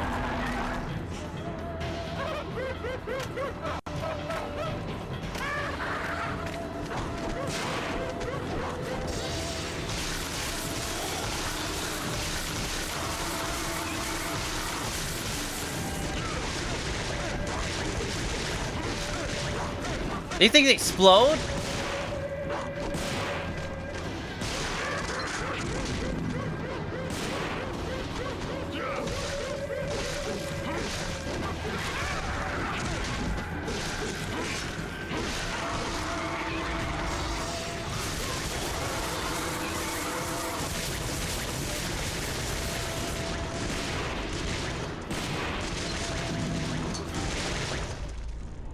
Well, so much for that.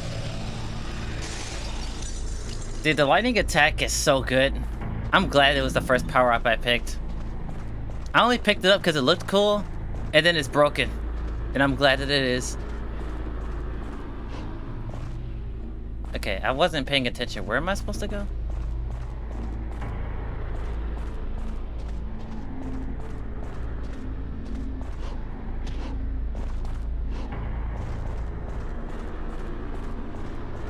Bro, this is tripping some balls right now.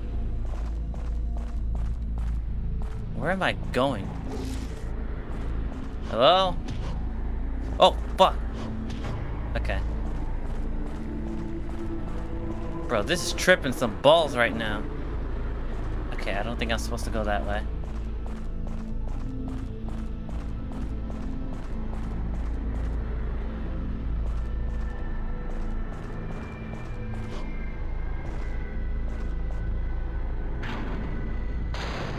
Alright, let's get the hell out of here.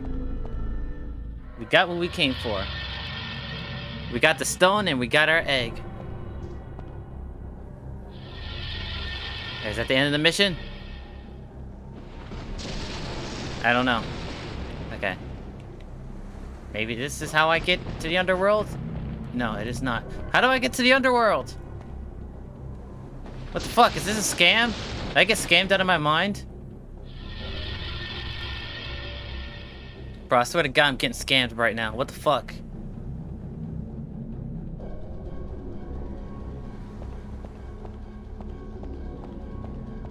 Bro, I'm getting scammed, bro. What the fuck?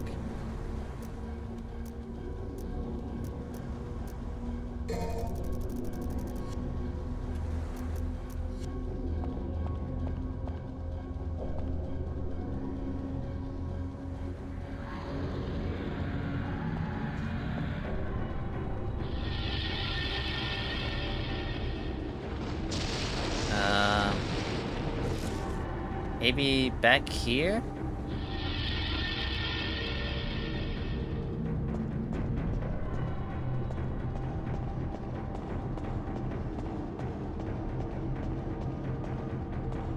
No.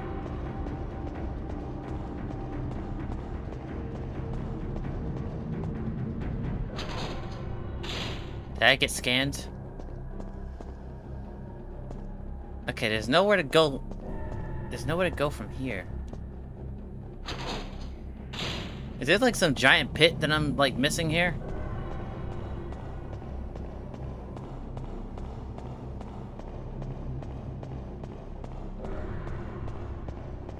Oh. Work with me, camera. Work with me.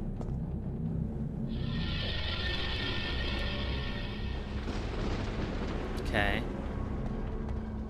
Do I have to open this thing? No?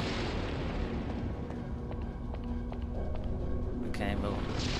Let's try going this way. Fuck! God damn it.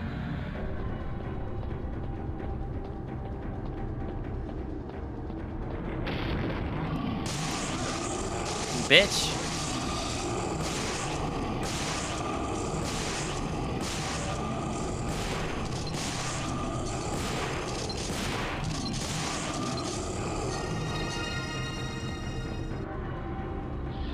Head to the castle? Okay. I shall head towards the castle.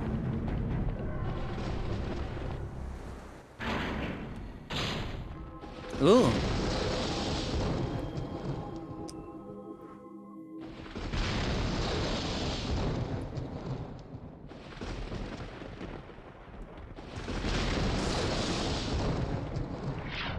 Oh god.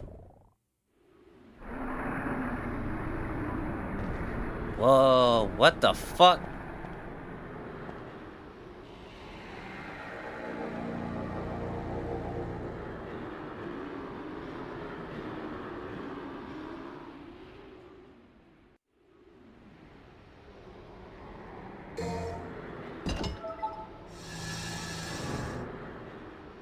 That looks inviting. Woo! Let's go! We made it to the underworld.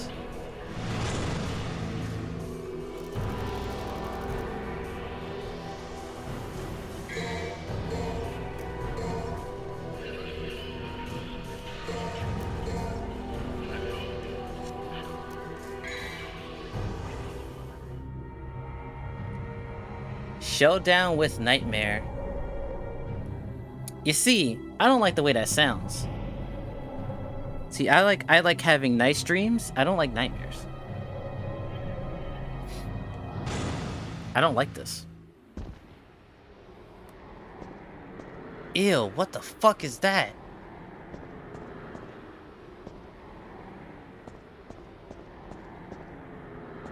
What the hell am I? Bro, what the fuck? Oh, that's just gross. What the fuck?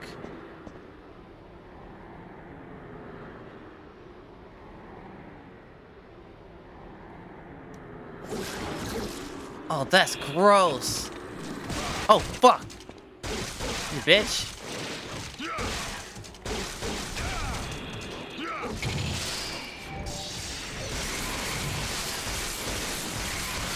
Lightning their ass.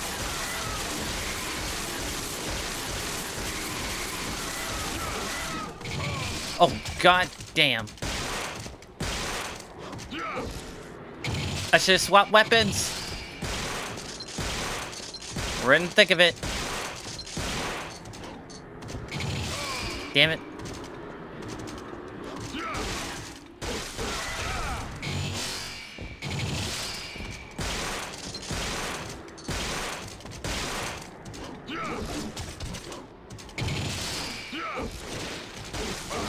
God damn.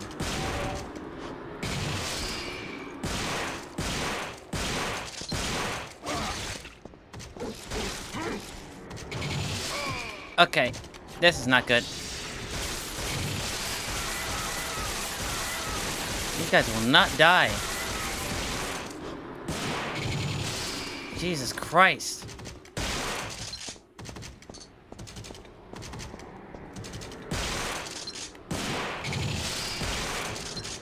Okay, maybe I just blow him up.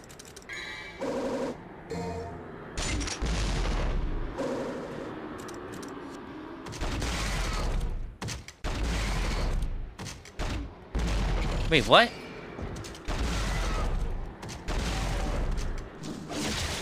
Damn it.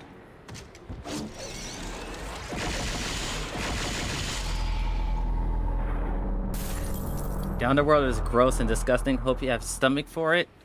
I mean, it's fake, so, like, it's not like I'm gonna puke or anything. But it's, like, it's still gross.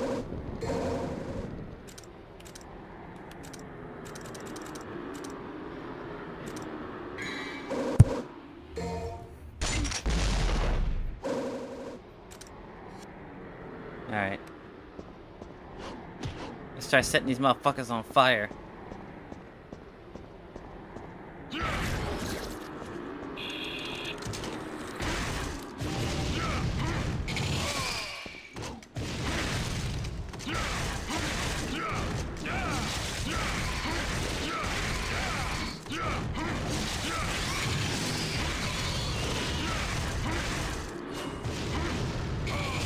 God damn, bro.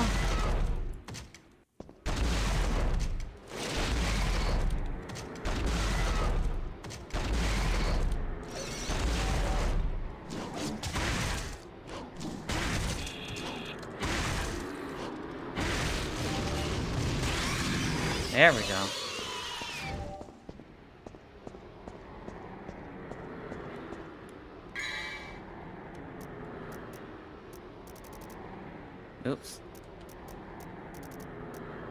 Definitely gonna need that.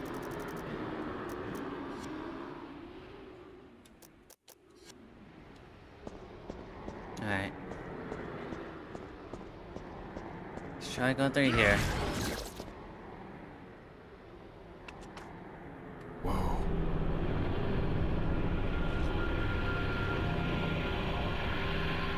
Dante! Dante! Help me! Trish!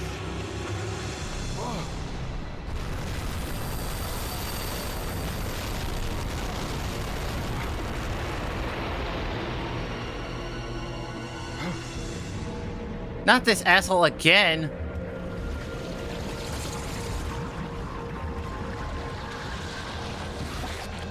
Trish, stay back!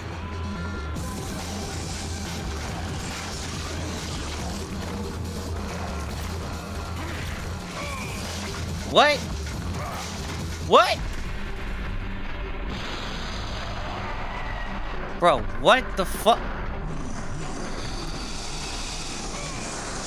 Bro, nah, bro. What the what? Man, it's time to shoot some lightning. Fuck these guys. Fuck these guys.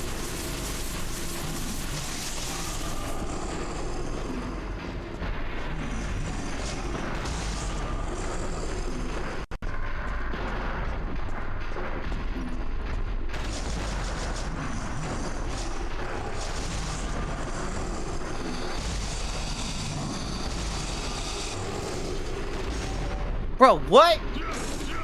Why?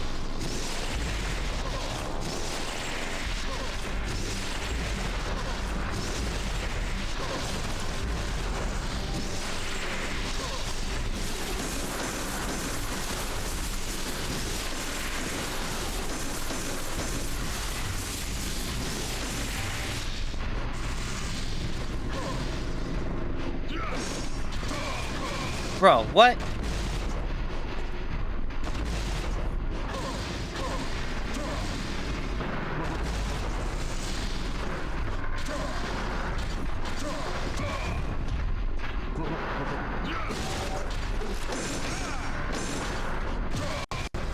Bro. Die.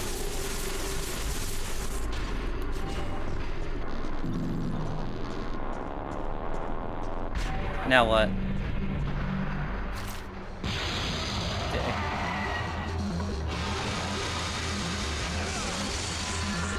Let's go.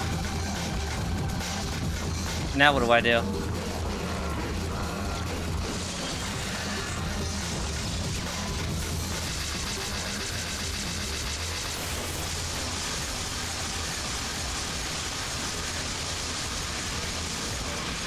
Okay, not good.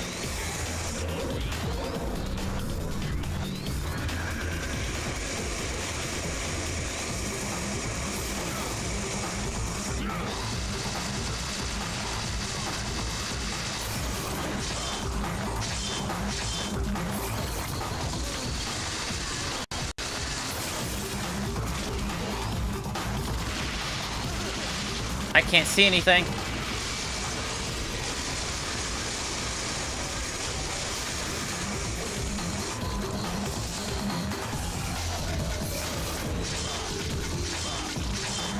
I love getting stone locked.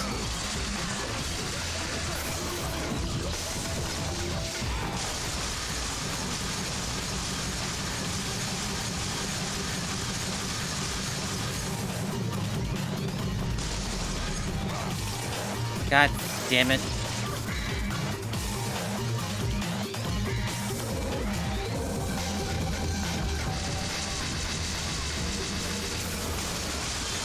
Let's go.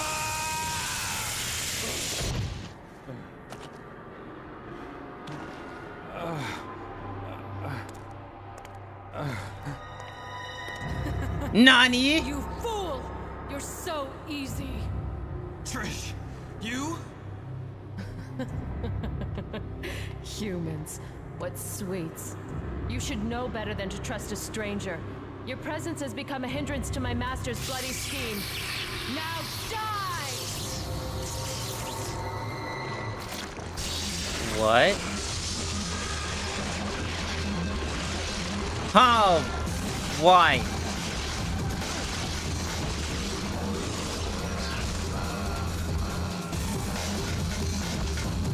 What? What do you... What? Bro, what? What the fuck? What was I supposed to do about that?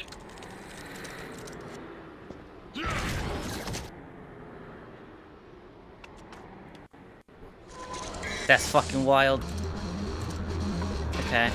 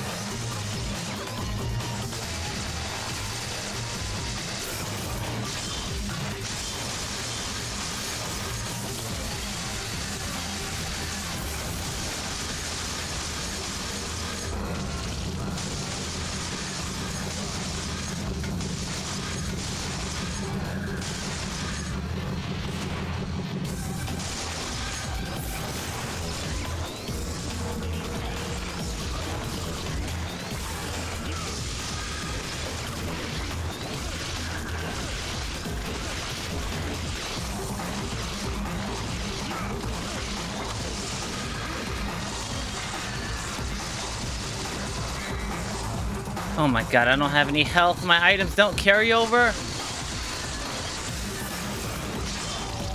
Oh my god.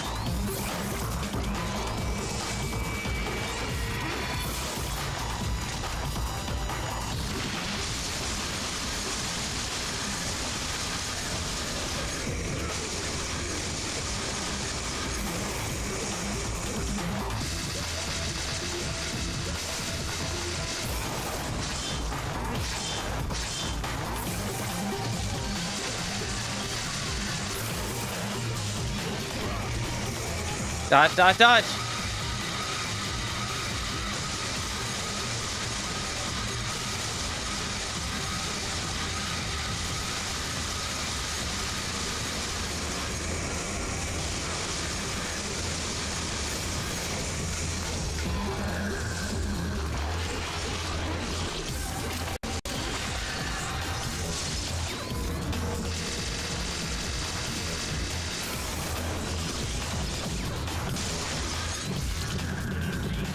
Bro, come on. How the fuck was I supposed to see that?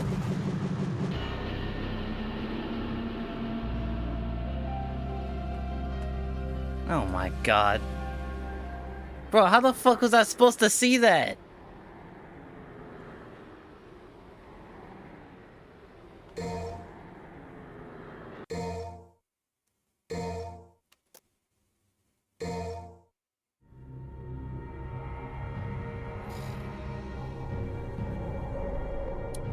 Sword Spada does more damage? I can give it a shot.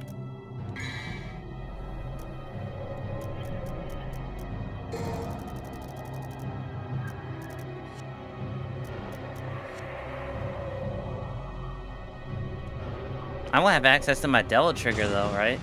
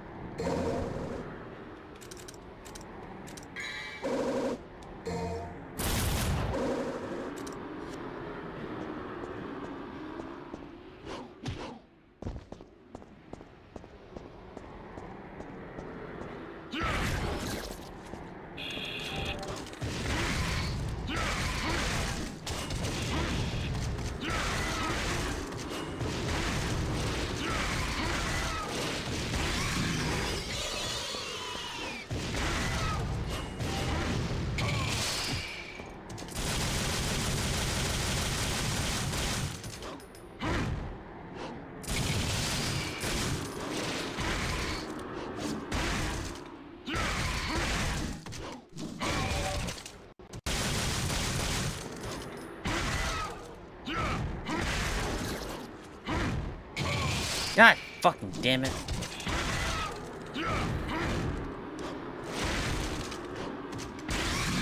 There we go.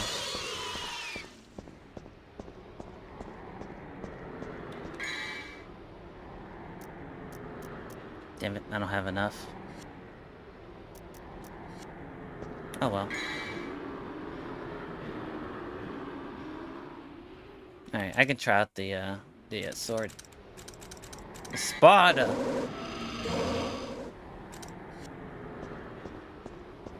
Spada. Whoa.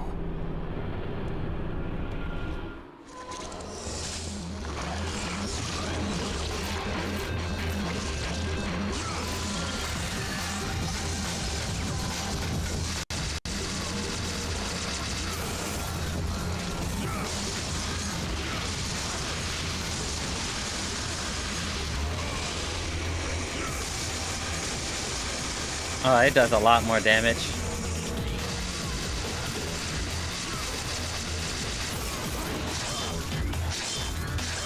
Bro, come on!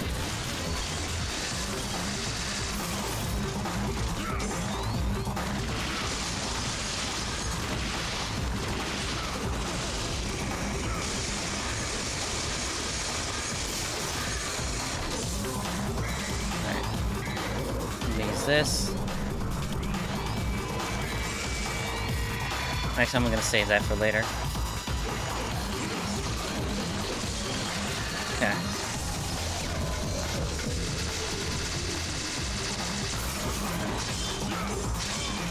Bro, I can't even see.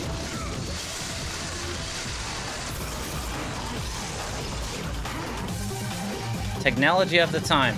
Oh my god, not this shit again.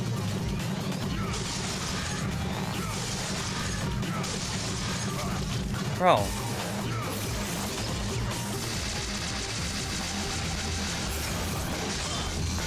Bro, come on, bro, come on!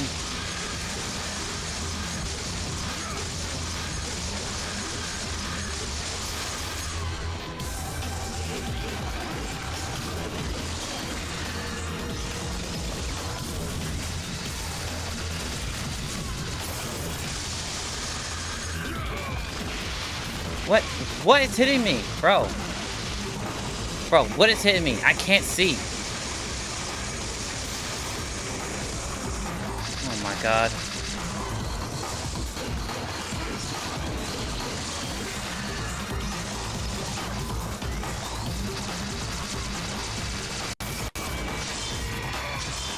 Bro, what the fuck, bro?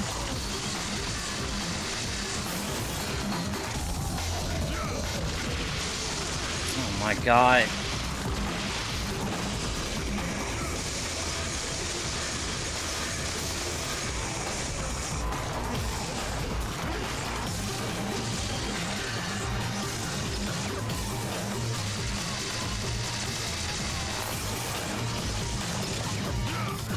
Not this shit again. Oh my fucking god. I literally can't see shit.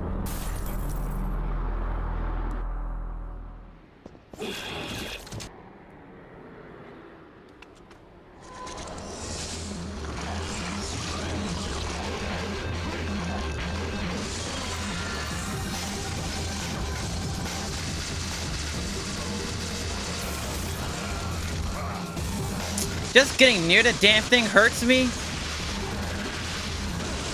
Oh my fucking god.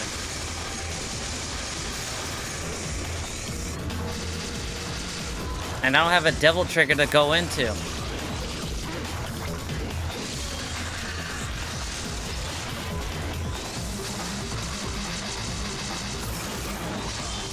Bro, how am I supposed to see that, bro?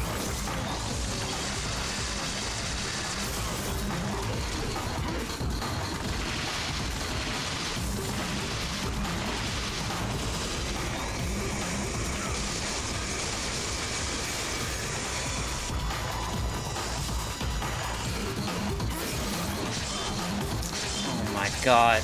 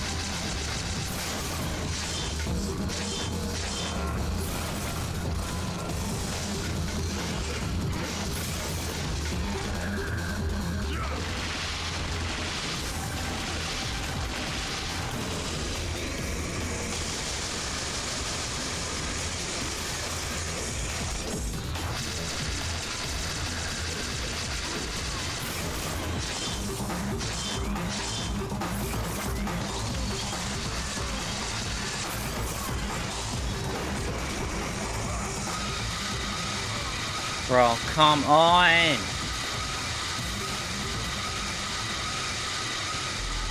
Oh my fucking god.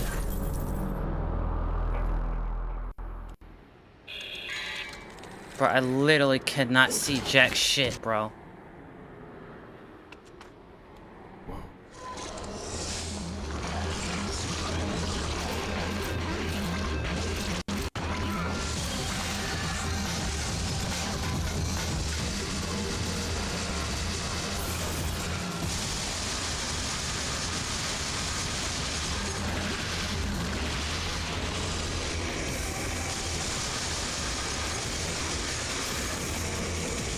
Bro, I get hurt by being anywhere near it, bro.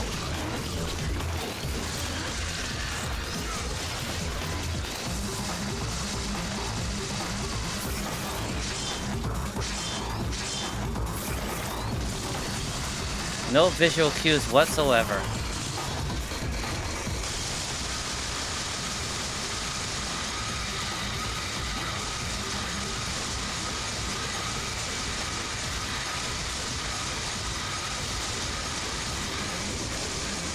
Now it seems like I'm not doing any damage at all.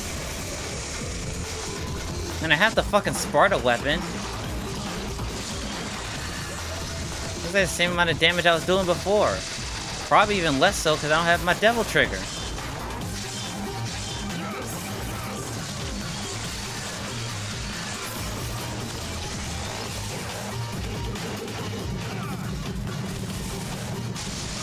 Dante.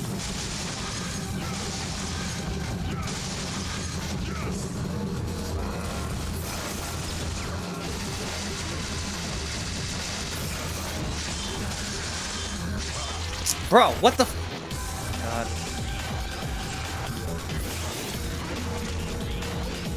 Dante, turn the fuck around.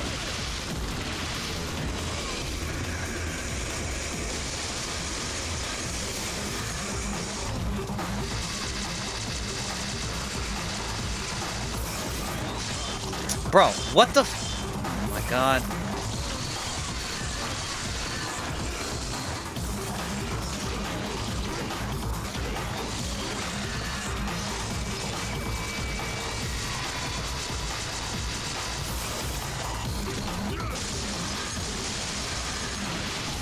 Bro, I cannot see.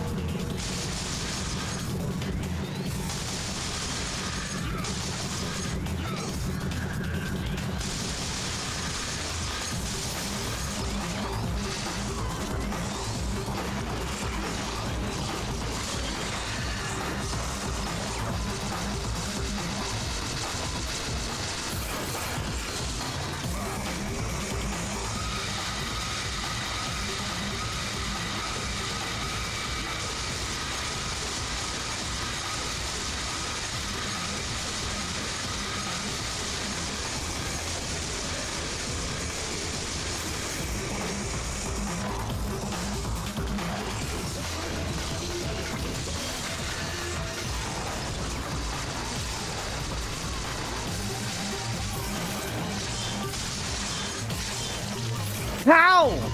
What?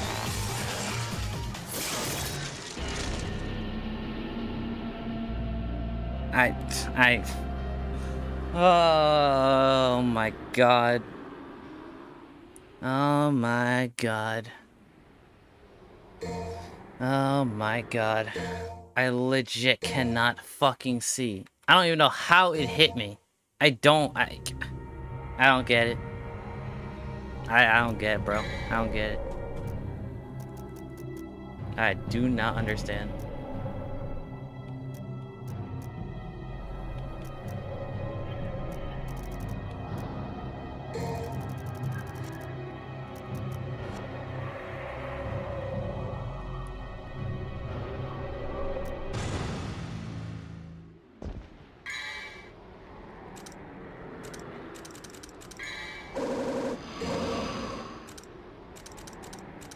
feels like I was doing better with the fucking other weapon.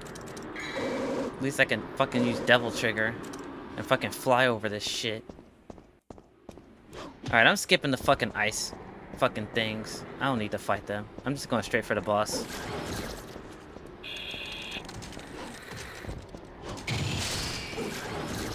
Fuck this. I'm not fighting them.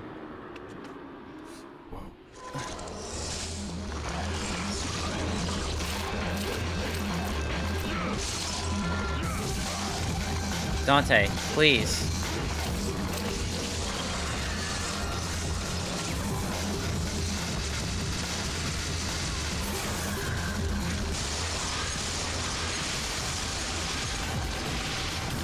I can't see anything.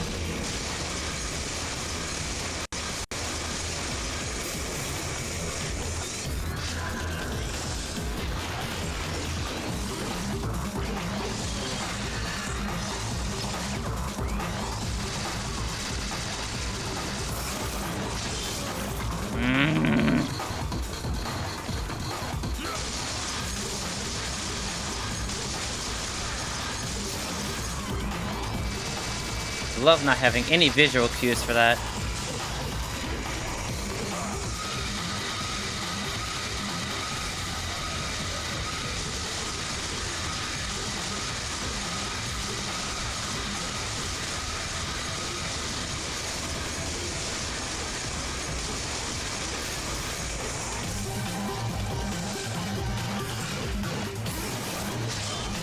Bro, come on, dude.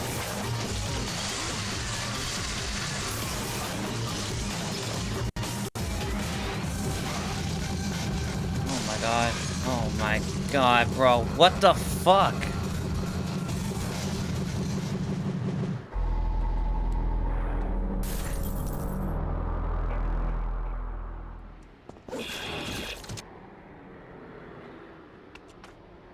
Whoa.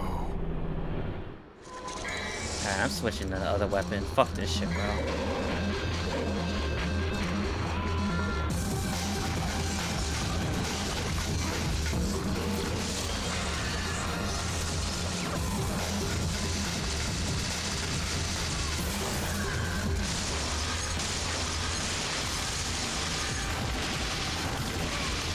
What did I get hit by, bro?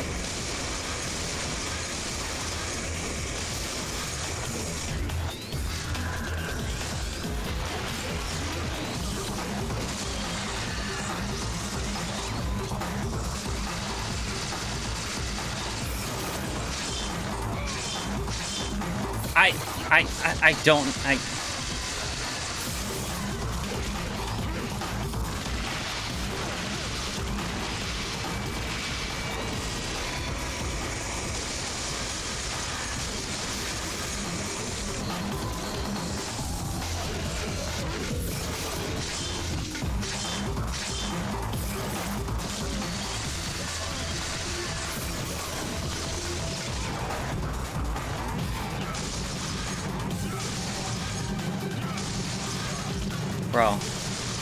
Bro, what the fuck?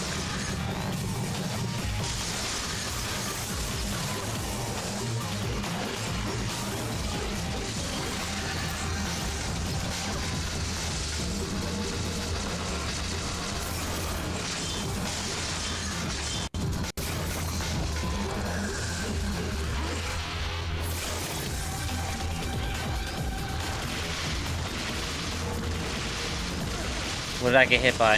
What the fuck did I get hit by?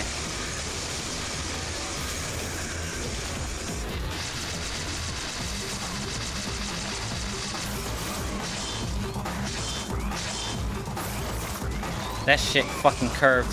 What the? Bro, I swear to God. I swear to God. I swear to God. I swear to God. I'm pissed.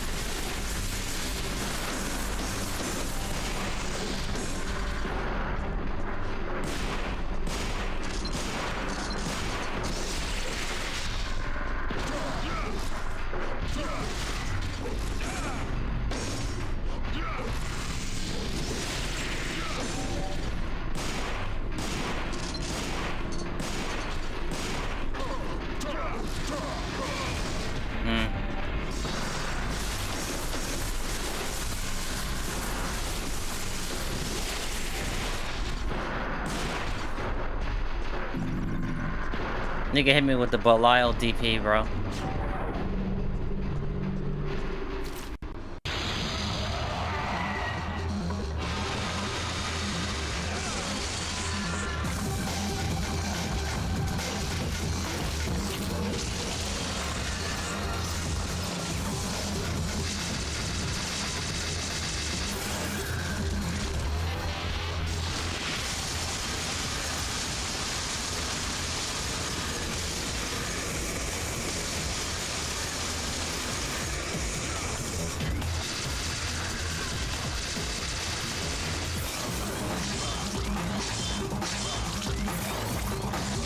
Yeah, I'm not dying. I'm not dying here. No, no. I'm so close. I'm so fucking close.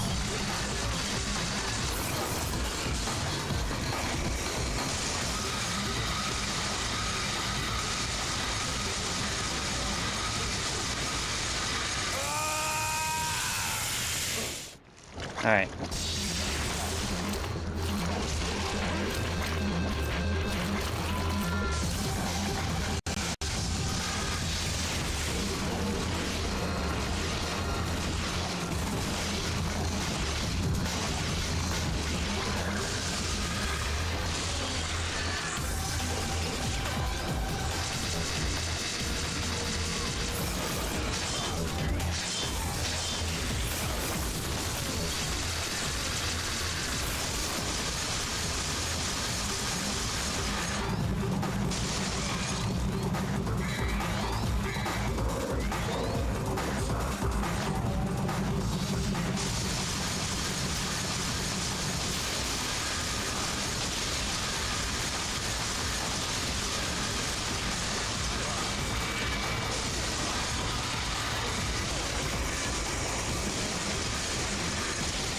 There we go.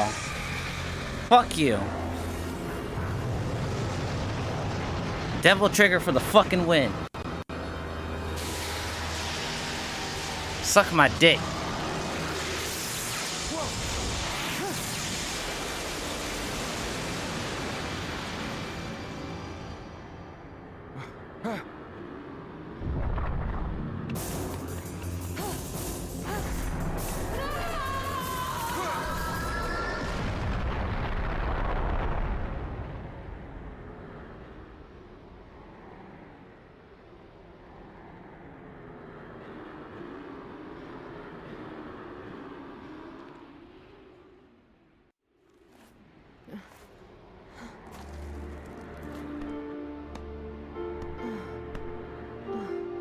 That boss can suck my dick. Dante! Dante, why did you save my life?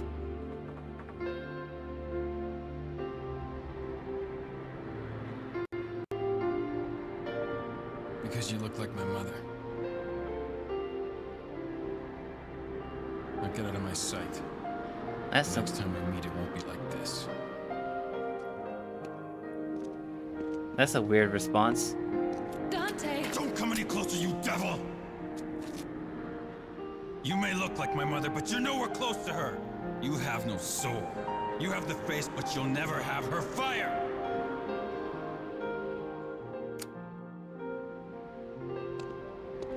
God damn.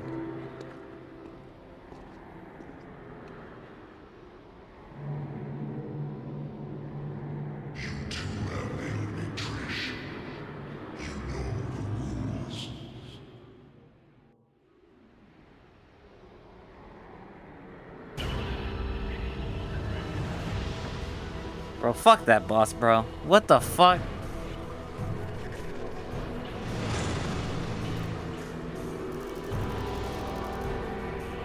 Couldn't see shit half the goddamn time, bro. Like, what the hell?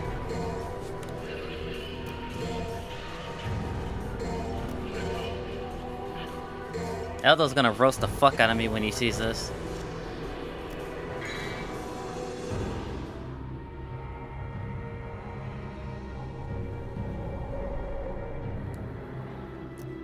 Open the last gate.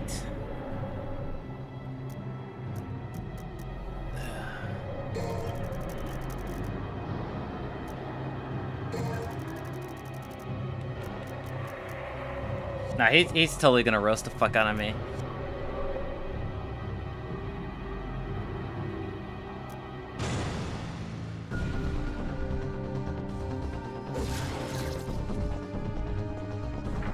It's just gross. Holy water. I will definitely take that.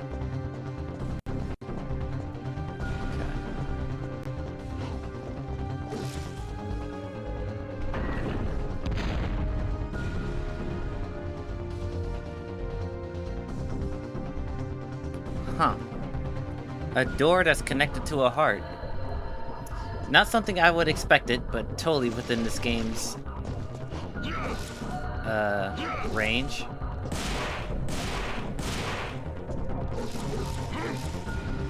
Okay, well you can't hit that.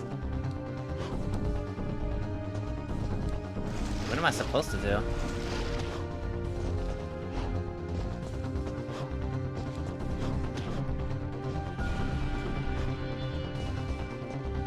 What this is. Okay.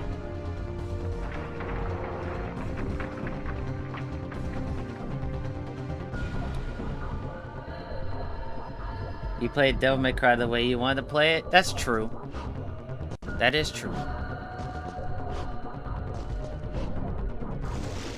Now where did that door come from? Was that in another room? I think I might have.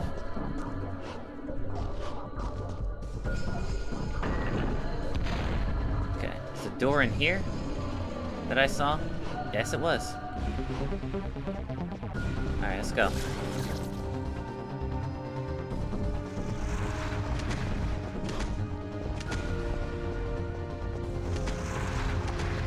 Whoa, what the fuck? Ew, what the fuck? Okay, I'm not going that way. Bro, what the fuck? Yo.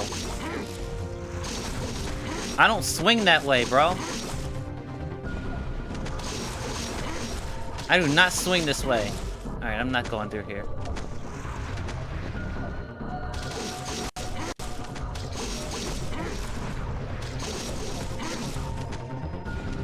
I do not swing that way.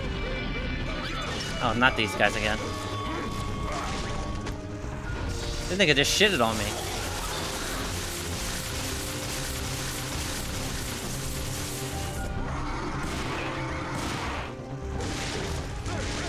Oh, I forgot. They do that. Alright.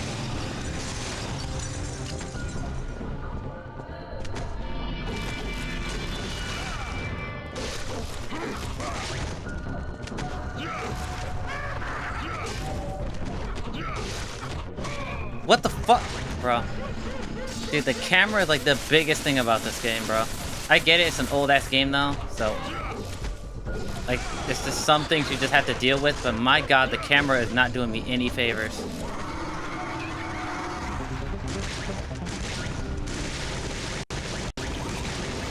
What?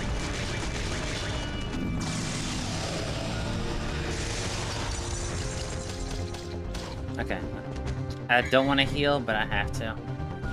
I have to heal. Be proud the boss fight is over? Well, I mean, there's probably going to be a worse boss up here pretty soon.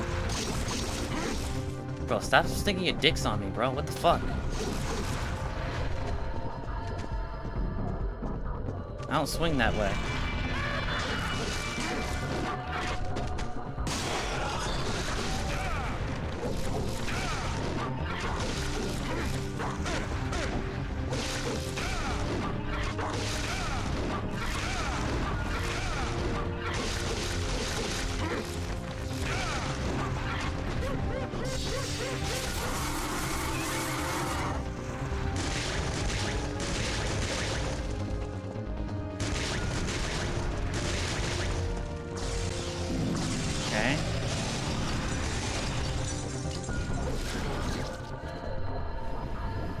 Is that it? Of course not.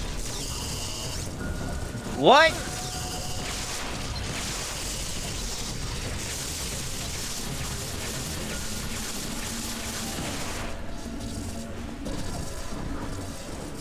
Okay, well, I'm just gonna keep moving. And I'm on fire now. Okay, my thing probably doesn't work on them.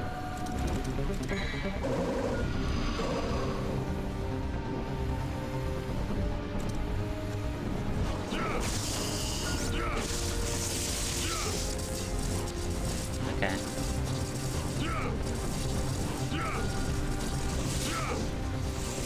What? What?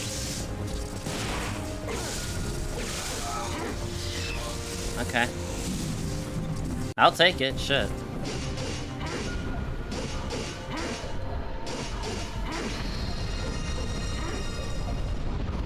Oh, I see, I see, I see.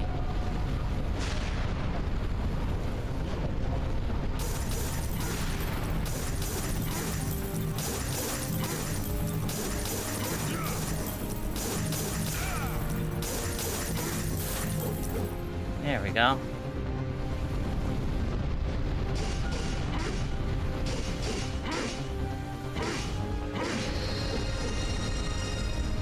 Wait, do I have to destroy this thing? No.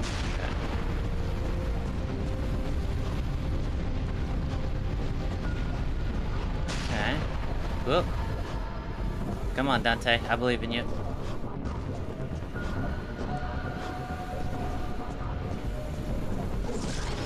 Okay.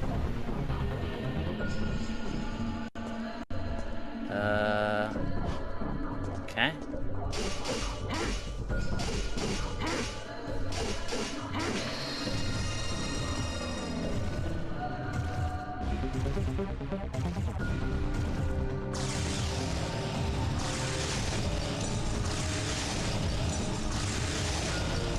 That is super gross.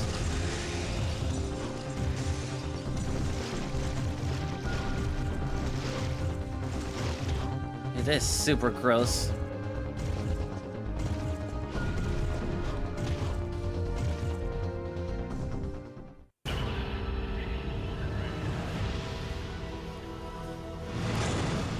Maybe it was a good thing I didn't eat lunch. That heart part really got to me. Holy shit, that was gross.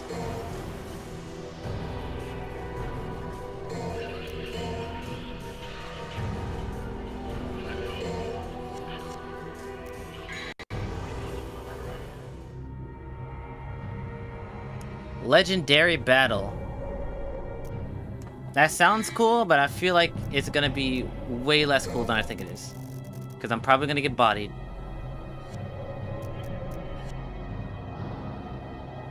Alright, let's see what happens. Legendary battle, huh?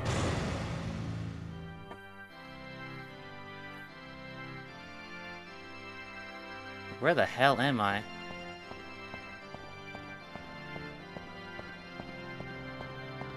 Oh, it's the guy that was talking earlier. Again, I must face a Sparta. Strange fate, isn't it? Strange and ironic that it will end the same way. Irony has favored you this time. Look, there.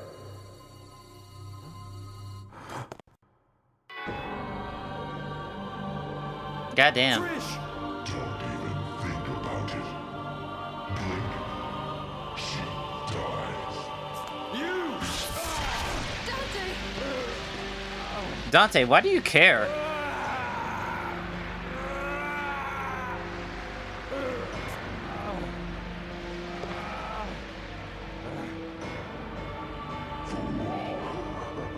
So sad that humans will always be humans. No more. Has the Spartan blood been spoiled over the ages? Now, die! Trish! How the fuck did she... Okay. Alright. Trish! No! Useless scum.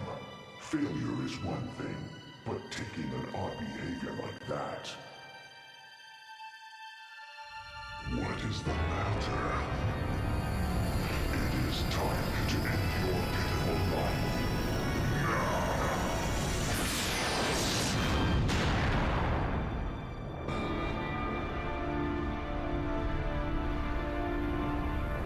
How much longer are you going to keep zapping? Come out and show yourself, Mundus! Dude, how the hell did she break free?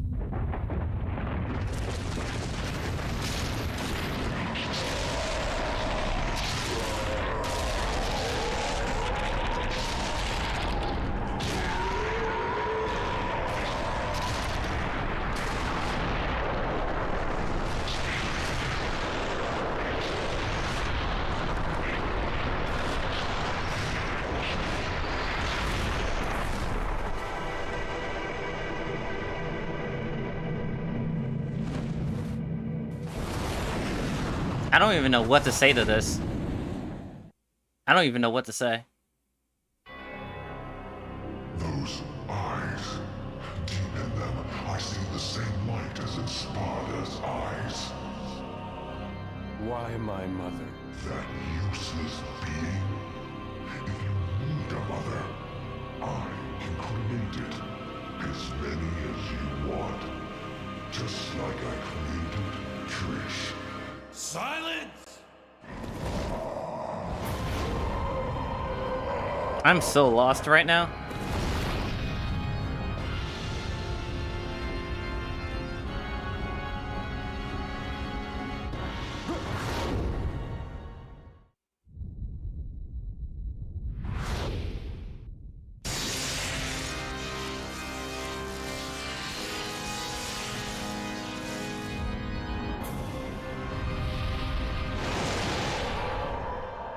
Oh.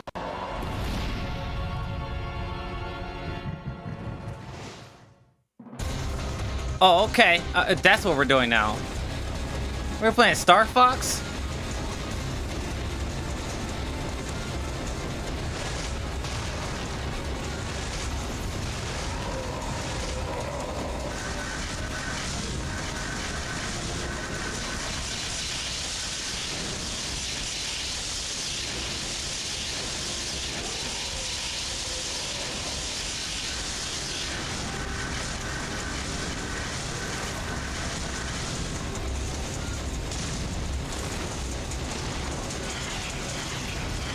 Just keep shooting. It'll work out eventually. I think. Oh god.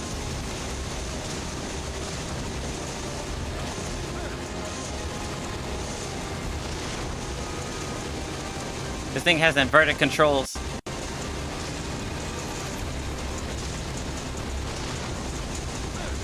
Ow. Ow.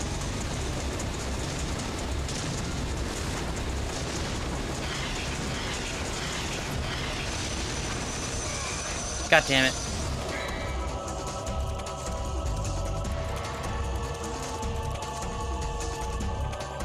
Fuck it, this is how I'm just gonna have to play it.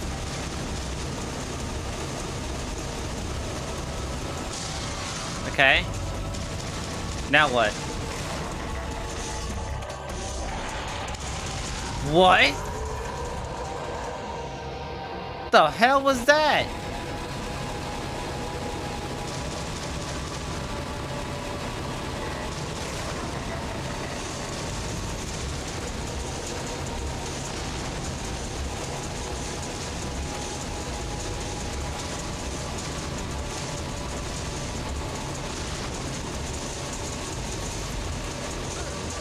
Uh-oh.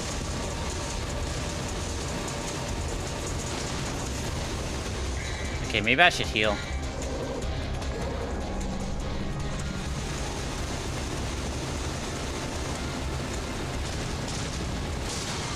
Okay.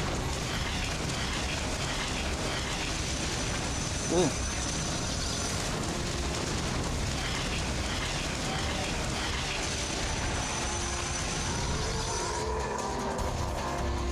Yeah, giant ass dragon at bro.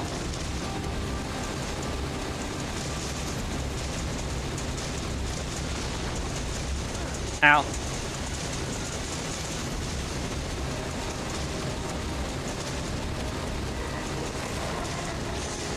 Okay.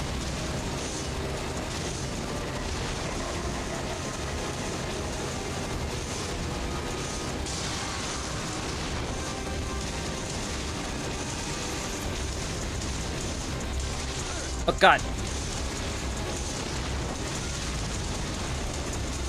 Can I shoot a dragon now? No, I cannot.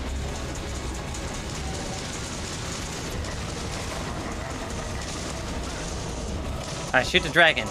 Yeet. Got him.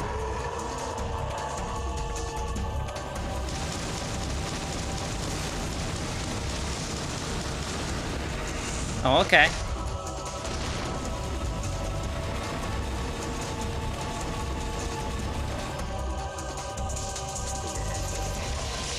Woo!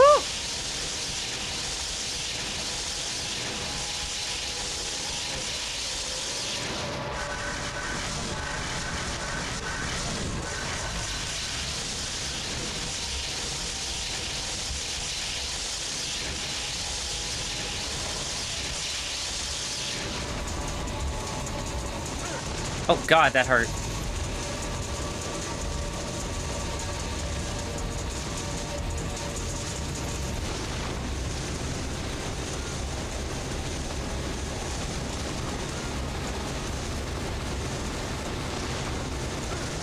Ow. Okay, what if I use this? It doesn't work on him? Okay.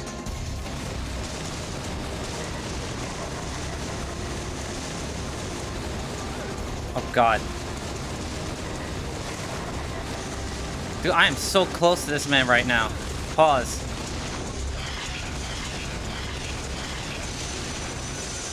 Fuck.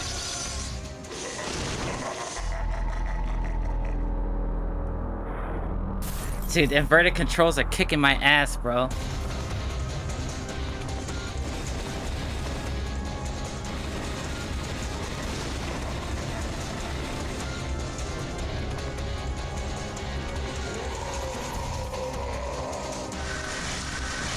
God damn it.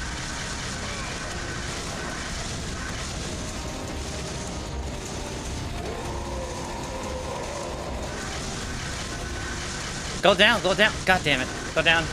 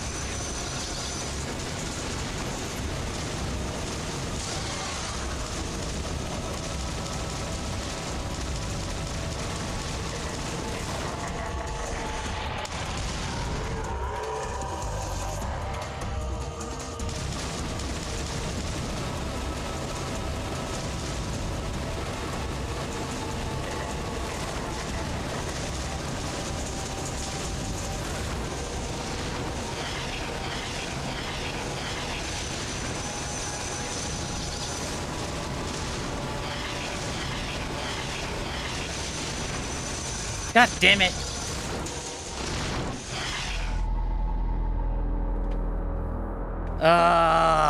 These fucking inverted controls, man.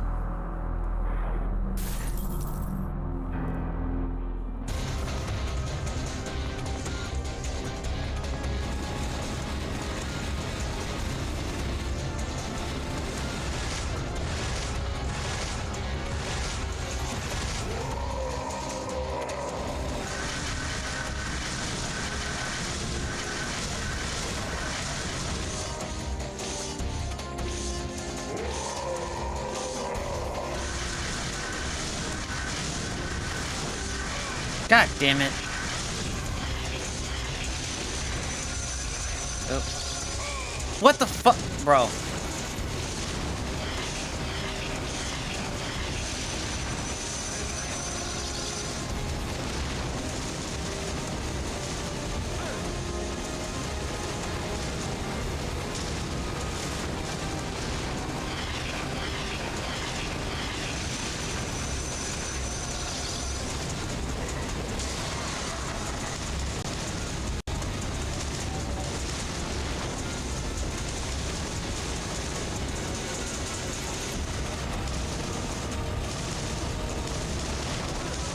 God damn.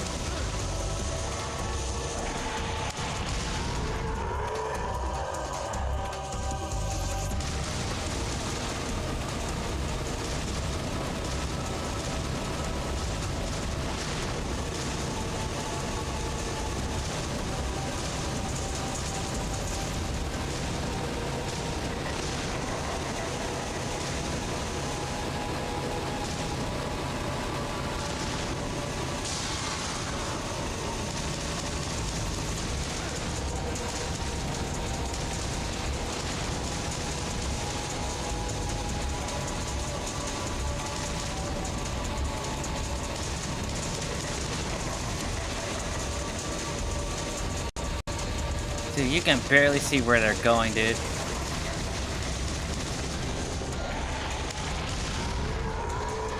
Alright, now's a good time to heal, because he's at half health.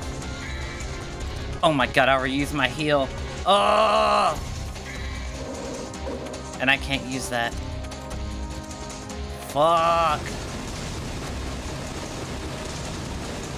It's old school gaming at its finest. None of your items carry over when you die.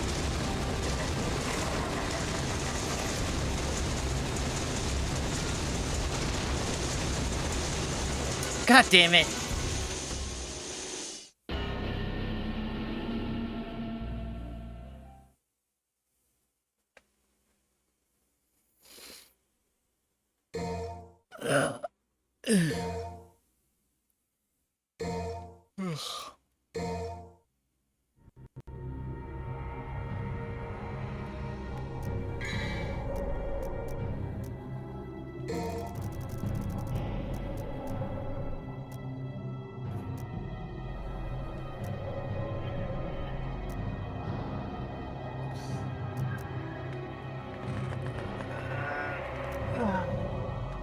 Oh, my back.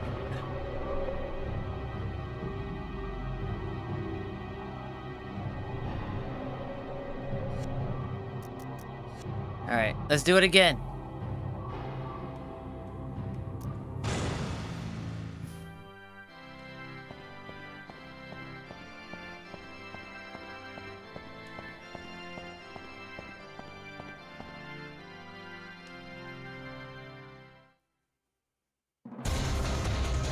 Alright, here we go.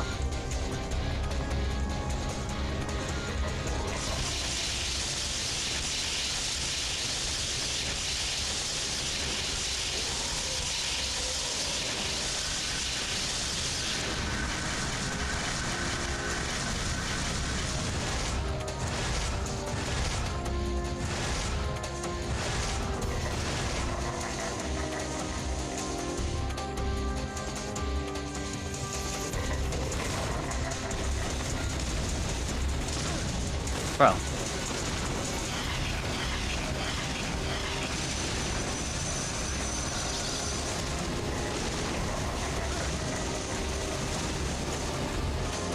Bro, what the fuck?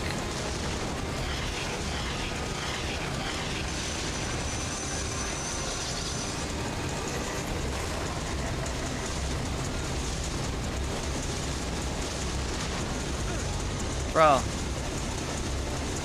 Bro, move down! Move down! Down, Dante, damn!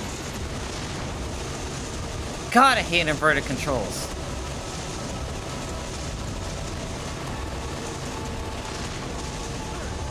Oh my god, dude. I just got to the damn boss, and I don't have any health left.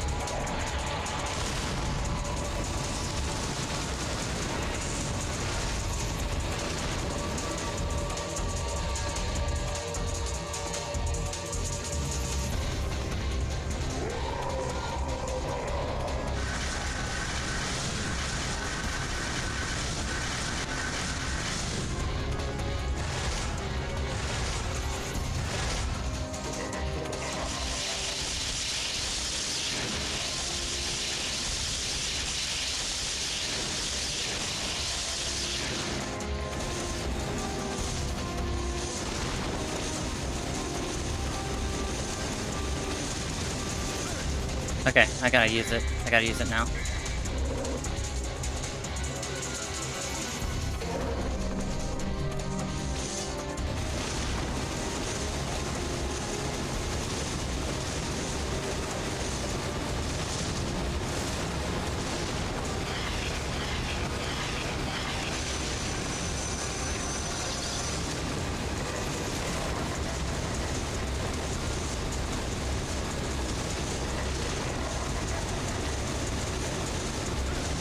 Damn it. Damn it.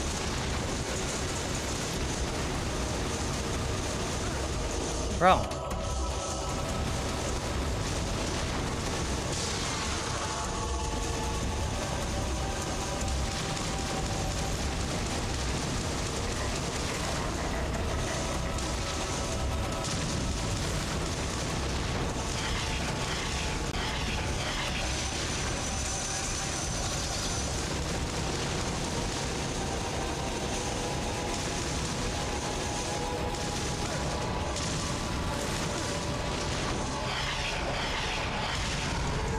Alright, one more dragon. He should be dead.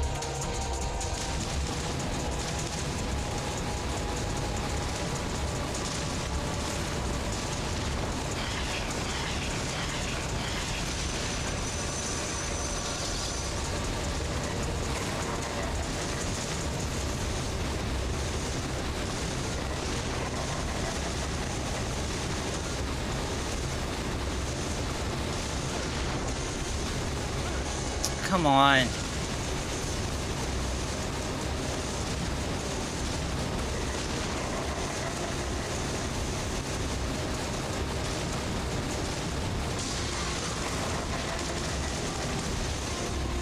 Just need one more.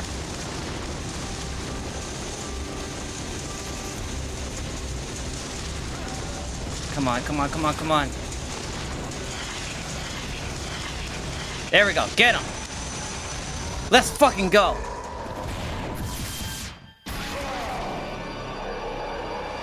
Uh-oh. Oh, that's not good. Oh, that's not good at all. Uh-oh.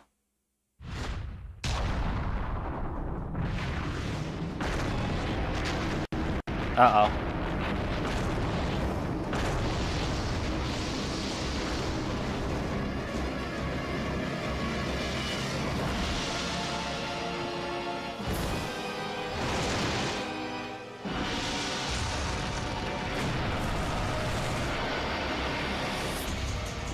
Oh, you gotta be shitting me.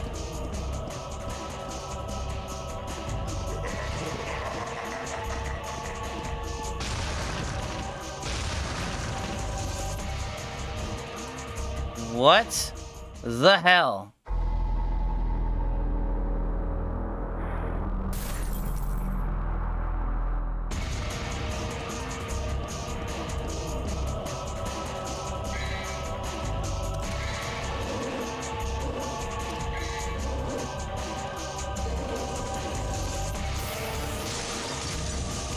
That did nothing.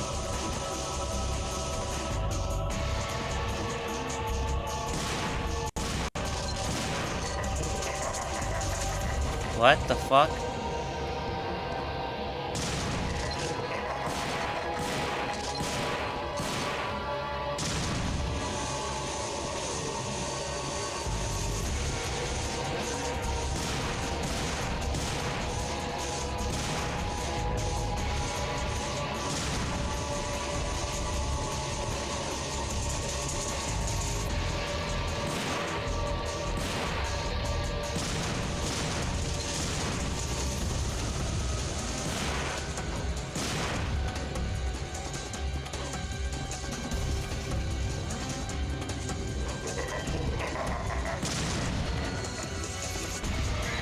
Okay, I think I need to go with the gun.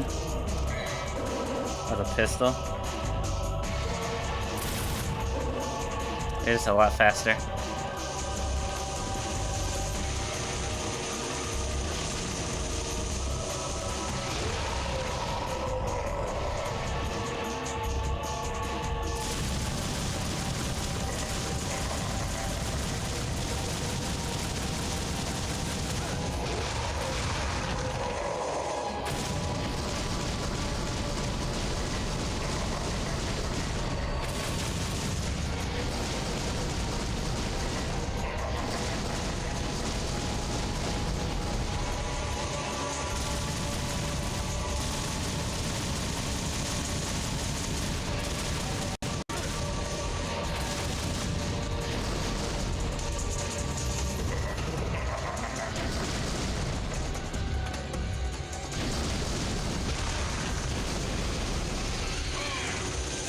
Bro, what?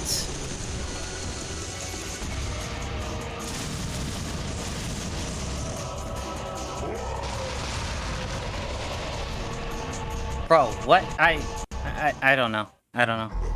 What the fuck? I don't know what to tell you. I don't know.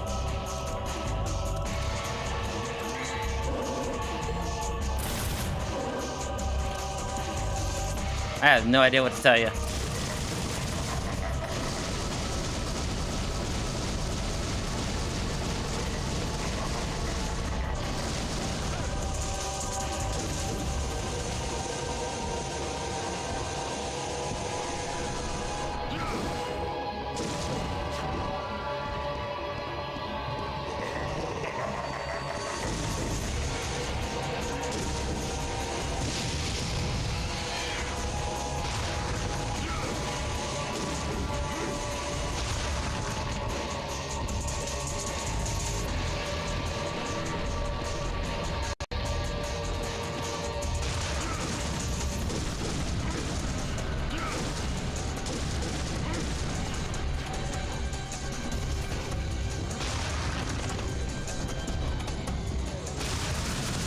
And a dragon?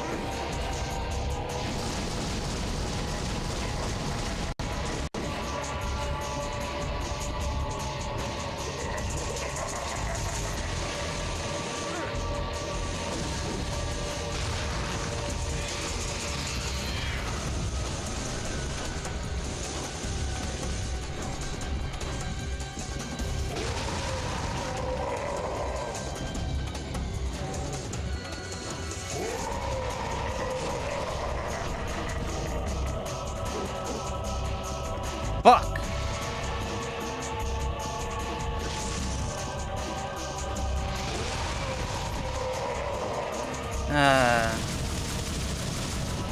That sucks.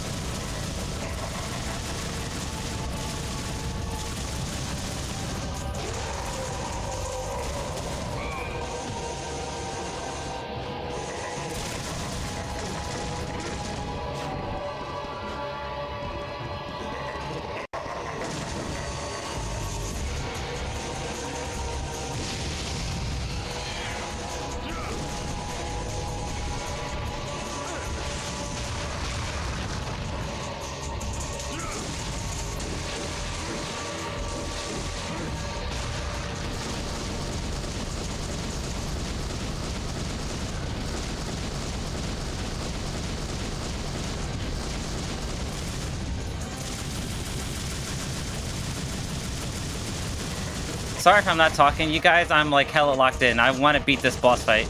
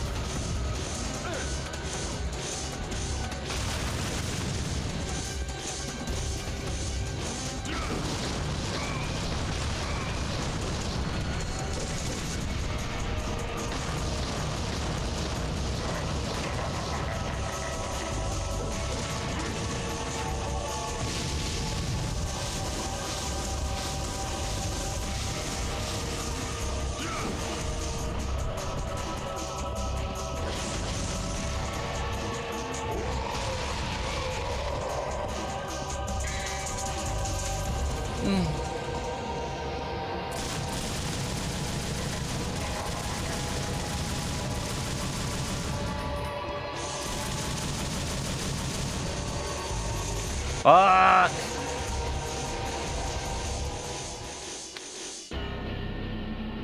Ah!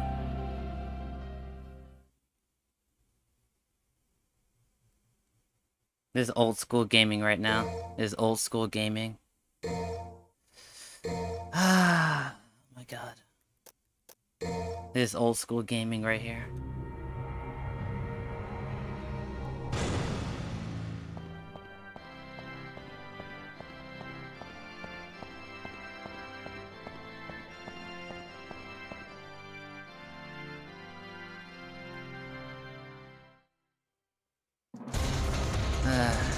Back to the inverted controls.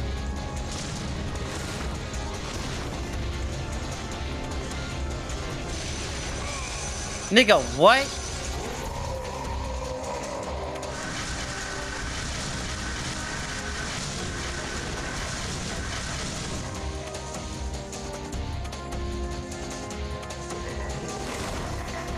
Oh no, what is this shit?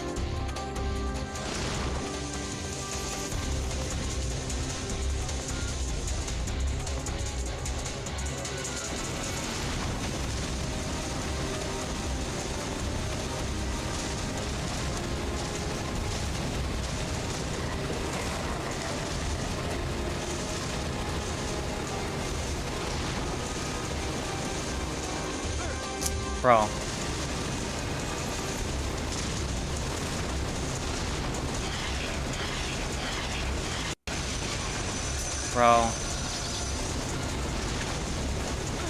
Bro, come on.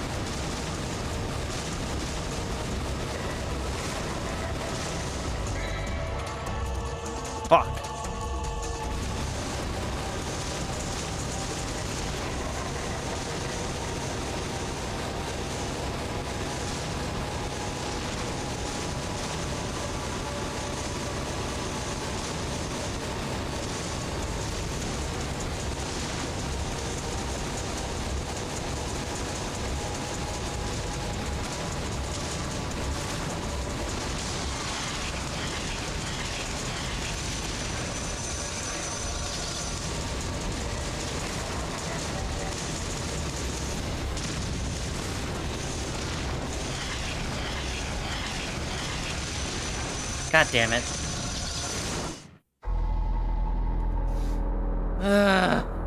Fuck.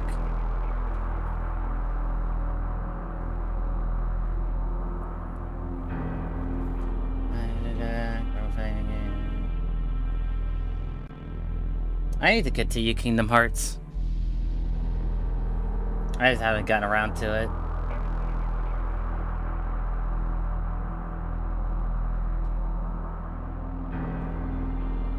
Yeah, this is old school bosses. So like they're like, I don't even think this boss fight is hard. It's just that like I don't like inverted controls. So like it's more difficult to steer with inverted controls.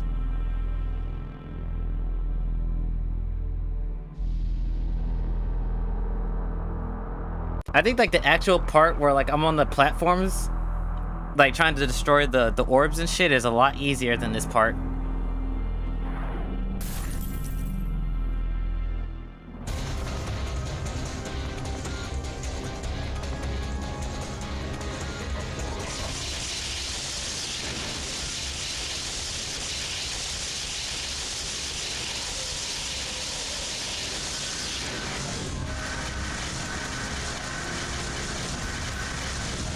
God damn it.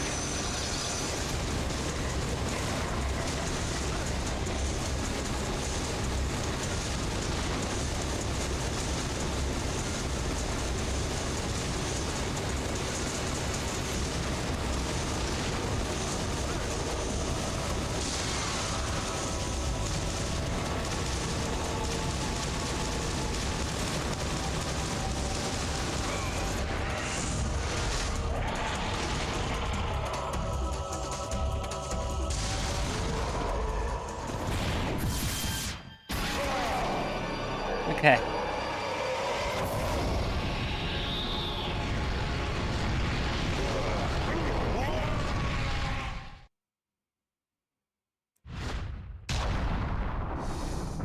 Oh my god, my hands hurt. That's a lot of damage. Flex tape won't fix that. I need a lot more than flex tape to beat this guy. Play games like Cuthead Jazz Survivor and Minecraft. Nice.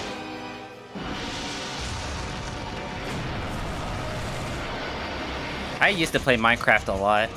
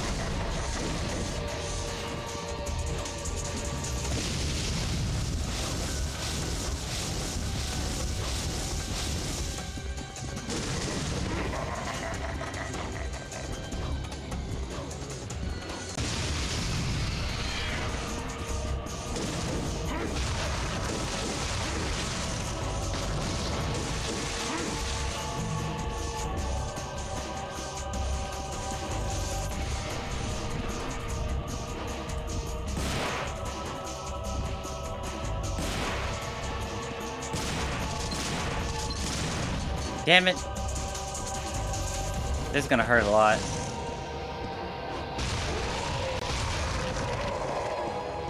That hurt.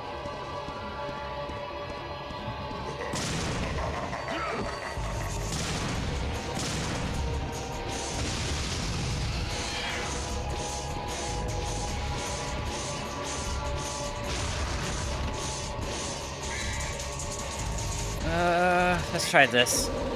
See if this is any better.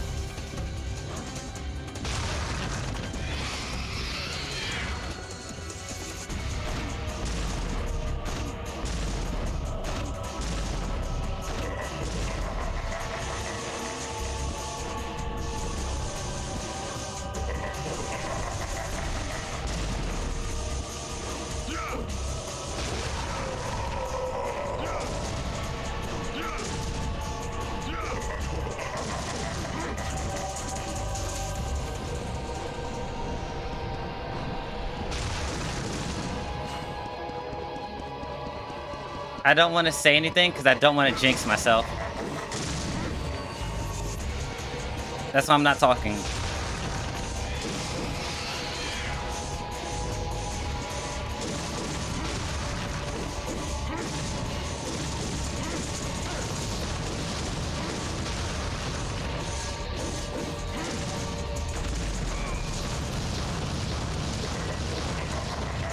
I fucking... Oh my god.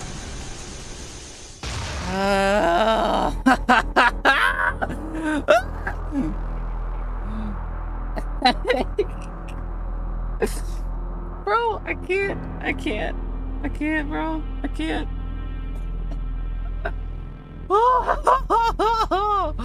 There's no fucking way. There's no fucking way. Oh.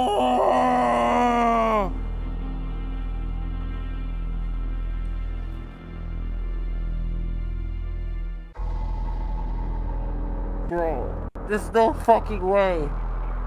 There's no fucking way.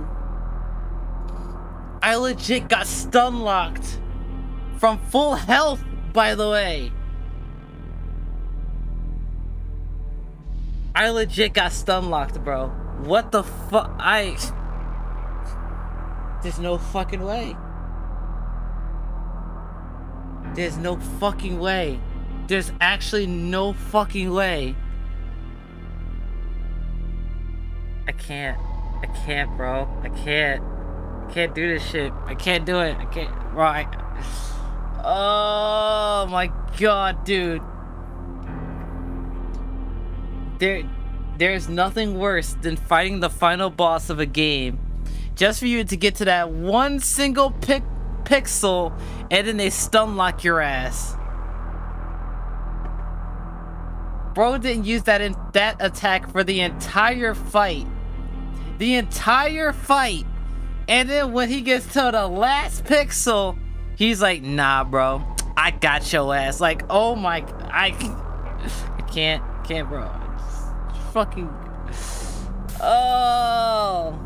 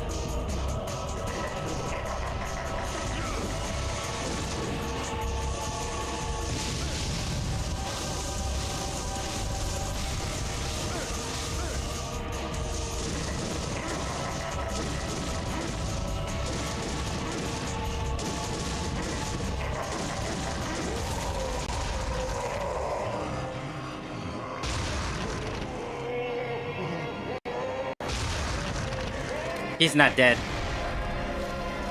He's not dead. He's gonna come back for a third phase. Wait, what? Did I win?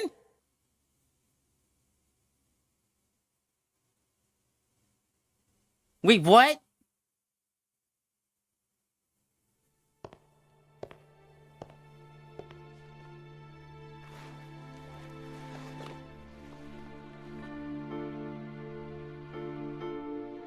That's wild, bro. Oh my god. My mother risked her life for me. And now you, too.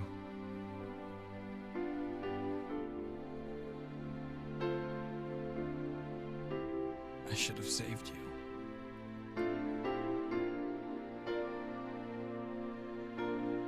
I should have been the one to fill your dark soul with light!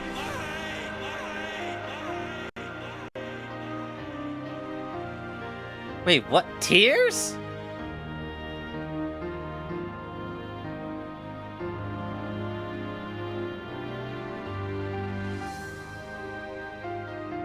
I'm gonna be so for real. I don't care about Trish.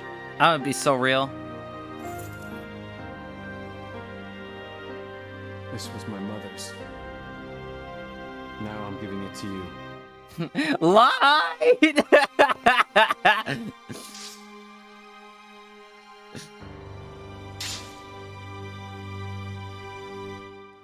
My father's also here now. Rest in peace.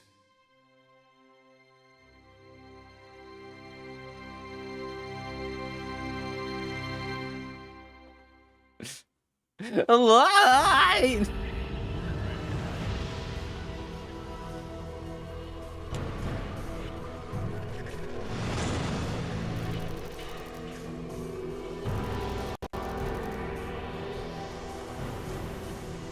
Oh my god, there's another mission. Oh no. Oh no, bro. Oh no, brother. Come on.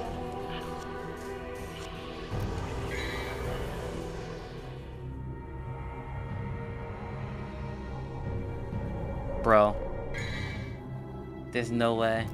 There's no fucking way.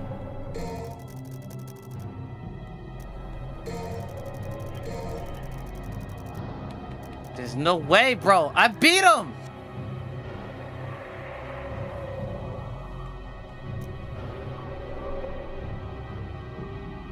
Oh my god, bro.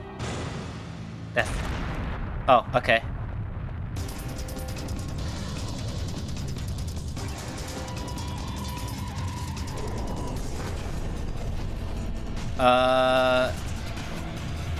Okay.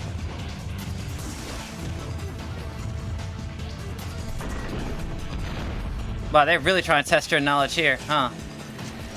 Bro, come on.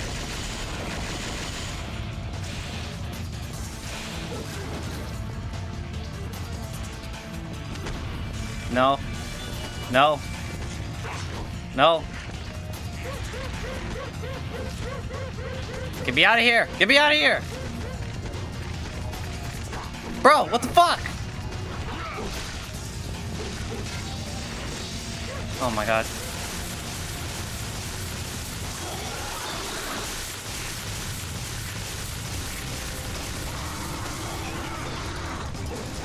Dude, get me the fuck out of here, bro.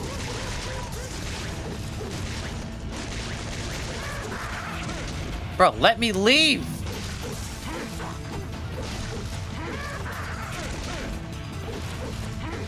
Dante, please, just aim for him, please.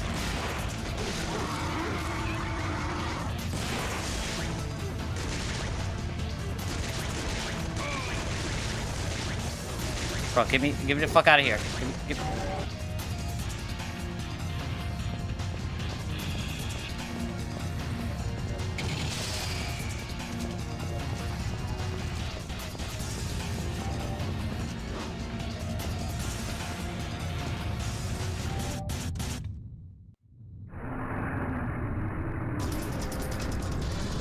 I still have to keep going?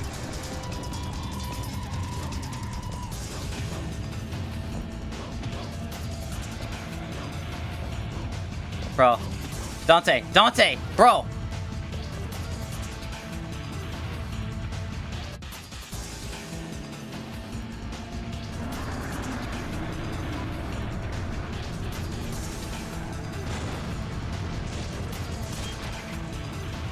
Alright, how do I leave? Oh my god.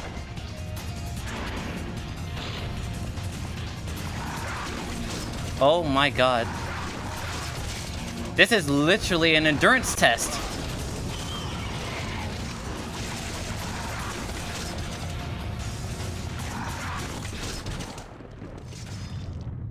Are you... Bro!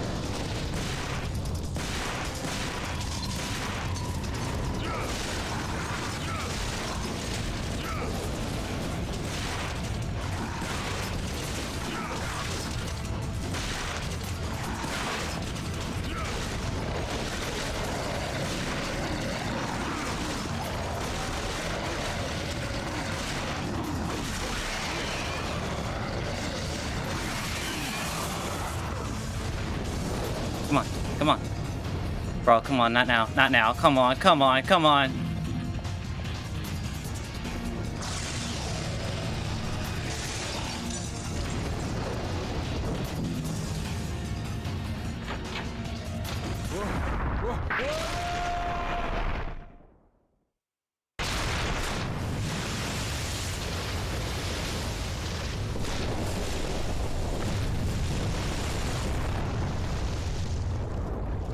Oh, nah.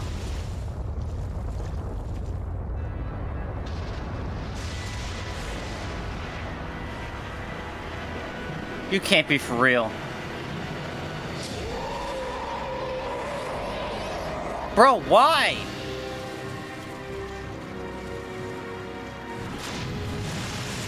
The gate has been opened. Dante, you are not getting away. This is where you will die. I'm not going anywhere. Besides, there's no place to go. Look around. This will be your burial ground as well. Wow. Okay.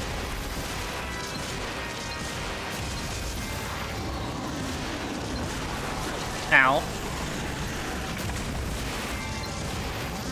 I'm not doing any damage. What the fuck?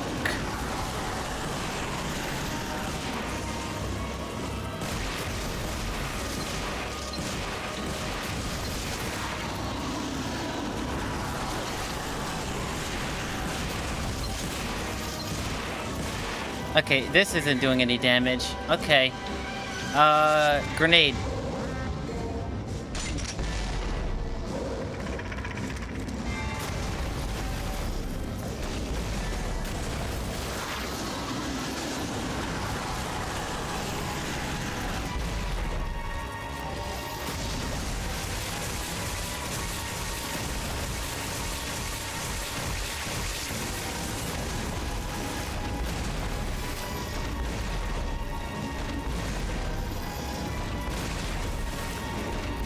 Dude, get your dick away from me.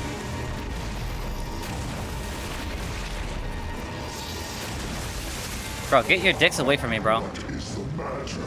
Here your powers are weak, human.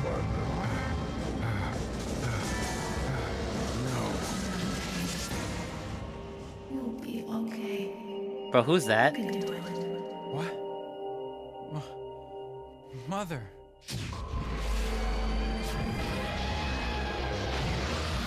What? Dante, use my power.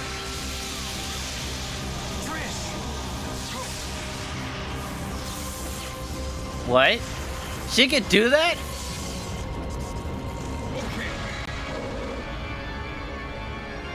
Feed your power and Trish's powers into your guns. Then use Devil Trigger to blast the big shot into Mundus. Okay.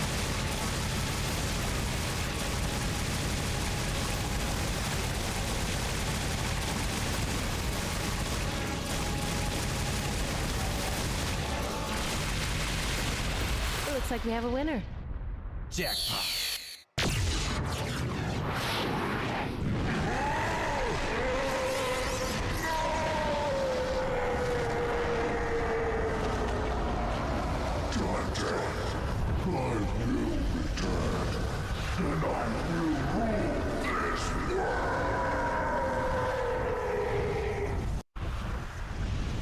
Goodbye. And when you do come back, give my regards to my son, will ya? He has a son?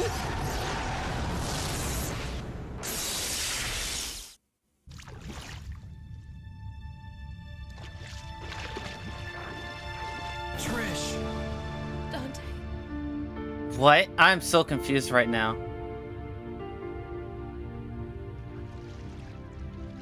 Dante.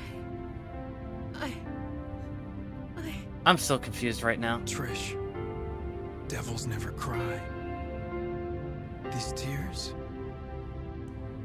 are a gift only humans have. Oh, it's a joke. Okay, I was like, when did Dante have a son? We're too late.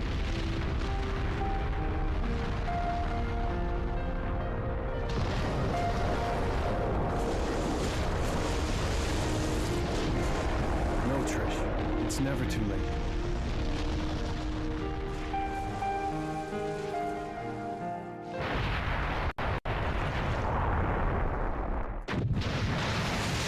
What? And we humans never give up. Are you ready? Yes. What?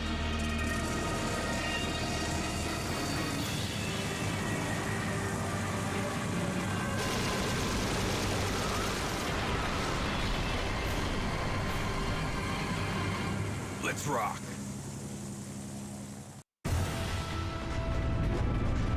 What?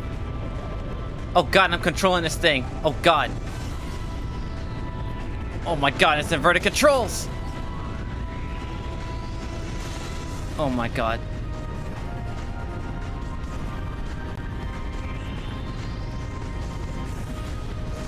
How did I get hit by that? Okay. Jesus Christ. Oh my god, Jesus Christ. Dude, this is so trippy.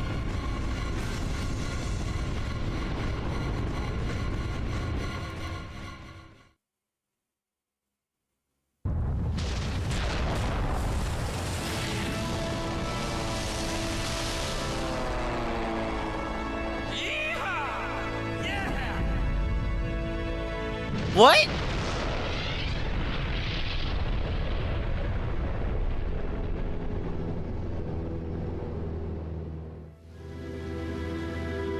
The sky. It's so clear. So blue. The sky is fair. It'll always be above everyone's head, no different. Like the sky. What? I feel like my heart is becoming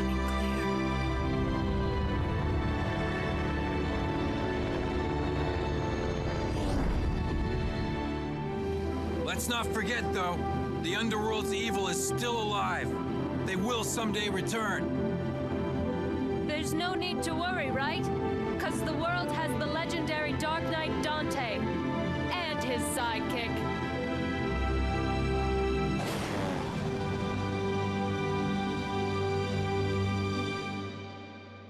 What? Devil never cry. Yes.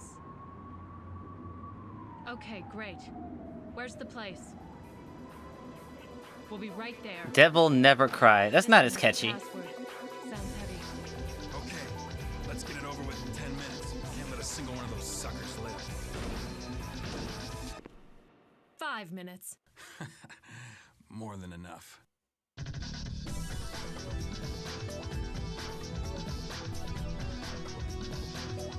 What?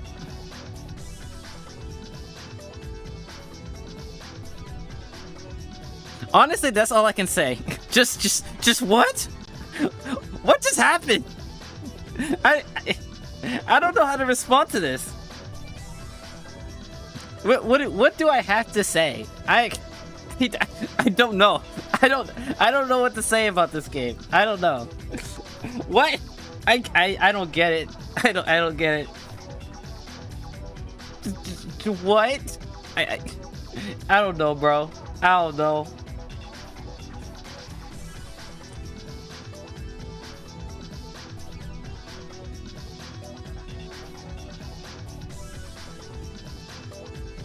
It is over. It is finally over.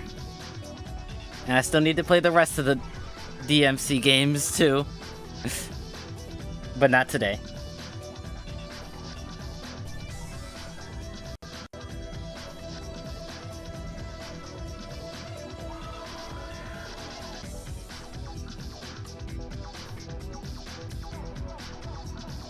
Okay, well, anyway, beyond me being genuinely confused on everything that has happened, if I had to give a rating for this game, I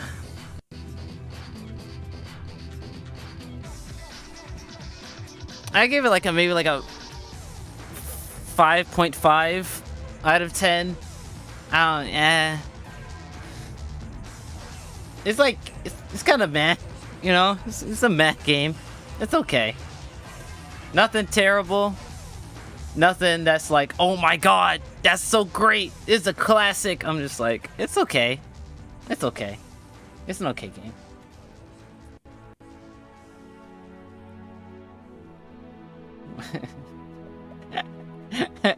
That Dante voice line at the end of the boss fight. Line!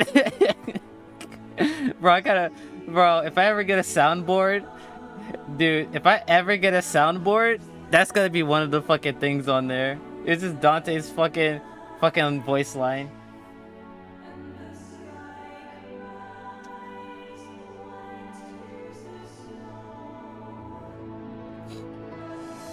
I actually think about getting a soundboard. I was thinking about it. I think it'd be funny.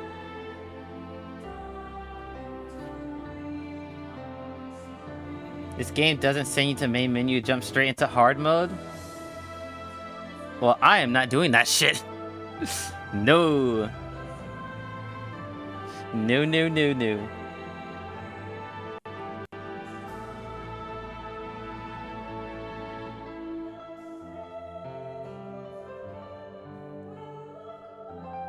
I feel like Eldo's gonna get a lot of entertainment out of me playing those boss fights. I think he's gonna love them. I did this for him, but he's busy today, so he couldn't be in chat to watch me live. But you know what? We do have the VODs.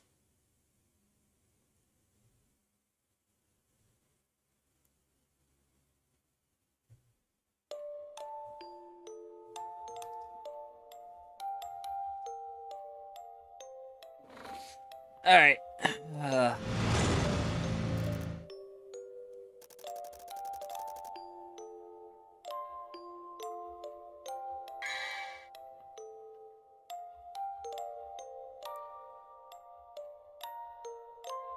I don't know what this means.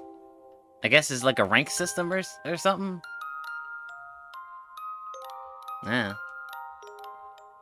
Yeah, no, fuck that. I ain't playing on damn hard mode. You got me fucked up! Yeah, no. Devil May Cry.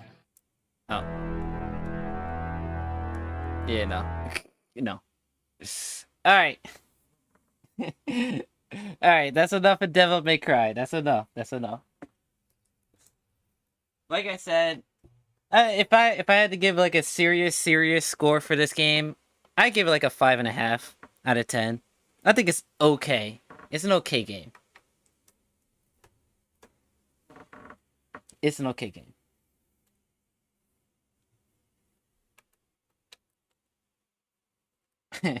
Get out of the light! Okay. Alright, I'm gonna take another break. Go to the bathroom. Drink some water. Yada yada. And then when we come back, I'm gonna be playing some Cuphead. So hopefully I'll be able to beat World 2. So that should be fun. Alright. I'm gonna put on some Sparking Zero gameplay. I am using the footage from Biscuit B23. So I'm gonna put this video in chat. So please go to this guy's channel like, subscribe, all that stuff, because we do want to support the people that we're using content from. So yeah, oop. Uh-oh. What happened? There we go. Alright. I will be right back. And yeah. Honestly, I can't even sleep at night, plagued by the knowledge that you're alive.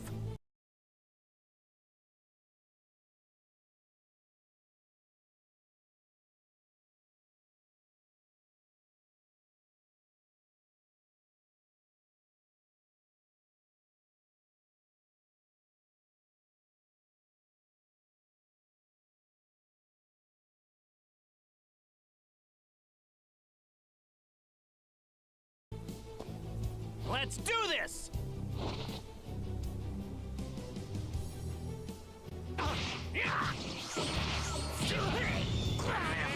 Would you mind piping down? Die! Ha!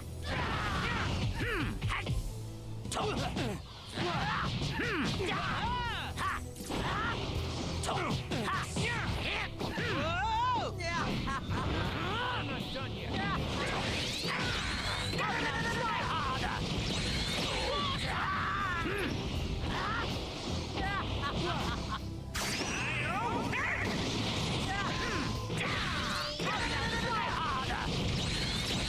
This is far too entertaining. Share your energy with me! You've fallen for it. Would you mind piping down? You've fallen for it.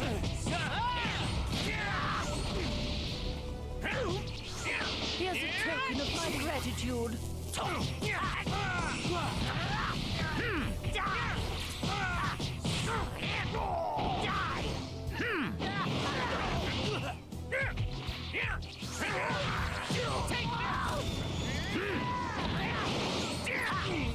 Take it!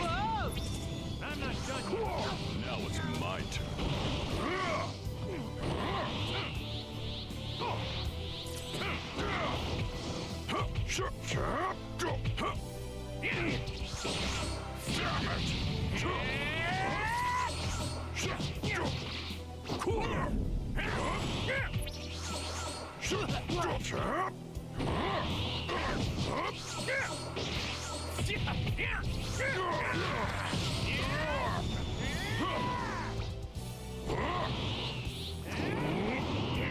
Don't get carried away! Sorry to make you wait. Hope you're at peace. Special beam cannon!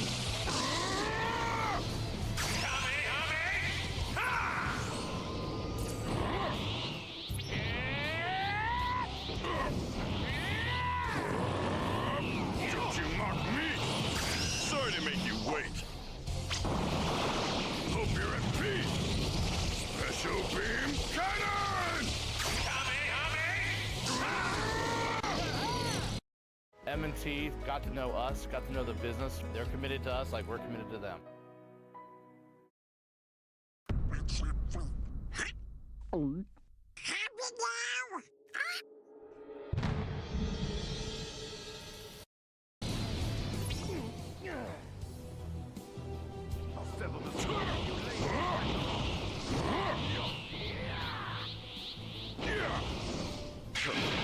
Take your beating. Come here. Take your beating. You forget, I have excellent hearing.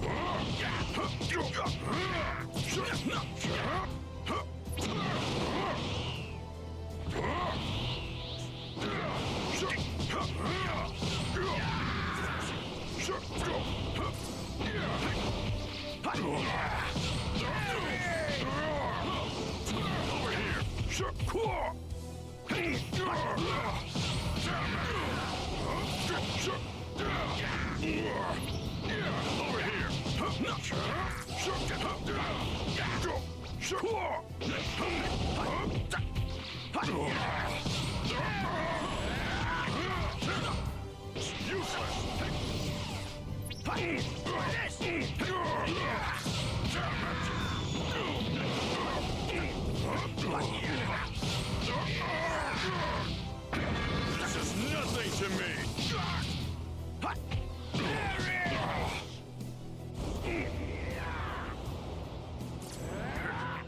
You're gonna pay for this! The Saiyans are a true warrior race! Take this! This should provide some amusement. Looks like it's my turn. Now brace yourself! Behold my newfound evolution!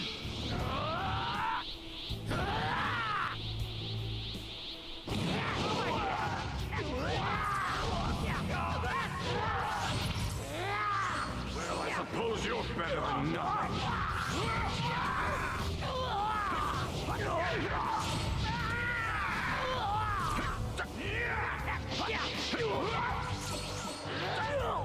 A deadly mistake. Over here! Over here! What a shame. Now I'll no longer be able to see your helpless little face.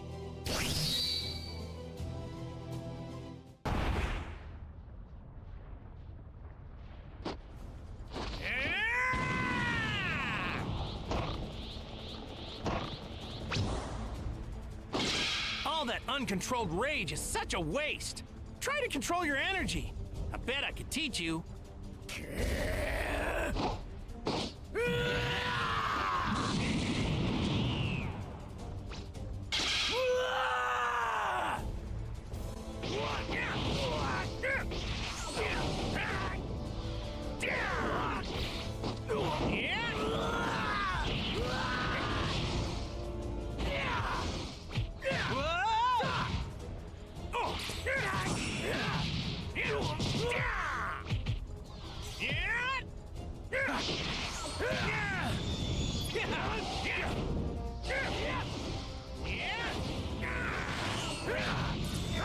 I'm not done yet.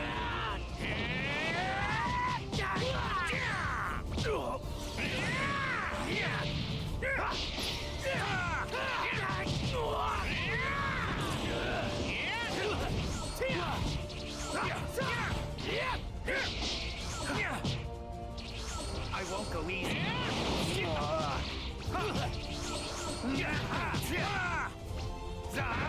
You okay? I can barely feel a thing. I've been keeping this one a secret.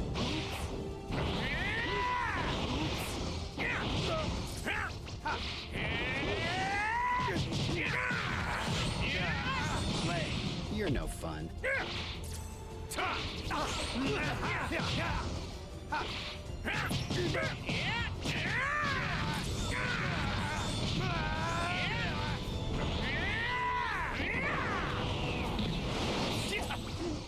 Let's go!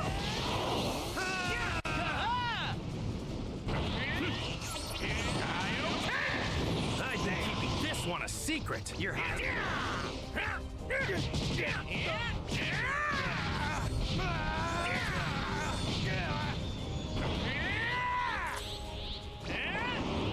Here we go! Break through the limit!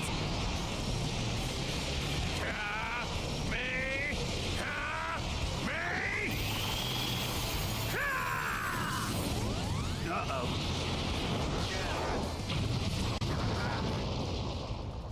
It's faint, but I can sense their presence. Let's just you watch. I'll show you who's number one. Die!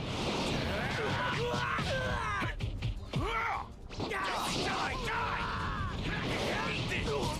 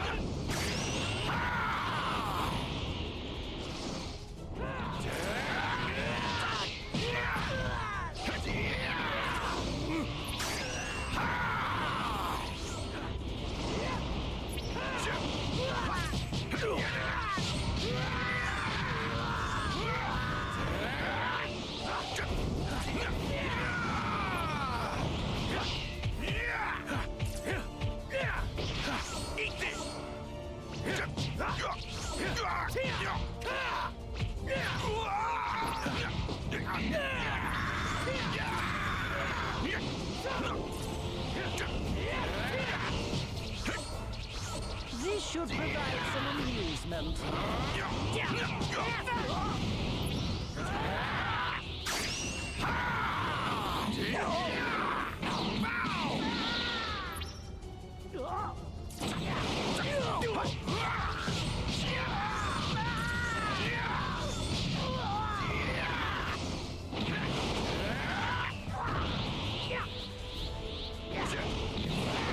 You're in my way. Pay attention!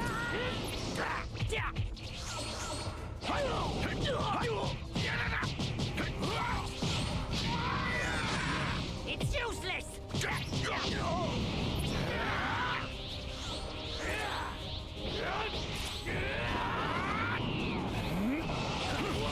You too possess a god's power. Prominence Flash!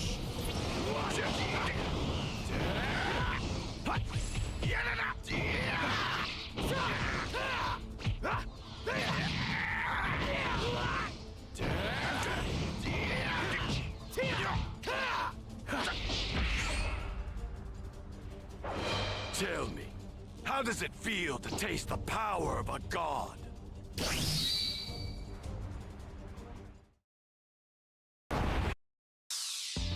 In technology, it's really about making the right big bets. And, you know, it takes really many years before you actually see whether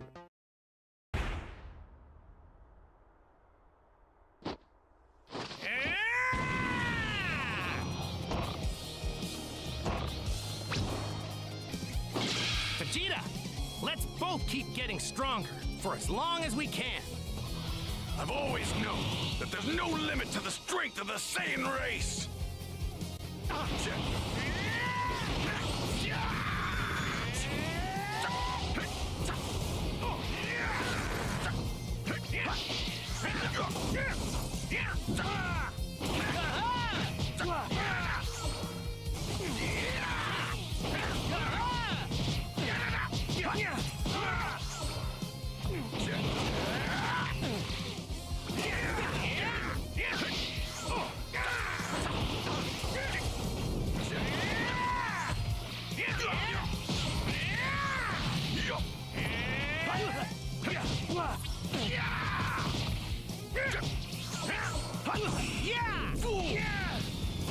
I'm not done yet.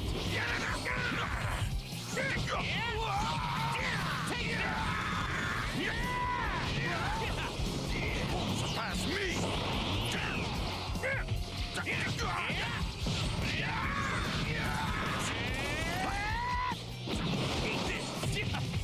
Got you!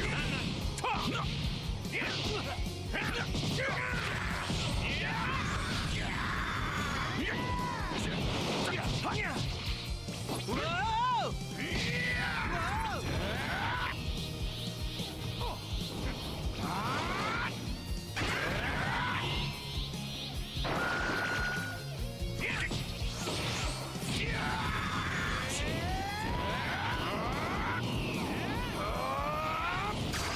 Not just going to roll over! Final Flash!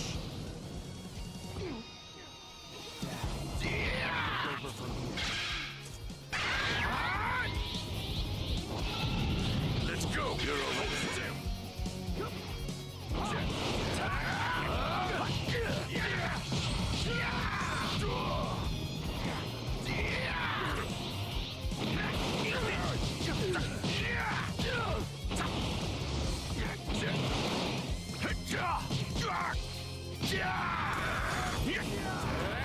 End of the line. Eat this! I'll give you a fight. Oh, Father, please allow me to show you how strong I've got. So that's where you are.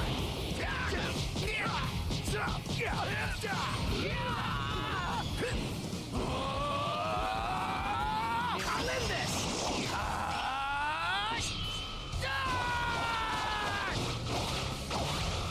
Take this!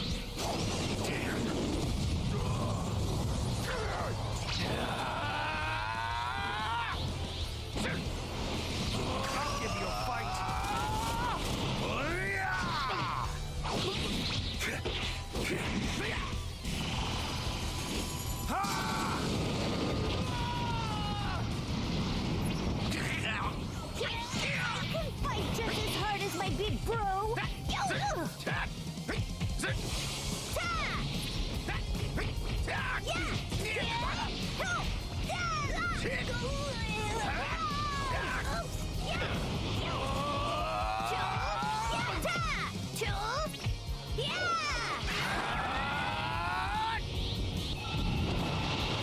I'm filled with determination.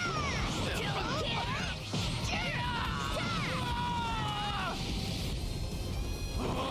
it comes! May my strength be a shield.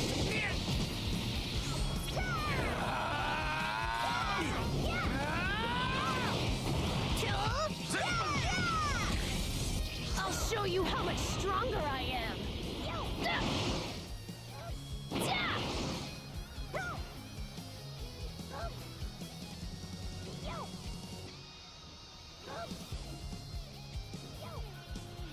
There you are!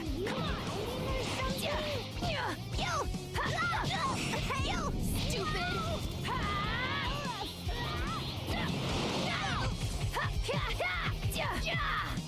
Lay low!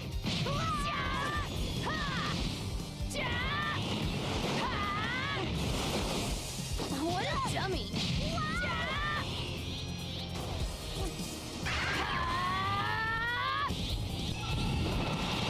I'm not gonna go easy.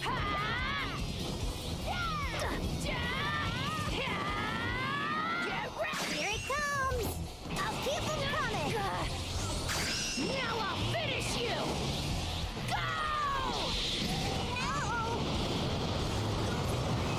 Hooray!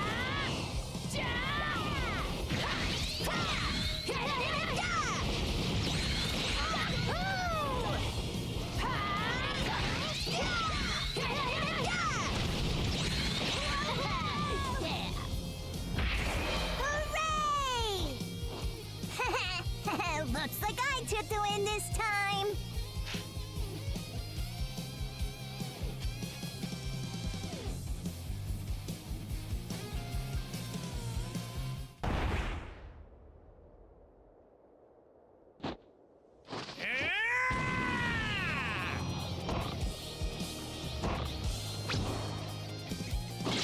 All that uncontrolled rage is such a waste.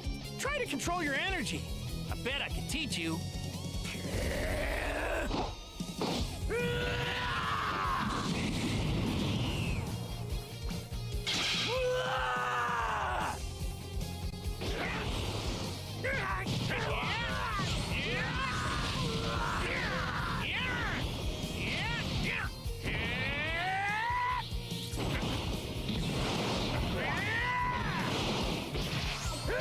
I'm not done yet.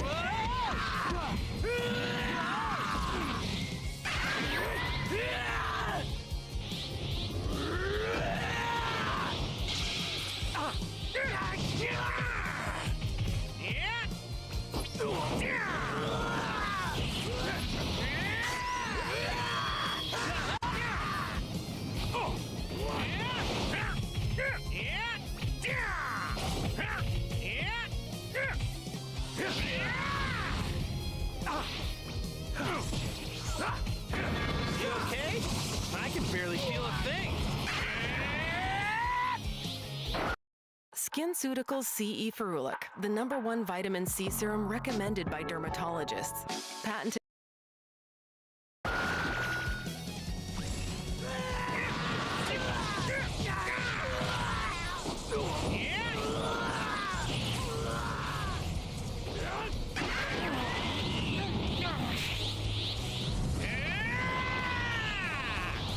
Do you want to see?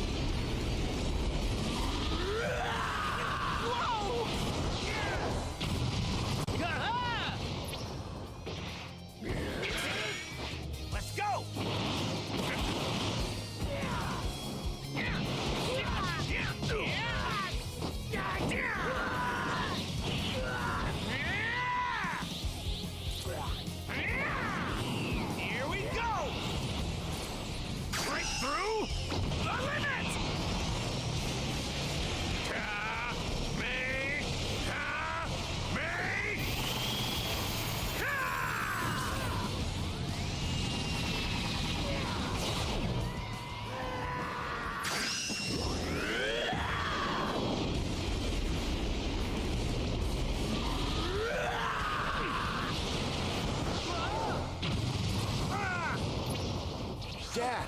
I'll take over from here. There you are.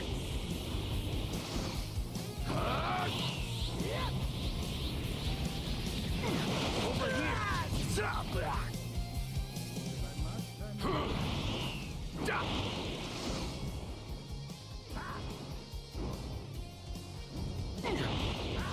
There you are. Over here.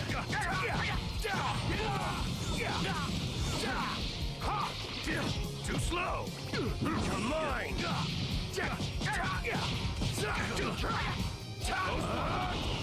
Too slow. Shoot. Over here. Coming at you full force. How irritating.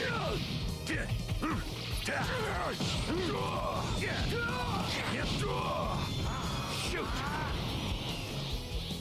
This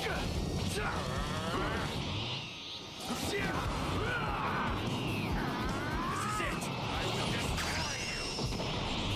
Take this. Gohan! Coming. Whoa.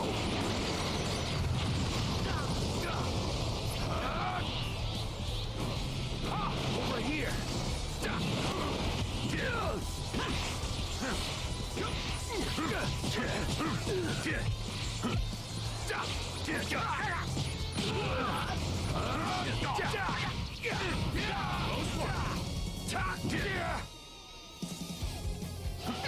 I'll destroy you.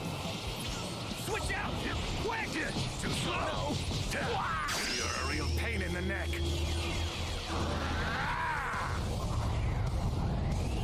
This is the end for you. Here's a little extra.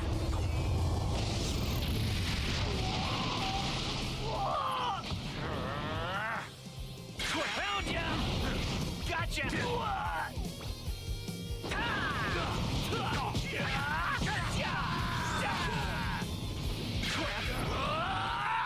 Found ya!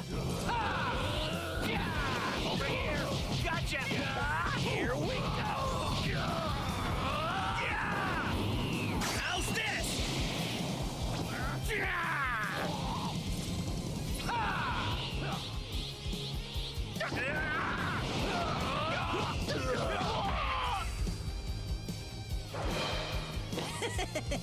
No problem.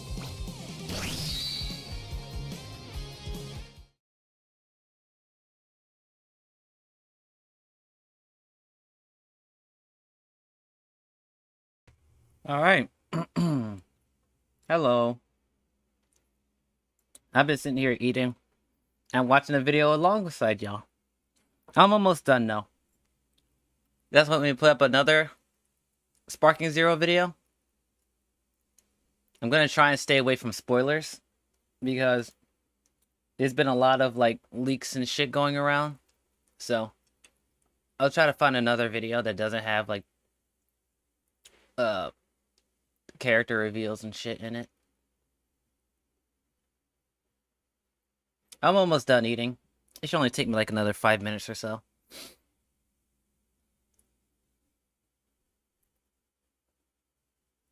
Hello, I'm back.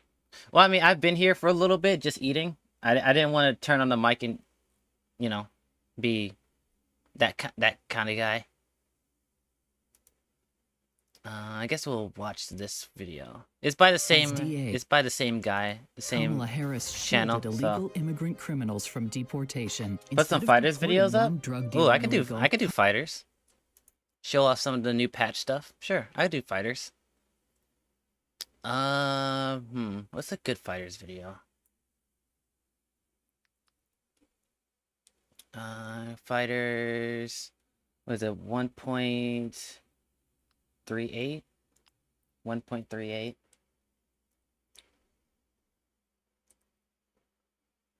Lab Coat 21? I can look up some Lab Coat 21 stuff. The line! Lab Coat 21. Let's see.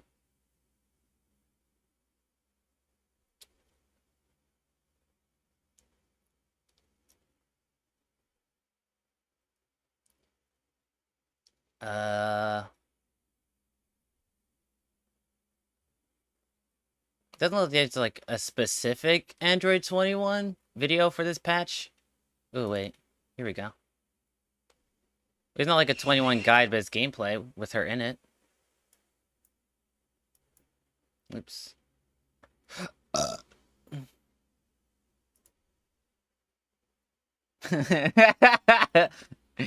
The light!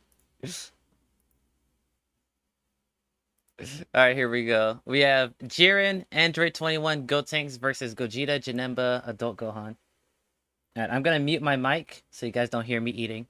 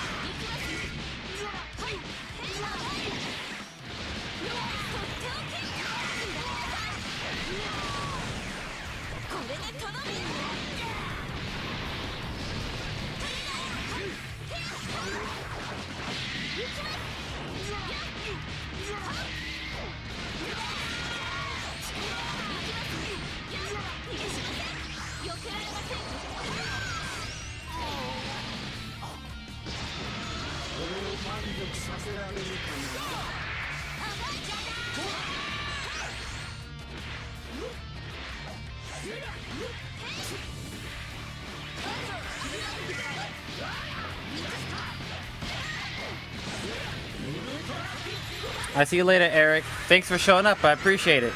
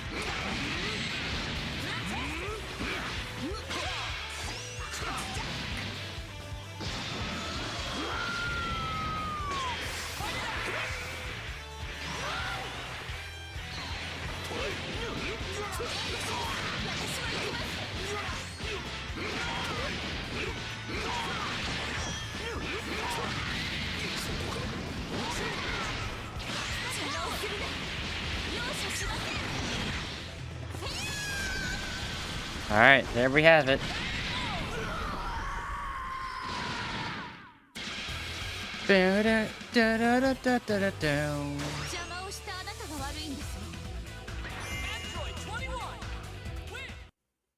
Alright. Alright, I'm gonna put this video in the chat, so be sure to like, subscribe to this guy for the content. We gotta support the people that we use gameplay and videos for. Alright.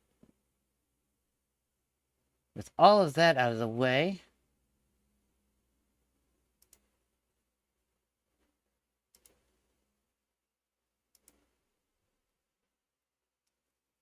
alright, with all of that out of the way, let's play some fucking Cuphead. It is 8 o'clock, so I probably only have like an hour to stream left. So I don't think I'll be able to get through World 2. But we will try. We will try. Well, Cuphead and his pal Bugman, they like to roll the dice. By chance they came on a devil's game, and gosh, they paid the price. Paid the price. And now they're fighting for their lives on a mission fraught with dread. And if they proceed, but don't succeed. Alright, we played Cuphead last time, so this time we're gonna play Mugman. Your girl Labcoat 21 wins? Boy, you don't play no damn Labcoat. No, I'm just kidding.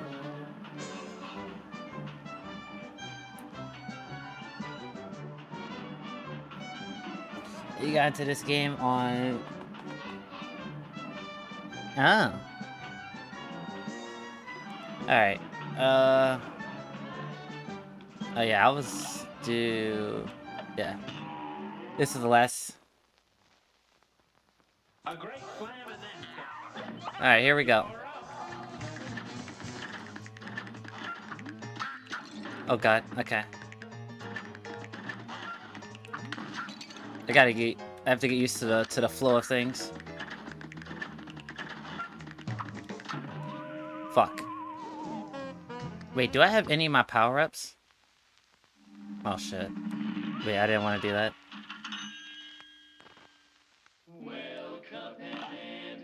I think I've been staring at the screen for too long. I'm starting to get a headache.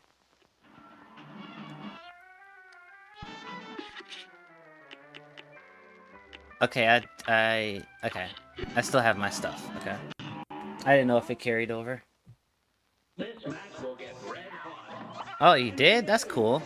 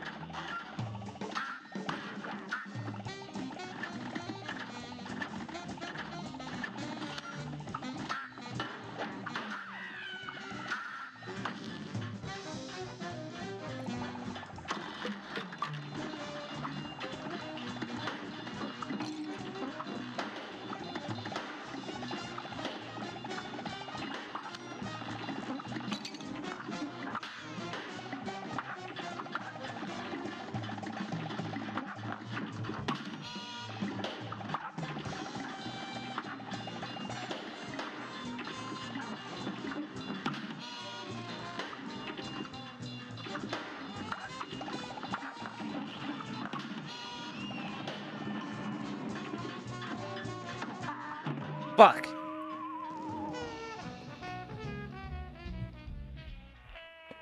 Fill your soul with light! Bro, noob, you fucking missed it, bro. You fucking missed it, bro. We was over here dying, bro. Well, I was more confused than anything. I just kept saying what over and over because I was so confused on what the fuck was happening. Definitely not the best of the DMC. They get better as you move on. Yeah, that's what Eldo told me. They get better at, like, as you play the games. Except for 2. Apparently 2 is, like, garbage, so... I'm managing my expectations for 2.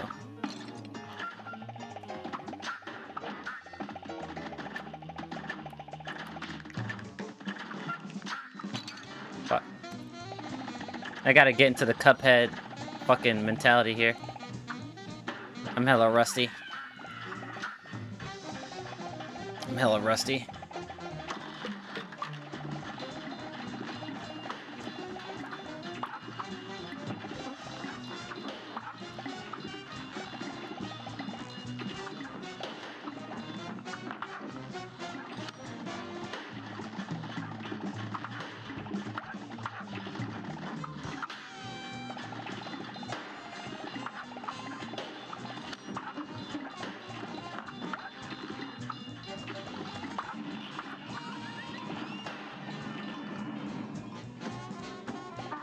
Damn! Dude, every time. Every time. It's on!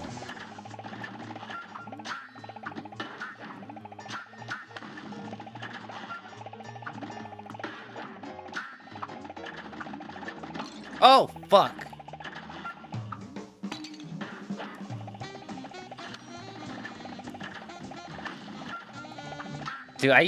Dude, last time I was streaming, bro, I got through the first 2 phases without getting hit, bro. What happened? Bro, what happened? You won't lie, you passed out during stream? I don't blame you. I've been streaming for a long time.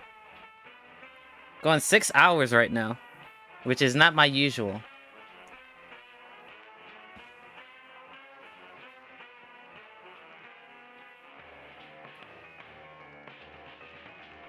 He was exhausted in the hospital. Yeah, that's fair. A great slam and then stop. Now go.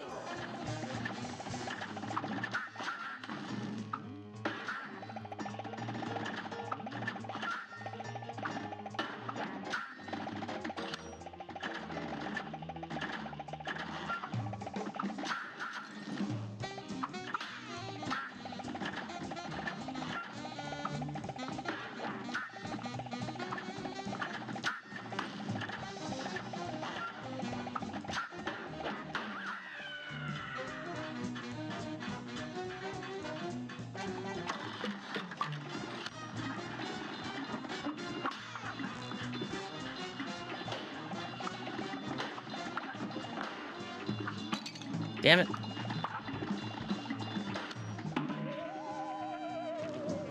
Damn it. Here's a real high-class bout. It's on.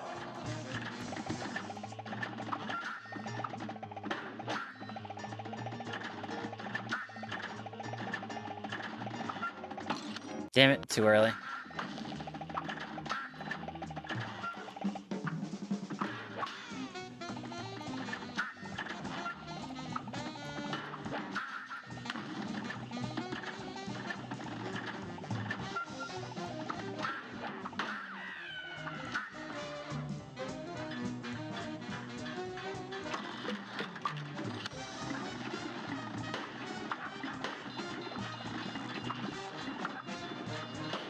Fuck, I didn't see that.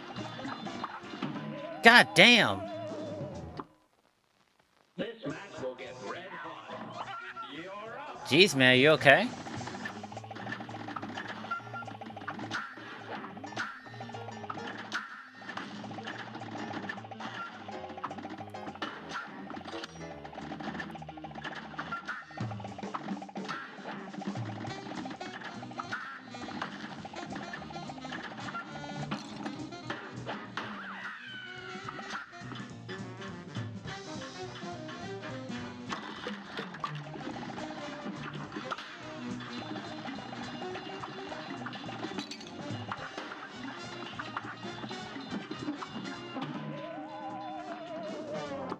damn. Here's a real high-class bout. Now go. Bro, I used to do the first 2 phases without getting hit. What's going on?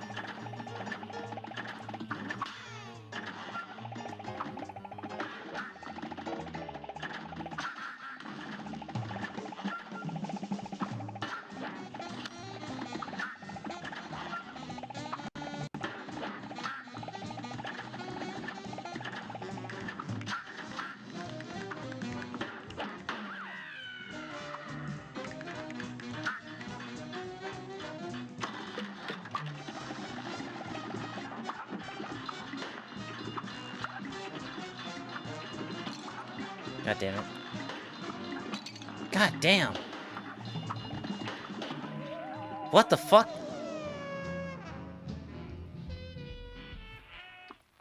Do you have any coins? I only have 2.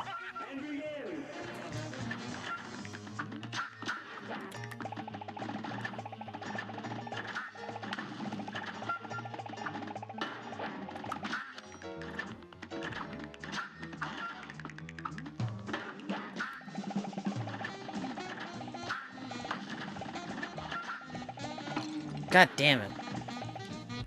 Bro, I swear to God I was able to do the first two phases without getting hit. I swear to God I could.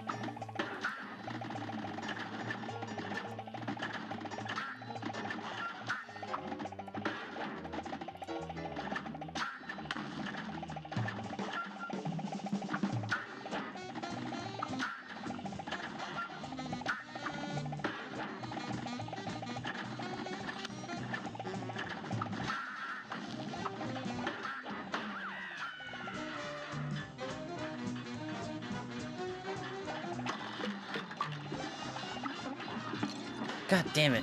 I lost the sight of my character.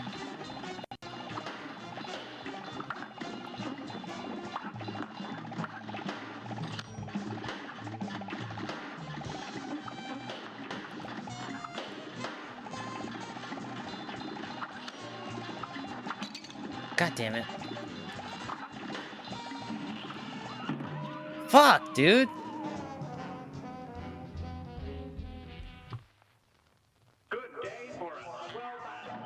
You had your PS5 in the hospital? What?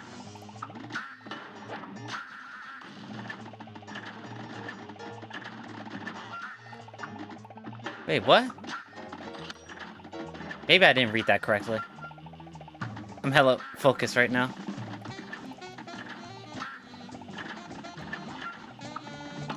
Fucking damn it, bro.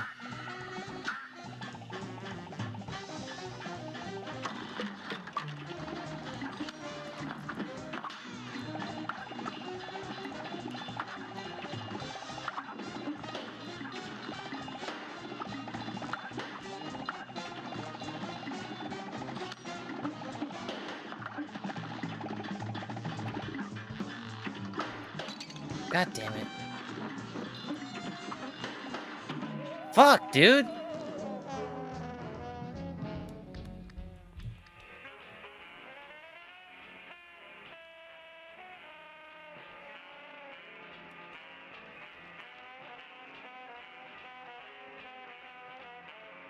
Oh my god, I have a dash attack. Oh my god, I have a fucking dash. I forgot I have a dash attack.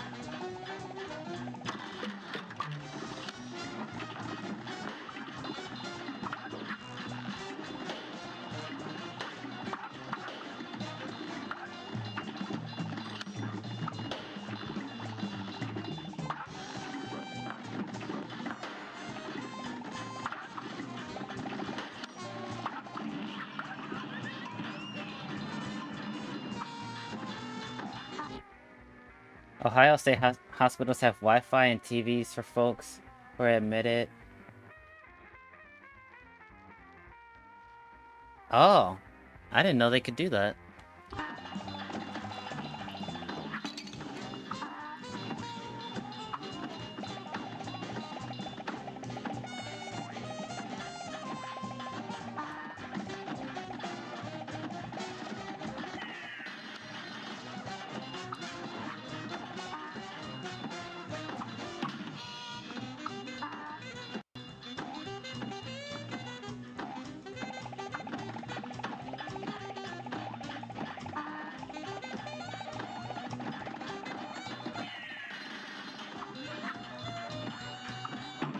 Fucking damn!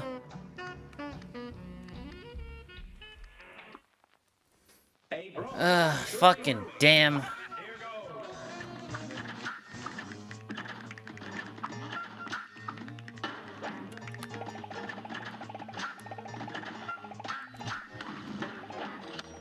Going straight from DMC 1 to Cuphead might have not been the best idea.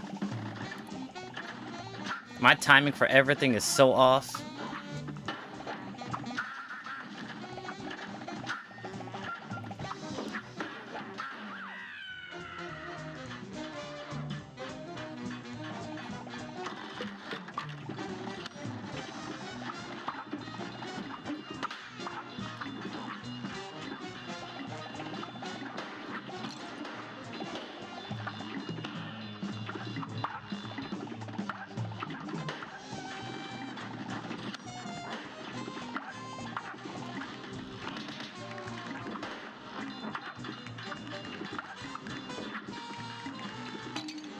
God damn it.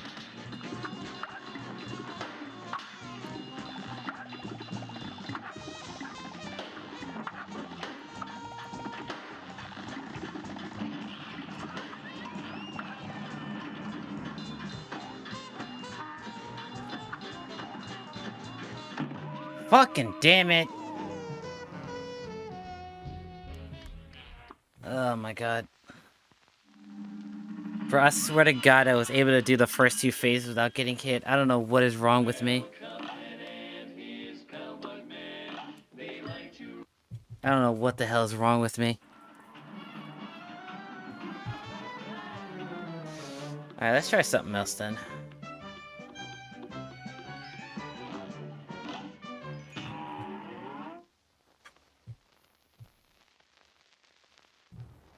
A great slam and then some.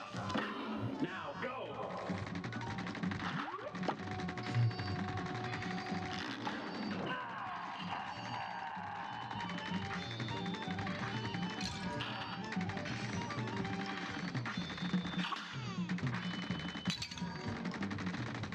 Alright.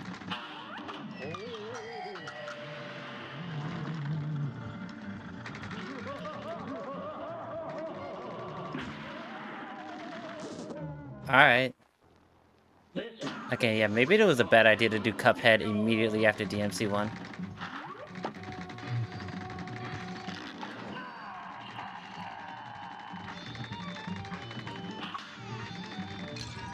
God damn it, bro.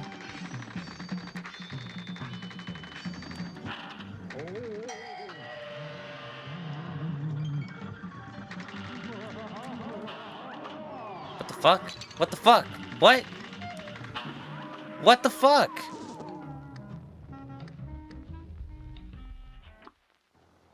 A brawl is surely brewing. You're up.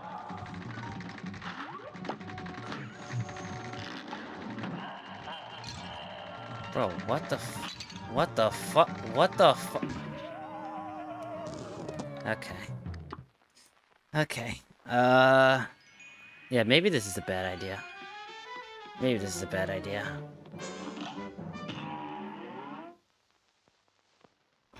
A great slam and then some. Now go!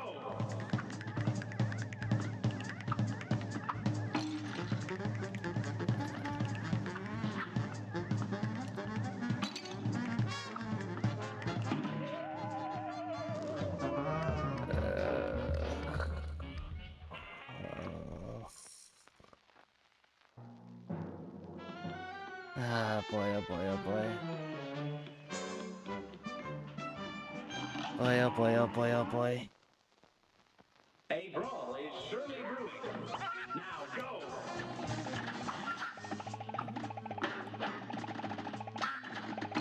God, motherfuck. This match will get red hot. Here goes. Oh my god. A brawl is surely brewing. Here goes.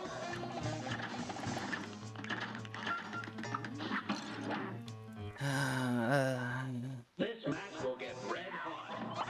You're up.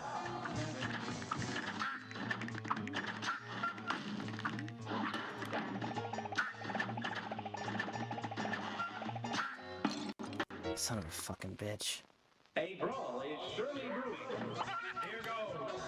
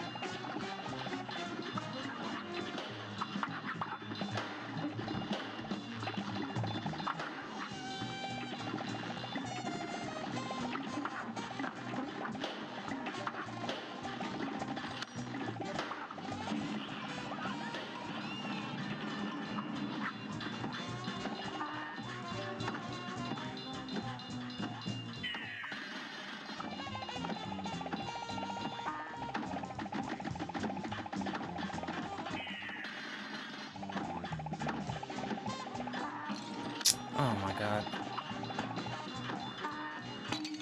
Bro.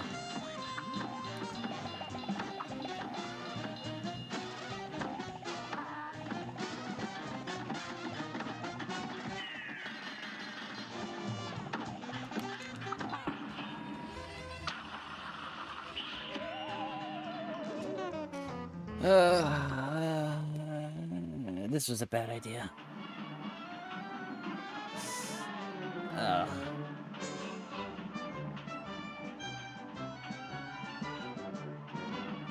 This is a bad idea. Oh my god, my nerves are so fucked up right now.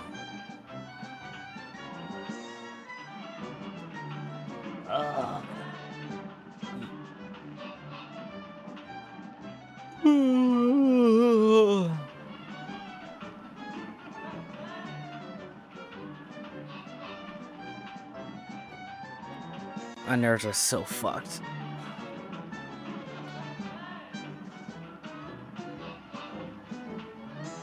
Yeah, what's up, Eldo?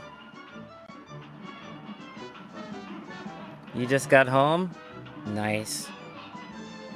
Just so you know, I did finish Devil May Cry 1 earlier, so you can check out that portion of the stream.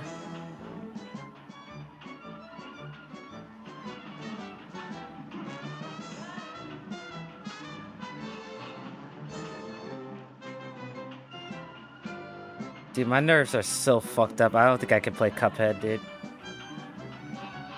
My thoughts, overall score, I gave DMC 1 5.5 out of 10. It's okay. It's okay.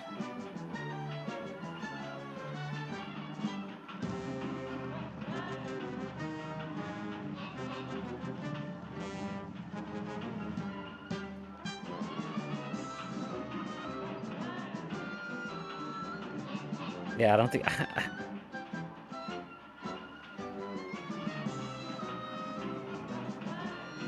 Yeah, I don't think I can keep playing Cuphead, dude. My nerves are so fucked up from playing DMC.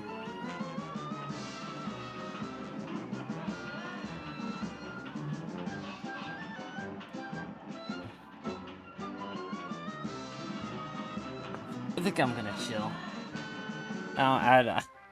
I thought going to Cuphead would be a good idea so I can beat World 2, but nah, I can't. I can't. My nerves are too fucked up.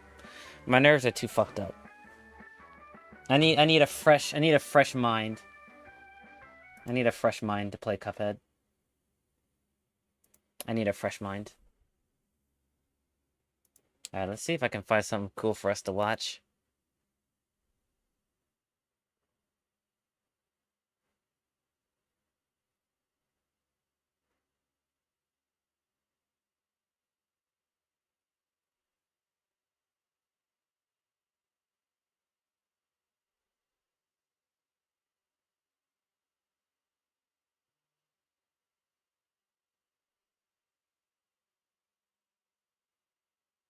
There was a tournament today, and you got your first win? Hell yeah, let's fucking go, dude.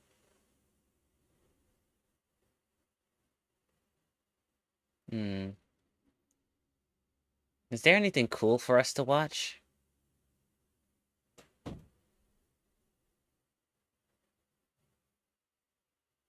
Hmm.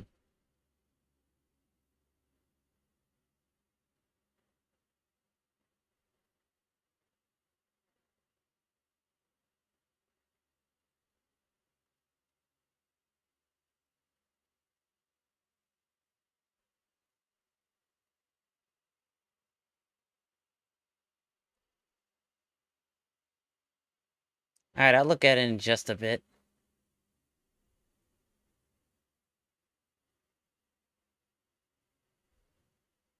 Hmm.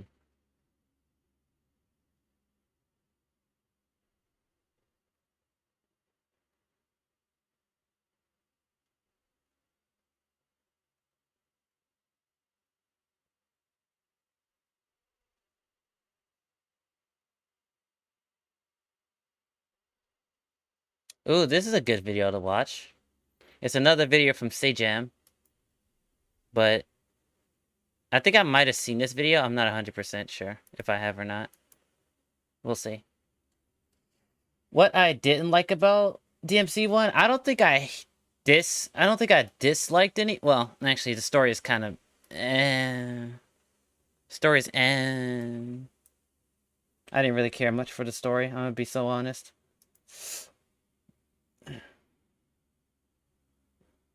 I didn't really care much for the story. That might be like the biggest thing. Alright, I'm gonna put this video in chat. So, subscribe, like, share, all that stuff to Sejam. We gotta support the people that we are watching content from. So this video is skipping neutral is a part of neutral. So let's see what he has to say here. I think I might have seen this video. I'm not 100% sure.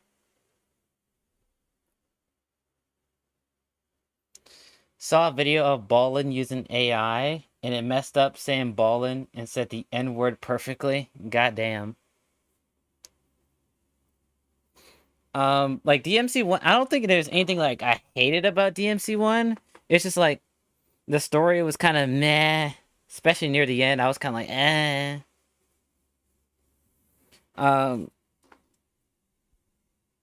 I think there's a lot of backtracking, but it makes sense for like the type of game it is. But like, there's a lot of backtracking, and that wasn't necessarily fun for me. I mean, to be fair though, it wasn't egregious. Like there weren't like lots of times you had to backtrack, and the whole level is pretty small, so like, you know, it didn't take me like a long ass time to find shit, but like, you know, it could kind of drag on for a bit, especially if they're trying to make you go to a place you've never been, and then you have to go out of that place to go to another place that you've never been. It's like, bro. Like, can we not?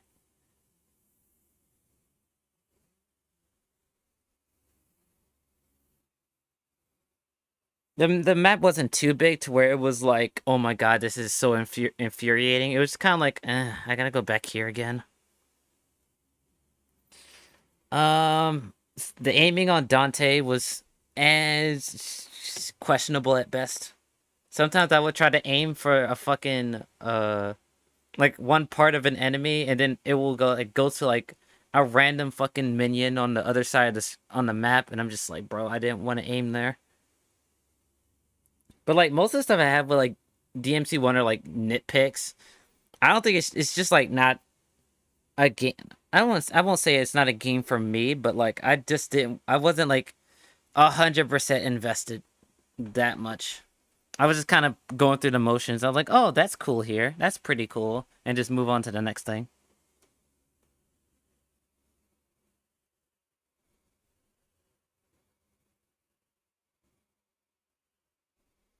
All right, let's look at this final video from Sajam. And then after that, I will end stream.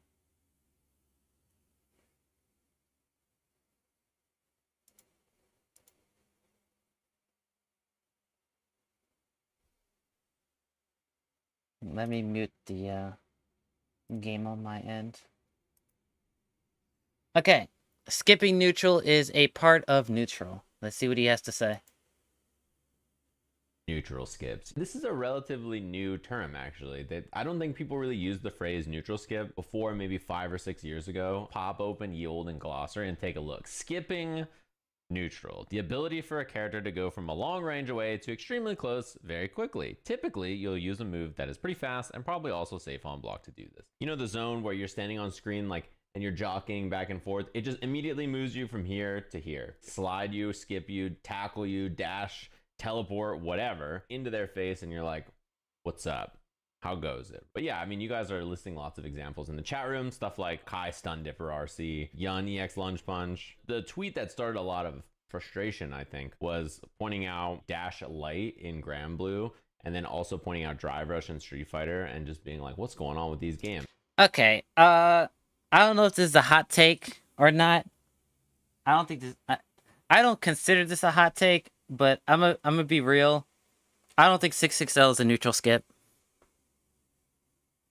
I don't think it is. I think it's a pressure enabler, but I don't think it's a neutral skip. Drive Rush, you can consider it a neutral skip, especially if you do like Fireball Drive Rush. But I don't think 6XL is a neutral skip. That might be a hot take, but yeah, I don't think it is. Bro died to fill your soul with light. Dude, that shit was so funny. But yeah, I don't think 6XL is a neutral skip. It's just making neutral skips system mechanics. How could they, you know? Modern fighting games is the death of footsies and neutral. People say that about every fighting game, right? True. And why do they say that about every fighting game? Is for some reason, if your two characters are not just like shimmying across the screen at this range, people get so mad. They just assume it's like not a real fighting game or something. I just don't get it. There's lots of really strong options and ways to play, and forcing things with you guys can hear the video, right? Is a really strong, effective way to play. They're part of the fighting game. In fact, they're one of the many options you can do in neutral, and being good with neutral skips makes your neutral good. Neutral skips are an important part about your own neutral and figuring out how to approach and get in. And if you're a character like Cammy or something, or Yun, and you're fighting JP, Chun-Li, or some character that's trying to zone you, I would hope you would use your neutral skips.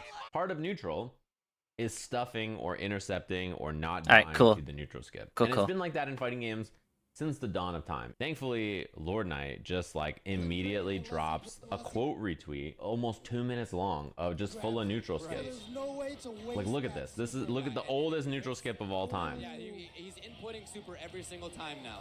He's smelling the game from right here. Like, goddamn, bro. Full screen. Bro tagged his ass, bro. Look at that shit. Classic. Bro tagged his ass.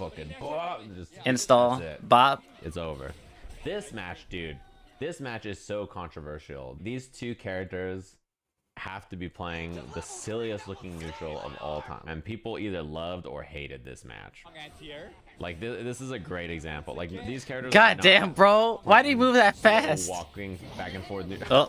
It's walking back and forth neutral, right? That's just not how this is. Yeah, look at this. I mean... There's not a lot of neutral being skipped here. Like, this is the death of footsies right here, right? Is this footsies? Bruh. Is this neutral? Is this footsies right here? The worst part is that when Morgan's in Astral, she can approach so fast. Also, Chris G is kind of bad at doing Sulfus in this clip compared to some of like the later clips, honestly. His zoning patterns are way better later on, I think. And she still died. He gets way better. As Chris G gets so good at it that's like unhinged. Look at this clip. Teleport. Damn.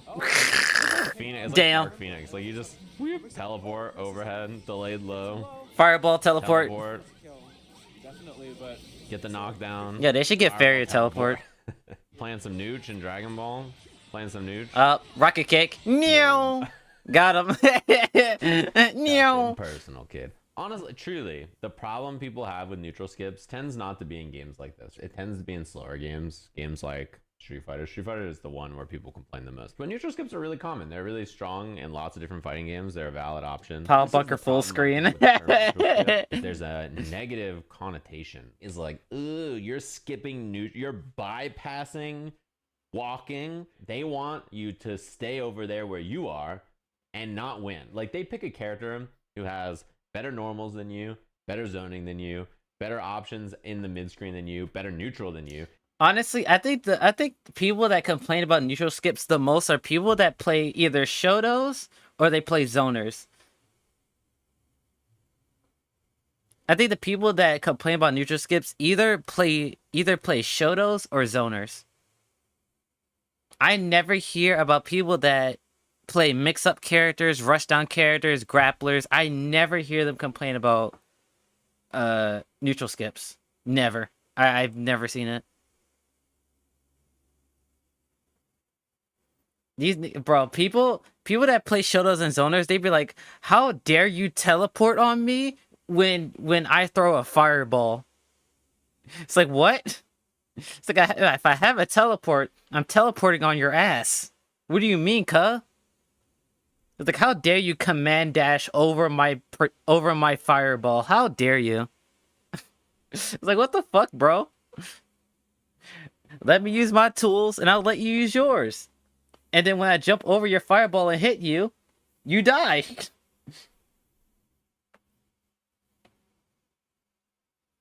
No, that's crazy. It's usually mix-up characters I hear in long range. I never hear people that play mix-up characters complain about neutral skips. I never see it. Because usually the ones that have the neutral skips are the mix-up characters. Which is crazy.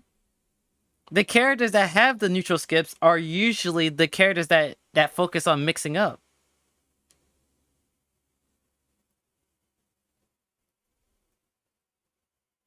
It's either mix-up characters or zoners that usually have a neutral skip of some sort. Because usually zoners will have like a teleport or like a really good backdash or some shit to like help them stay away from the opponent. And then mix-up characters like usually like have a teleport or a command dash to help them deal with fireballs or something. But like, I swear I'm not joking. The only people I see complain about neutral skips are people that play zoners and people that play Shotos. I don't know. They'd be like, how dare you find an answer to my fireball at full screen? It's like, what? Bro. And then when you have the gall to be like, fuck it, I'm going to teleport in. They're going to be like, you would skip the neutral that I'm incredibly favored in. You would do such a thing. You would download a car. Like, it's like that vibe. You would download a car? Bro, nah, that's crazy. That's what I mean. The ones with neutral skips usually complain if there's neutral skip isn't good, or if a Shoto has a neutral skip. Yeah, I think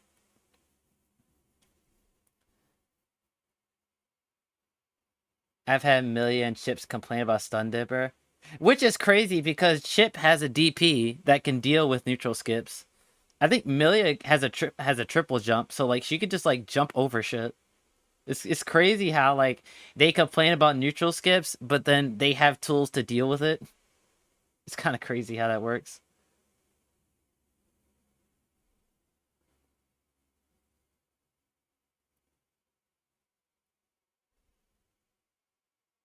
To be fair, I don't think Shotos should have neutral skips, because like they already have a DP and a fireball, so it's like it's already I don't say difficult, but like it's already like kind of ham that like they can box you out in neutral.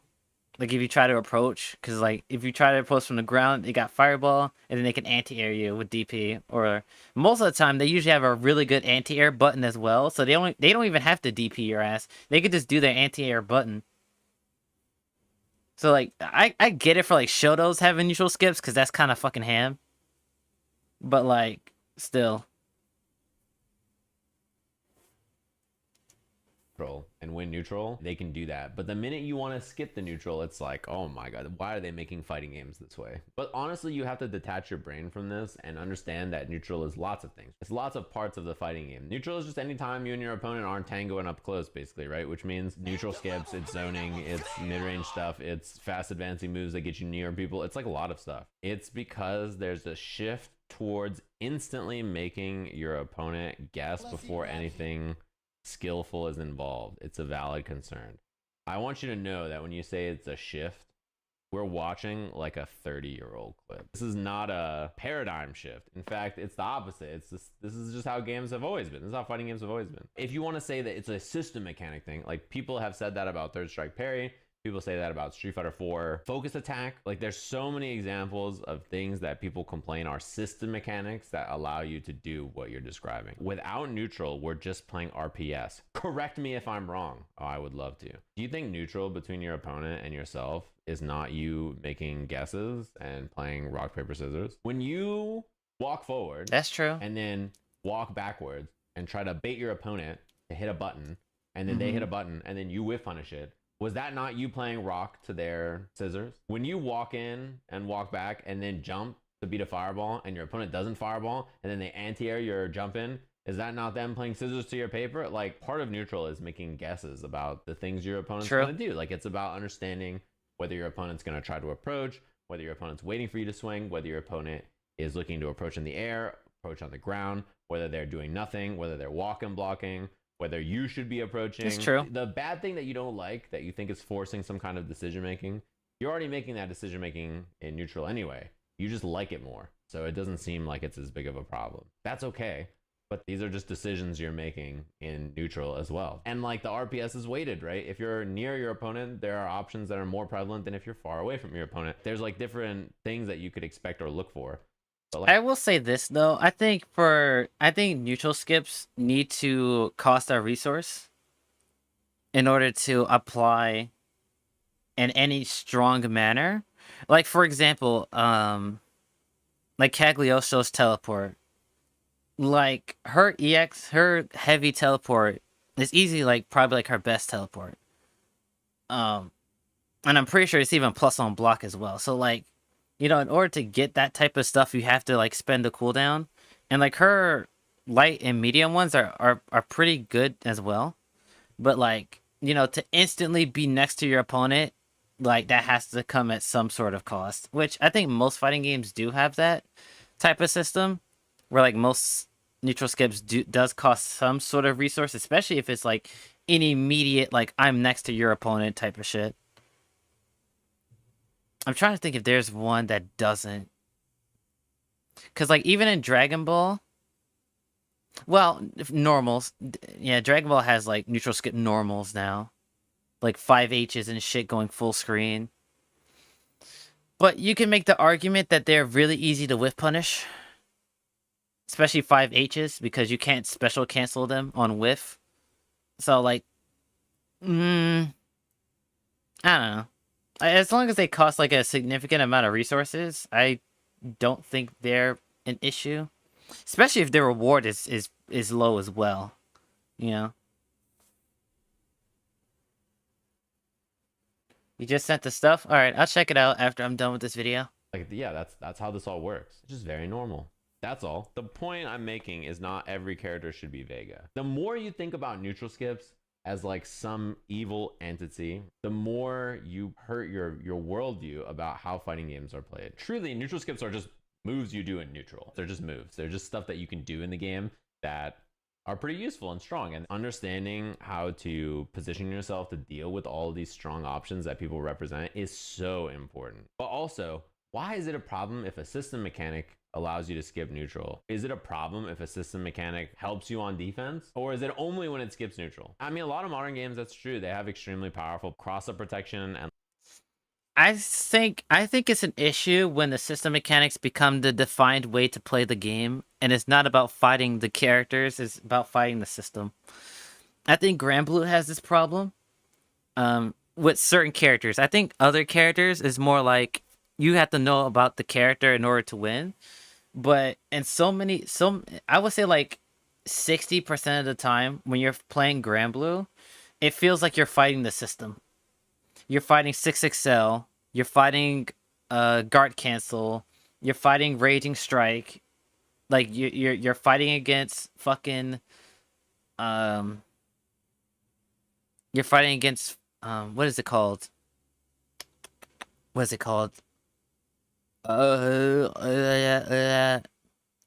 Fuck, I can't think of it. Anyway, Granblue kind of has this problem. It's not to the degree that Dragon Ball is. I think Dragon Ball is probably worse. But I will say that the character strength is so high in Dragon Ball that it kind of doesn't matter all that much. And once again, that is also character specific too. Like if you don't know how to fight against Nappa, Boo, Ginyu, Beerus, like you're gonna get cooked. It has nothing to do with system mechanics. So like, it's kind of like, it depends on the character. It depends on the character. And like unblockable protection. It's the same era where Street Fighter Parry is like the best blocking you can do. It's so strong. Like that game has mega blocking. I gotta tell you, I have never played a game before when I try to mash on defense and it gives me a late throw tech. Like Granblue and Uni, they're coming out within a month of each other. Gotta be two of the most blocking games of all time. And even in Street Fighter, people say Drive Rush is a universal. Okay, that's not true. Say Jam, that's not true. I don't know about Eunice, but Granblue is definitely not a block game. No, that's just not a block game, bro. People would be mashing DPs and reversals every single fucking minute. People always fucking doing guard cancels. Like, nobody blocks in Granblue, dog. Nobody. Unless you're playing like someone like Belial, Narmaya, Seox, characters that force you to sit there for an extended period of time. Most people are not blocking. Most players are not blocking. I don't know about that, bro. I don't know about that.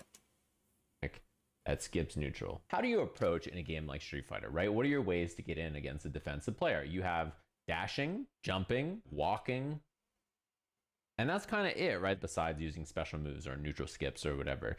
And in a game like Street Fighter, if the approach tools are too weak, what ends up happening is that the right thing to do in neutral is do nothing. Nothing. The best thing to do is just sit there and wait and be like, you whiffed, bam, whiff punish, and just hit someone every time. That is exactly why Fairy is fucking dog shit. That is exactly why Fairy is dog shit right now. Because you do not have to do anything to Fairy. You don't have to do anything. She can't force you to do anything. She can't force you to do anything. If you block Gigi full screen, what's she gonna do? Run at you? That's funny. The only time Fairy is an issue is if she gets you into the corner. But that is 99% of the cast, so she's not special in that case. What sets Fairy apart from other characters is her normals and GG in neutral. But Fairy does not have a way to forcibly get you to block something in neutral, and she wins off of it.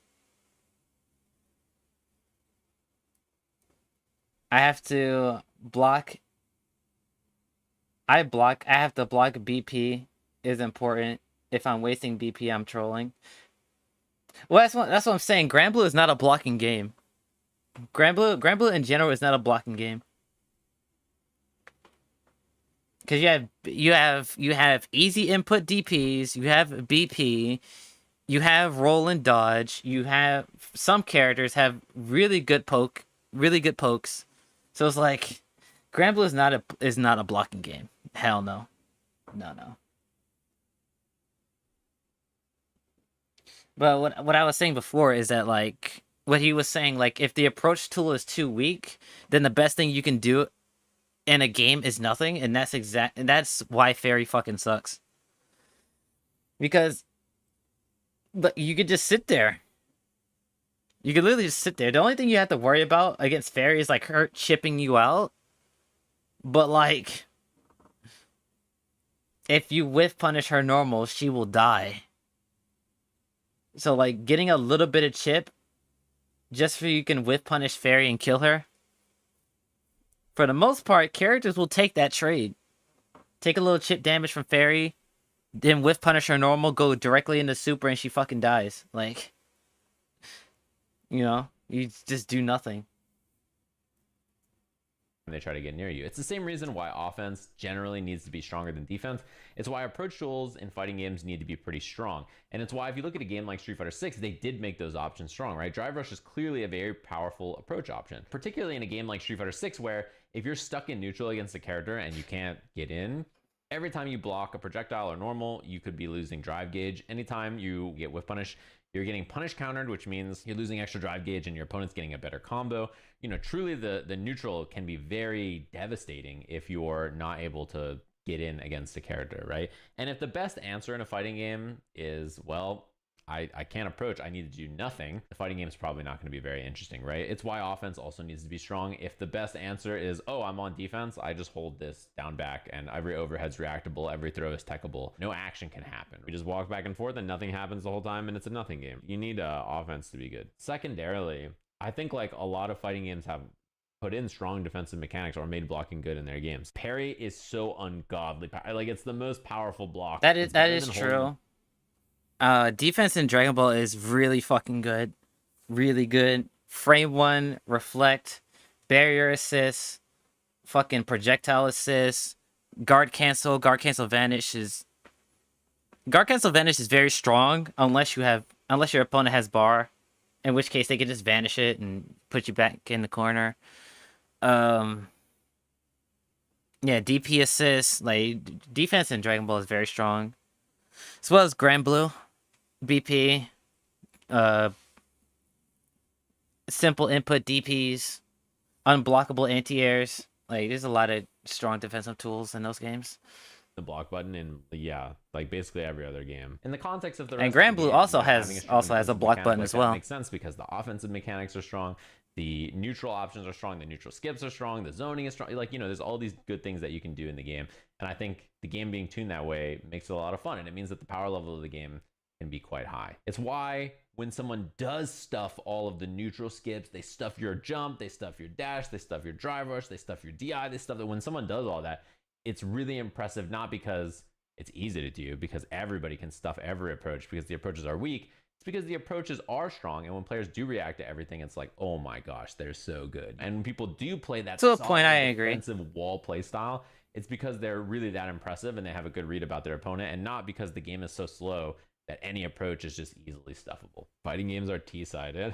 Well, do you put it like that? I'll take it. Yeah, that'll work. DJ has Peeker's advantage. That's also true. I think most people probably agree that like a DJ drive rush is pretty ham. They can be too overtuned, but in general, they're fine. And you know, if they're too strong, like a DJ drive rush, they'll probably get changed. Also, some of the drive rushes in Street Fighter are not that strong, right? There are plenty of like Cammy or Manon. Like, not every character has access to that. I don't need Cammy to have DJ's drive rush. Like, fucking, I don't want to play the game if that's the case. You guys can play that. I'll go play fucking something else. I'm gonna go play TFT. Yeah, or Zangief with DJ's drive rush or something. Bro, right? Like, the nah, bro, that's of the ham. world are like why I go to video games. It's an escape, right? I don't need them to be there. In the same vein, people are like saying that most modern games have less emphasis on footsies and more universal neutral skip mechanics. Street Fighter V invented everything puts you back to neutral always. Things not giving you pressure and resetting back to neutral is a kind of like a modern idea. Do you have a plus on block cancel from a normal? Sure. Your buttons can be canceled into V-trigger for plus frames.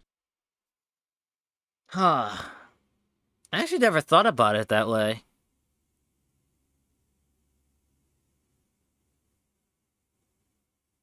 That's true. Because in Dragon Ball, when you kill a character, it puts you immediately back into neutral. It's not like you kill a character in Dragon Ball and it's like Marvel 3 where like they get tagged in or like snap in Dragon Ball, where they just fall into the screen after you kill somebody. It goes directly back into neutral. Same with Grand Blue. Once you kill a character, it goes to round 2, and that starts immediately. Like in Melty Blood, for example, like in Type Lumina, when you win a round, the character just immediately stands back up. So like if you lose, well, to be fair, in Melty Blood you can jump. But in some other games, when you lose a round, the only thing you can do is just walk back and forth. Like you get locked out of your options. But in Type Lumina, even in that case where like it starts immediately after the character dies, like you can jump out of the corner. Like you don't have to be in the corner even if you lost. So I guess that's true. Let's say you block the sweep into V-trigger and they get plus frames, and you hold down back for your life and they walk up and they hit light punch and light kick together, then you get ejected 800 feet from each other back to neutral, and you play more neutral. I was there. Now, people did not fucking like Street Fighter V, and like people complained about the neutral skippy aspects of it, which existed especially more in the earlier parts of the game, but eventually it became like the game where everything just resets you back to neutral. That's like a recent modern game. Like in old games, every time you got hit, you got put into some nasty position. In modern games, they've definitely been like, you got hit, that's our bad. I know that the round has not been going well for you so far, and you've made a lot of mistakes, and you don't want consequences for your actions. So we're going to put you back to neutral, set you down right there, and just, it's like, you know when you fall off the map in Mario Kart and they just put you back up like this? They're going to reset you on the track here, you're back in neutral. I hope that goes well. Strive wall breaking was literally them being like, you got hit and fucked up, we're so sorry. Not only can you escape the corner and not be here anymore. I don't necessarily agree with that when it comes to Strive, because when you get wall broken, especially during, what was it, season 2? Like if you got wall broken, you fucking lost. Like you lose. Because you had wild assault, you had positive bonus, you got hard knockdown. Like if you got wall broken in Strive, like you just fucking die. Well, not die, but like you got put into another 50-50 situation, especially if you're playing like fucking Shotos. They just safe jump you into command grab, or safe jump into medium button, and they fucking kill you. I don't know about that when it comes to Strive. I don't know about that.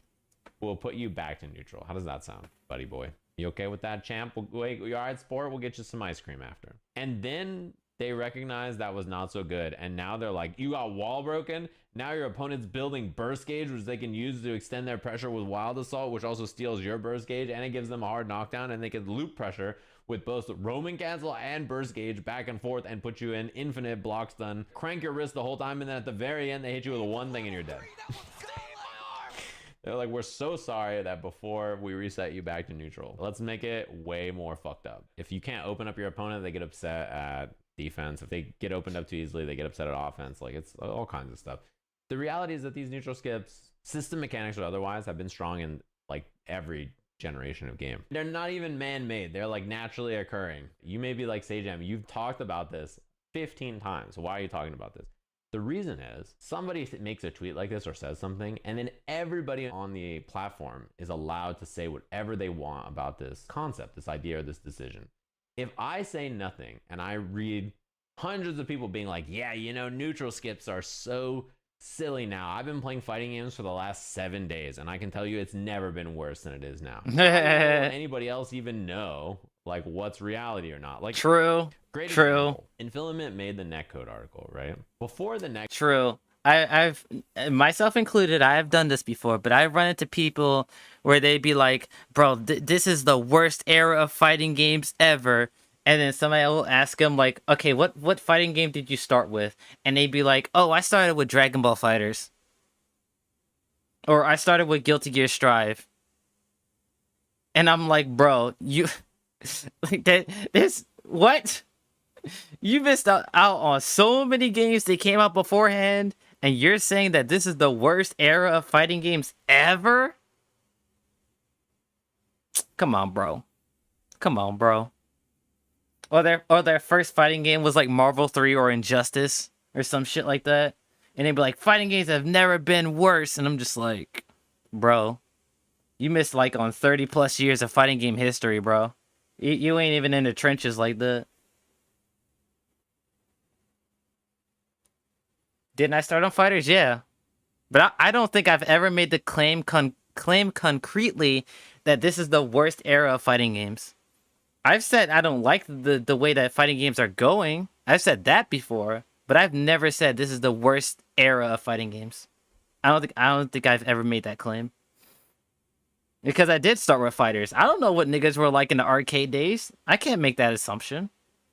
I can't say, oh yeah, the fighting games have never been worse, and I haven't played like even half of the fighting games that's ever come out. Like, I can't make a claim like that.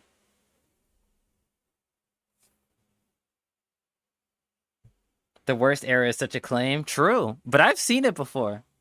Niggas would be like, this is the worst era of fighting games. Fighting games are for babies. They suck now. And they'd be like, and somebody would be like, okay, where'd you start? What was your first fighting game? Where did you start? And they'd be like, Marvel 3, or Dragon Ball, or Strive, or Grand Blue, the original game. And niggas would be like, bro, you ain't in no damn trenches, bro. Get the fuck out of here.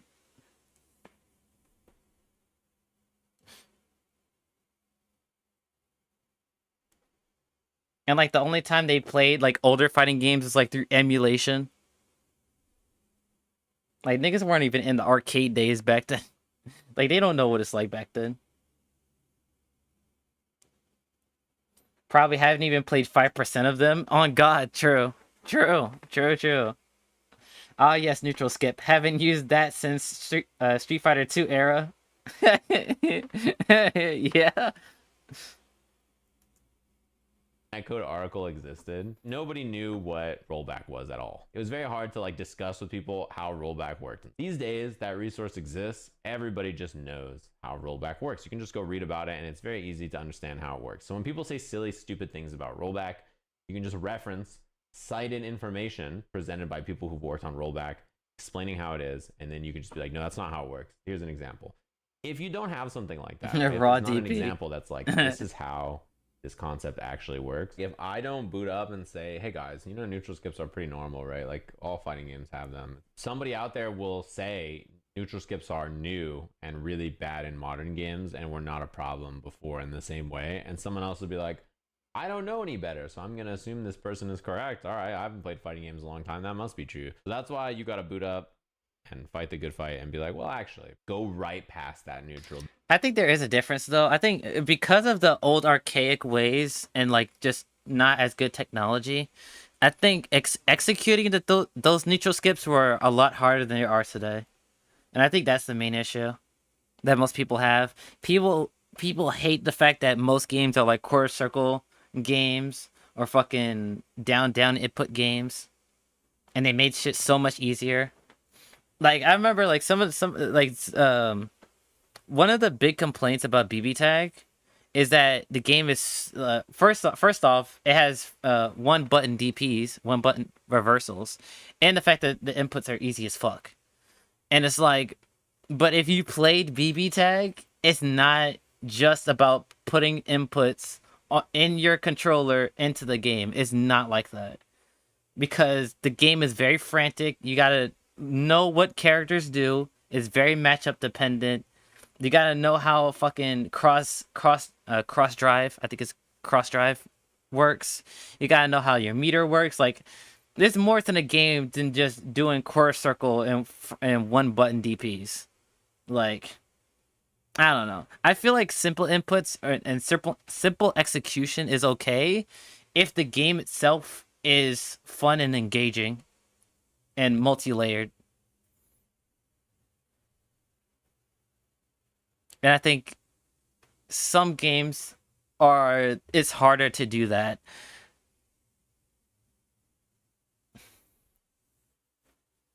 Let me actually, yeah, I'll take a look at it, Aldo. Now that I have the video paused.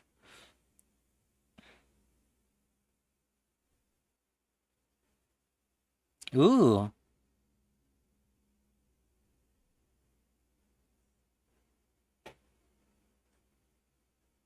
Oh, what are those cards?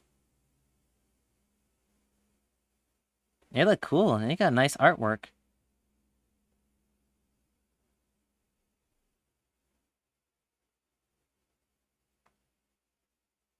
That looks cool.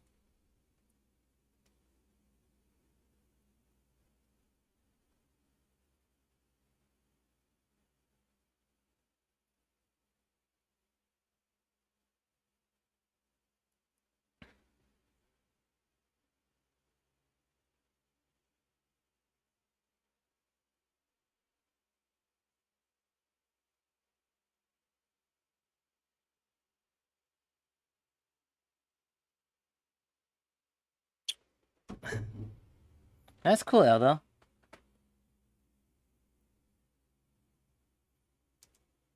Don't stand there like a dog and die in the middle of the screen. Skip the neutral. Waiting for the YouTube upload is a neutral skip. That's true. He's got his little Santa hat and Aw, cute kitty. Alright, I'm actually very curious about the comment section here. Satan is so dedicated to the topic that he changes his outfit multiple times to emulate the confusion players feel when getting hit by neutral skipping moves. Neutral is a term created by Big Guile to keep the rest of us honest grappler players down. Embrace the skip. Do headbutt. I like that energy. I like that energy. Damn, he's doing the thing the character is designed to do. True. True. You're not allowed to use characters how they're supposed to be used. No. You have to use every fighting game player known to man has to be played like Ryu and Ken back in Street Fighter 1. If you're playing those characters any other way, then you're not playing their game right. Nothing in life quite like skipping neutral or checking your opponent's attempt to skip neutral. True. Shifting my car from reverse to drive, call that a neutral skip. That's nice. Postponing neutral is whenever someone throws a fireball from full screen. Borrowing neutral is when you tech a throw. HG Welsing neutral is when you jump back and time travel into an earlier stage of neutral. You've heard it all here, folks. I have no idea what that means. Juicebox made a tweet about it that I really liked. There's no such thing as a neutral skip. Neutral is whenever both players decide it is. Neutral is whatever both players decide it is, and if one player says, "I'm going in now," and the other doesn't respond, then neutral has ended by right of conquest. By the right of conquest. I love that. I like that. I'm gonna like that one. That's good. You'll say, if one player decides, "I'm going in now," and the other doesn't respond, then neutral has ended by right of conquest. I love that. I love that energy.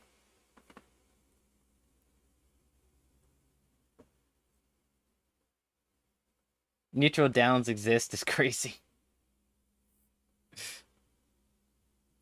If skipping neutral is sure to result in victory, then you must skip. True. There is no neutral in Banga Sing Sang. What?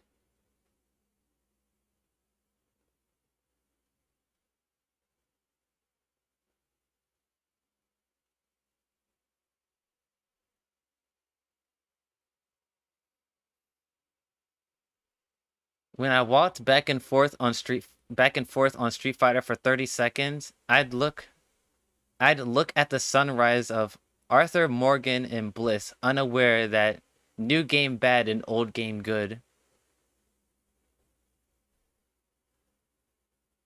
At this point, I've come to accept that old game good and new game bad, and you just don't understand. They've taken it way too far this time. Will always be a part of SGC discourse. Yeah.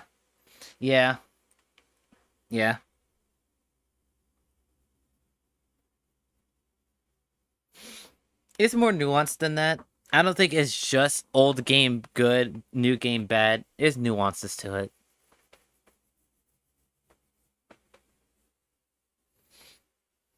I will stand by this. If Marvel 3 came out today, most people would not like Marvel 3 outside of the cast.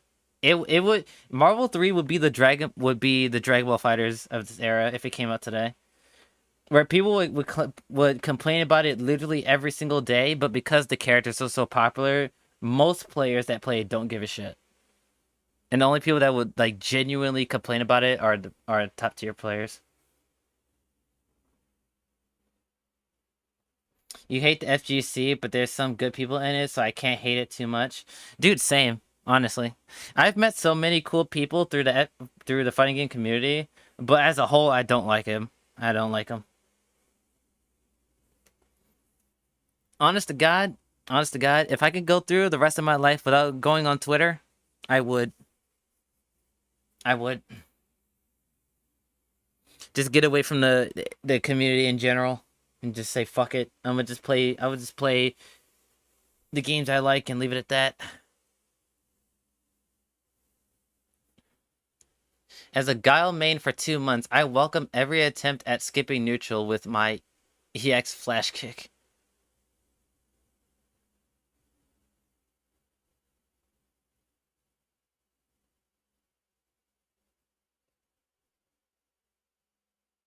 I've always figured that neutral skip is just a part of the rushdown aspect. You use space control to defeat, like, actual neutral. Yeah, most rushdown characters have neutral skips. I always understood neutral as whenever neither character is being comboed or in block stun. You're not skipping neutral, you're in advantage state. You skipped neutral by winning neutral. Dude, facts. What's that? You jumped over my fireball and punished me? What a busted neutral skip. Literally unplayable. Like I said, bro. Like I said. Like I said, bro. How dare you use your command dash or your drive rush to beat my fireball? How dare you? How dare you?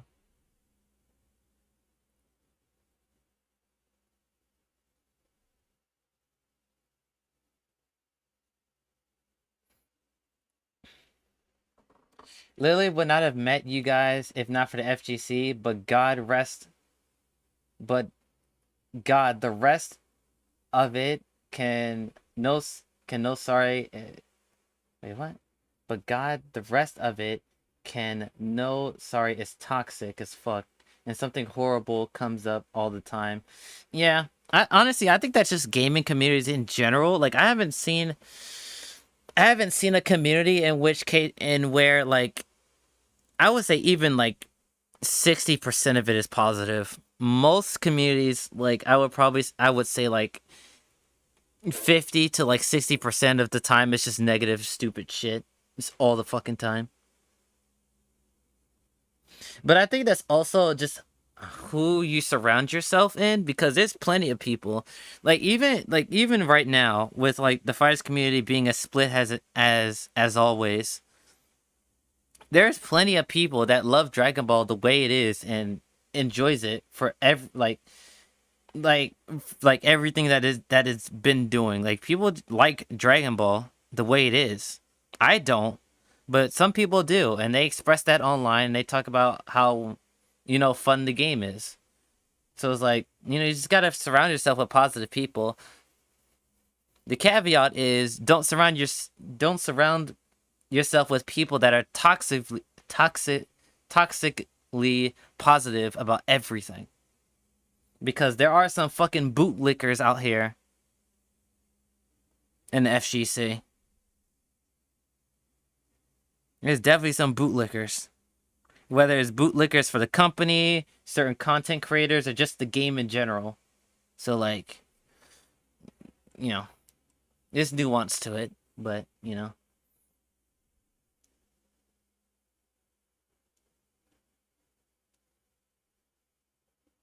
As someone completely new to fighting games, just started with Grand Blue Rising, I wouldn't have never known better about neutral skips and stuff. Even if Sajam's 15th time, I'm glad he's talking about it again. This is your first time getting to hear it. It's always good to talk about things like neutral skips.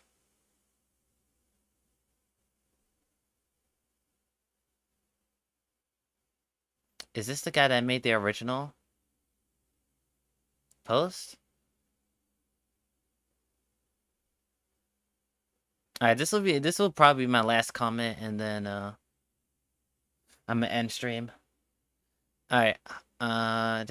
Tweet from Lord, I repost it. Spent 4 days watching your posts get dragged, misinterpreted, and torn to shreds with every possible direction. Yeah, I mean, that's the thing on the internet, right? You can't control how people receive your message. Even if you make it as clear-cut as possible, somebody will misconstrue it and make it out to be more positive than you probably intended.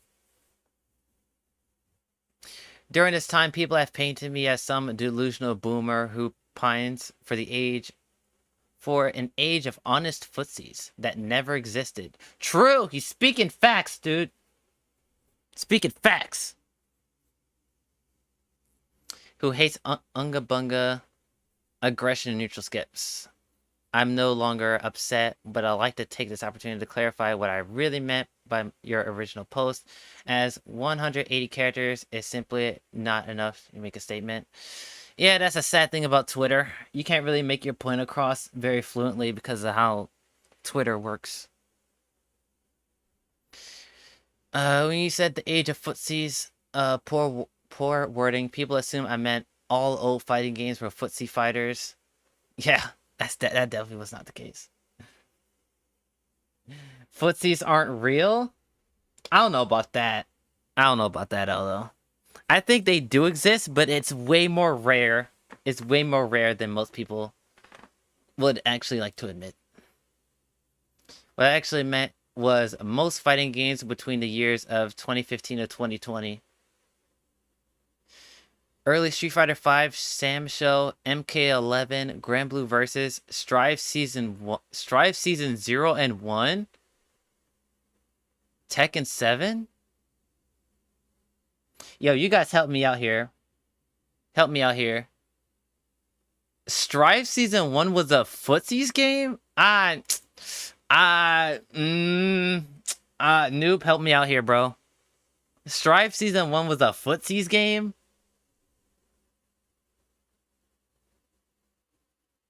Street Fighter V, Sam Show, MK11, Original Grand Blue, Strive Season 1, and Tekken 7 are his examples. I don't know. I mean, I think I don't know anything about Sam Show. Street Fighter 5? Yeah, I mean, I've watched several tournaments of Street Fighter 5. I've watched several tournaments of Street Fighter 5. I guess I can see that. Grand Blue, the original game. I guess? I will say this, the original Grand Blue was way more neutral based. Way more neutral based. Which is one of the reasons why Fairy was so goddamn strong in that game, is that her neutral was really fucking good.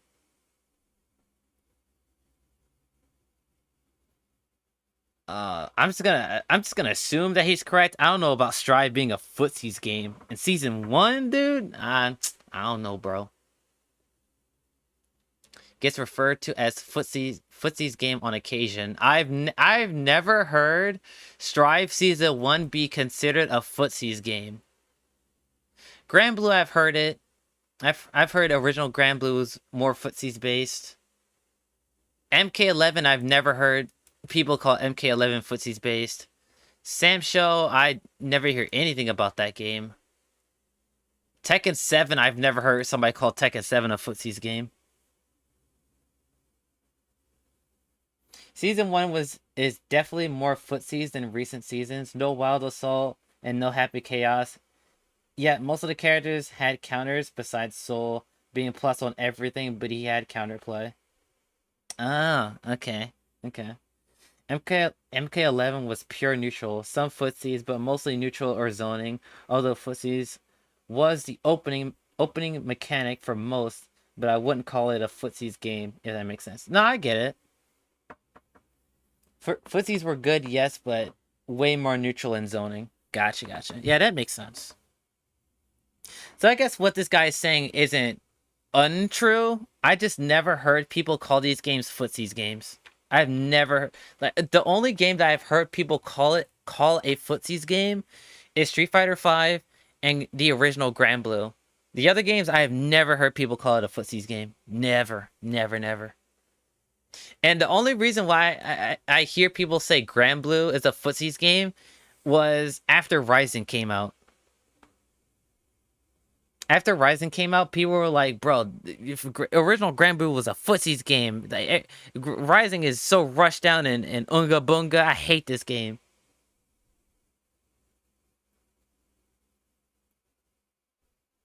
You can see a Tekken 7 argument, but not really. Yeah, I've never heard people call Tekken 7 a footsies game.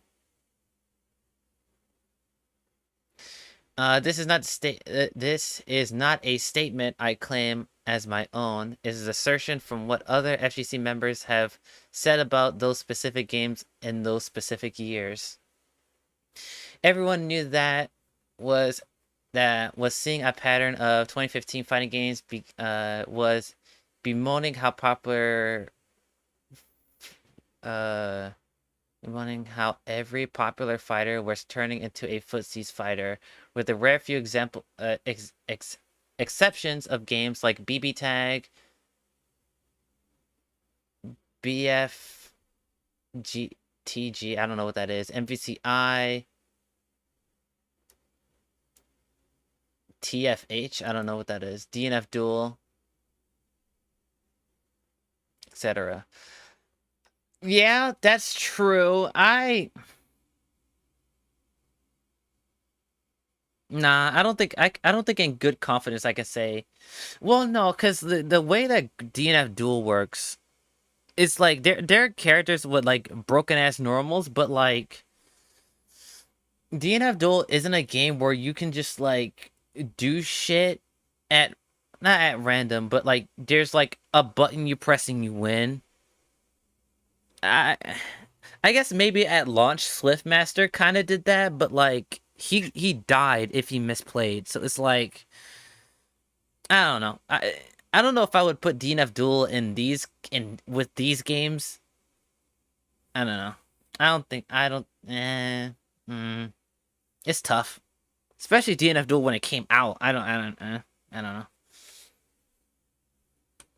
Remember the reveal trailer for Street Fighter V that features some wild combo extensions and you find the game?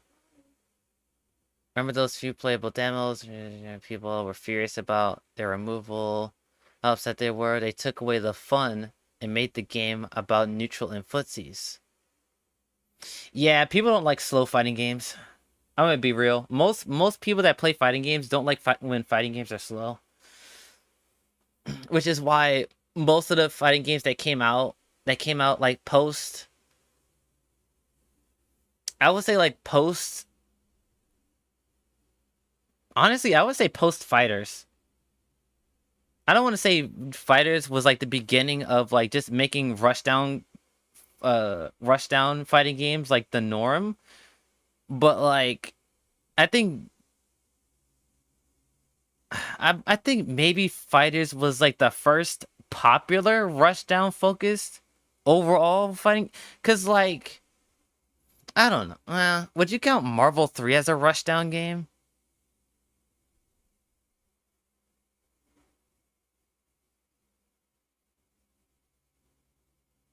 I guess you can include Marvel 3 as a rushdown game, I guess. But like I guess Marvel 3. Maybe Marvel 3 started that trend of just like making like majority of the cast just rush down and just into the action over and over and over and over again. Street Fighter V was so ass.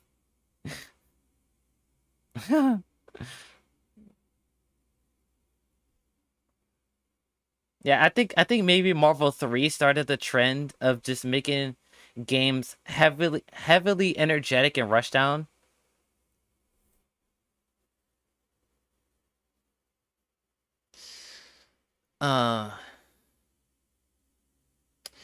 Is running an age of footsies, and of course, even if it isn't a concrete statement as it sounds, someone is certainly going to find a wild-ass clip of crazy neutral skips for those games and use it to discredit me.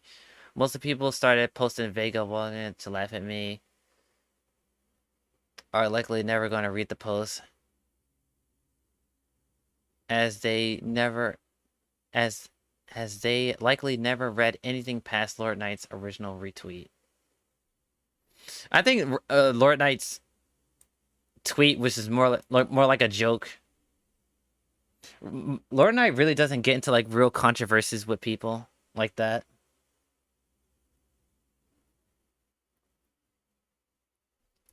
And the simplest way is that I think aggression mechanics are neat. That's it. That's all I meant to say. I just think it's an interesting form of design standpoint that more recent fighting games are attempting to enable and reward aggression. You like Drive Rush, Wild Assault, Raging Chain. I haven't played Tekken 8 yet, but the heat mechanic looks super fun. I didn't even know it was called Neutral Skip until the post blew up. I'm glad there's discourse about it, but I kind of wish it didn't have to get your face dragged through the mud for it to happen. Yeah, I think that's just what happens on Twitter. Like it doesn't really matter who starts it. They will always be blamed for it. And if a content creator gets in on it too, it just makes it worse. So like that's just how the internet works. Sad to say it, but that's just how it is. I don't have an issue with like aggressive system mechanics as long as it's multi-layered, I think. And also costs a resource. That is also important as well. That's why I didn't really have a big issue with Wild Assault in general. Like I was, to be fair, I was like on and off with Strive at the time. So like I didn't really get to like feel the full effects of Wild Assault. But like for me, in my experience, Wild Assault didn't really affect me in a negative way all that much. I just kind of accepted it as a thing, and it's like, oh, this is just a neat thing that people can do. It's cool. And the fact that it costs a resource to do makes it more fair and something that I can say, okay, it's broken, but it does cost something, right? You lose access to your burst, which is very important in a very snowbally game like Strive.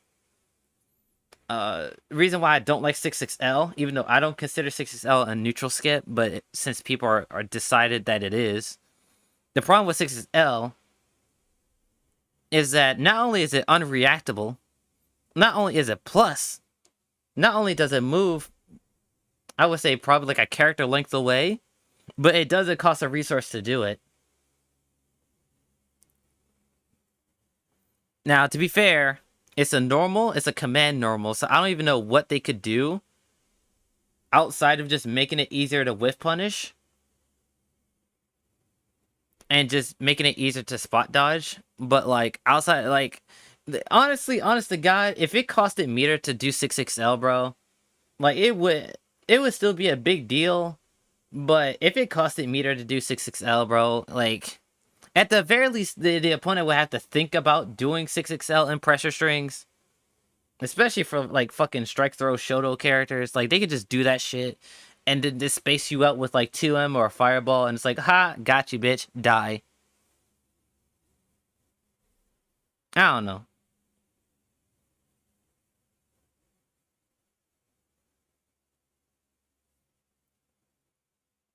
Could make it a bit slower. Yeah.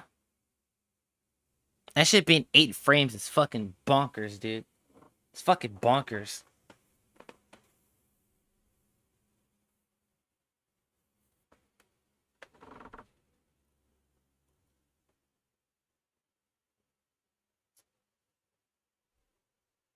Alright, so that's the last comment I'm gonna read. Okay, so I guess that's gonna be it for me today. I've been streaming for 8 hours. God damn. I feel good about myself. I did a pretty good job today. 8-hour stream. Let's go. So tomorrow I'm probably going to be streaming at the same time around 1 o'clock as well. So we can do another 8-hour stream, have some fun, do some reactions, do some gaming, all that good stuff. But yeah, I think that's about it for today. Had a lot of fun. And yeah, I'm really bad at outros. If you guys enjoyed this stream, like, subscribe on YouTube, follow me on Twitch, all that good stuff. I'll be back tomorrow with some more reaction, gaming, all that good shit. So, that's gonna be it for today. Hope you guys have a wonderful evening, and I will see you guys next time. Sayonara.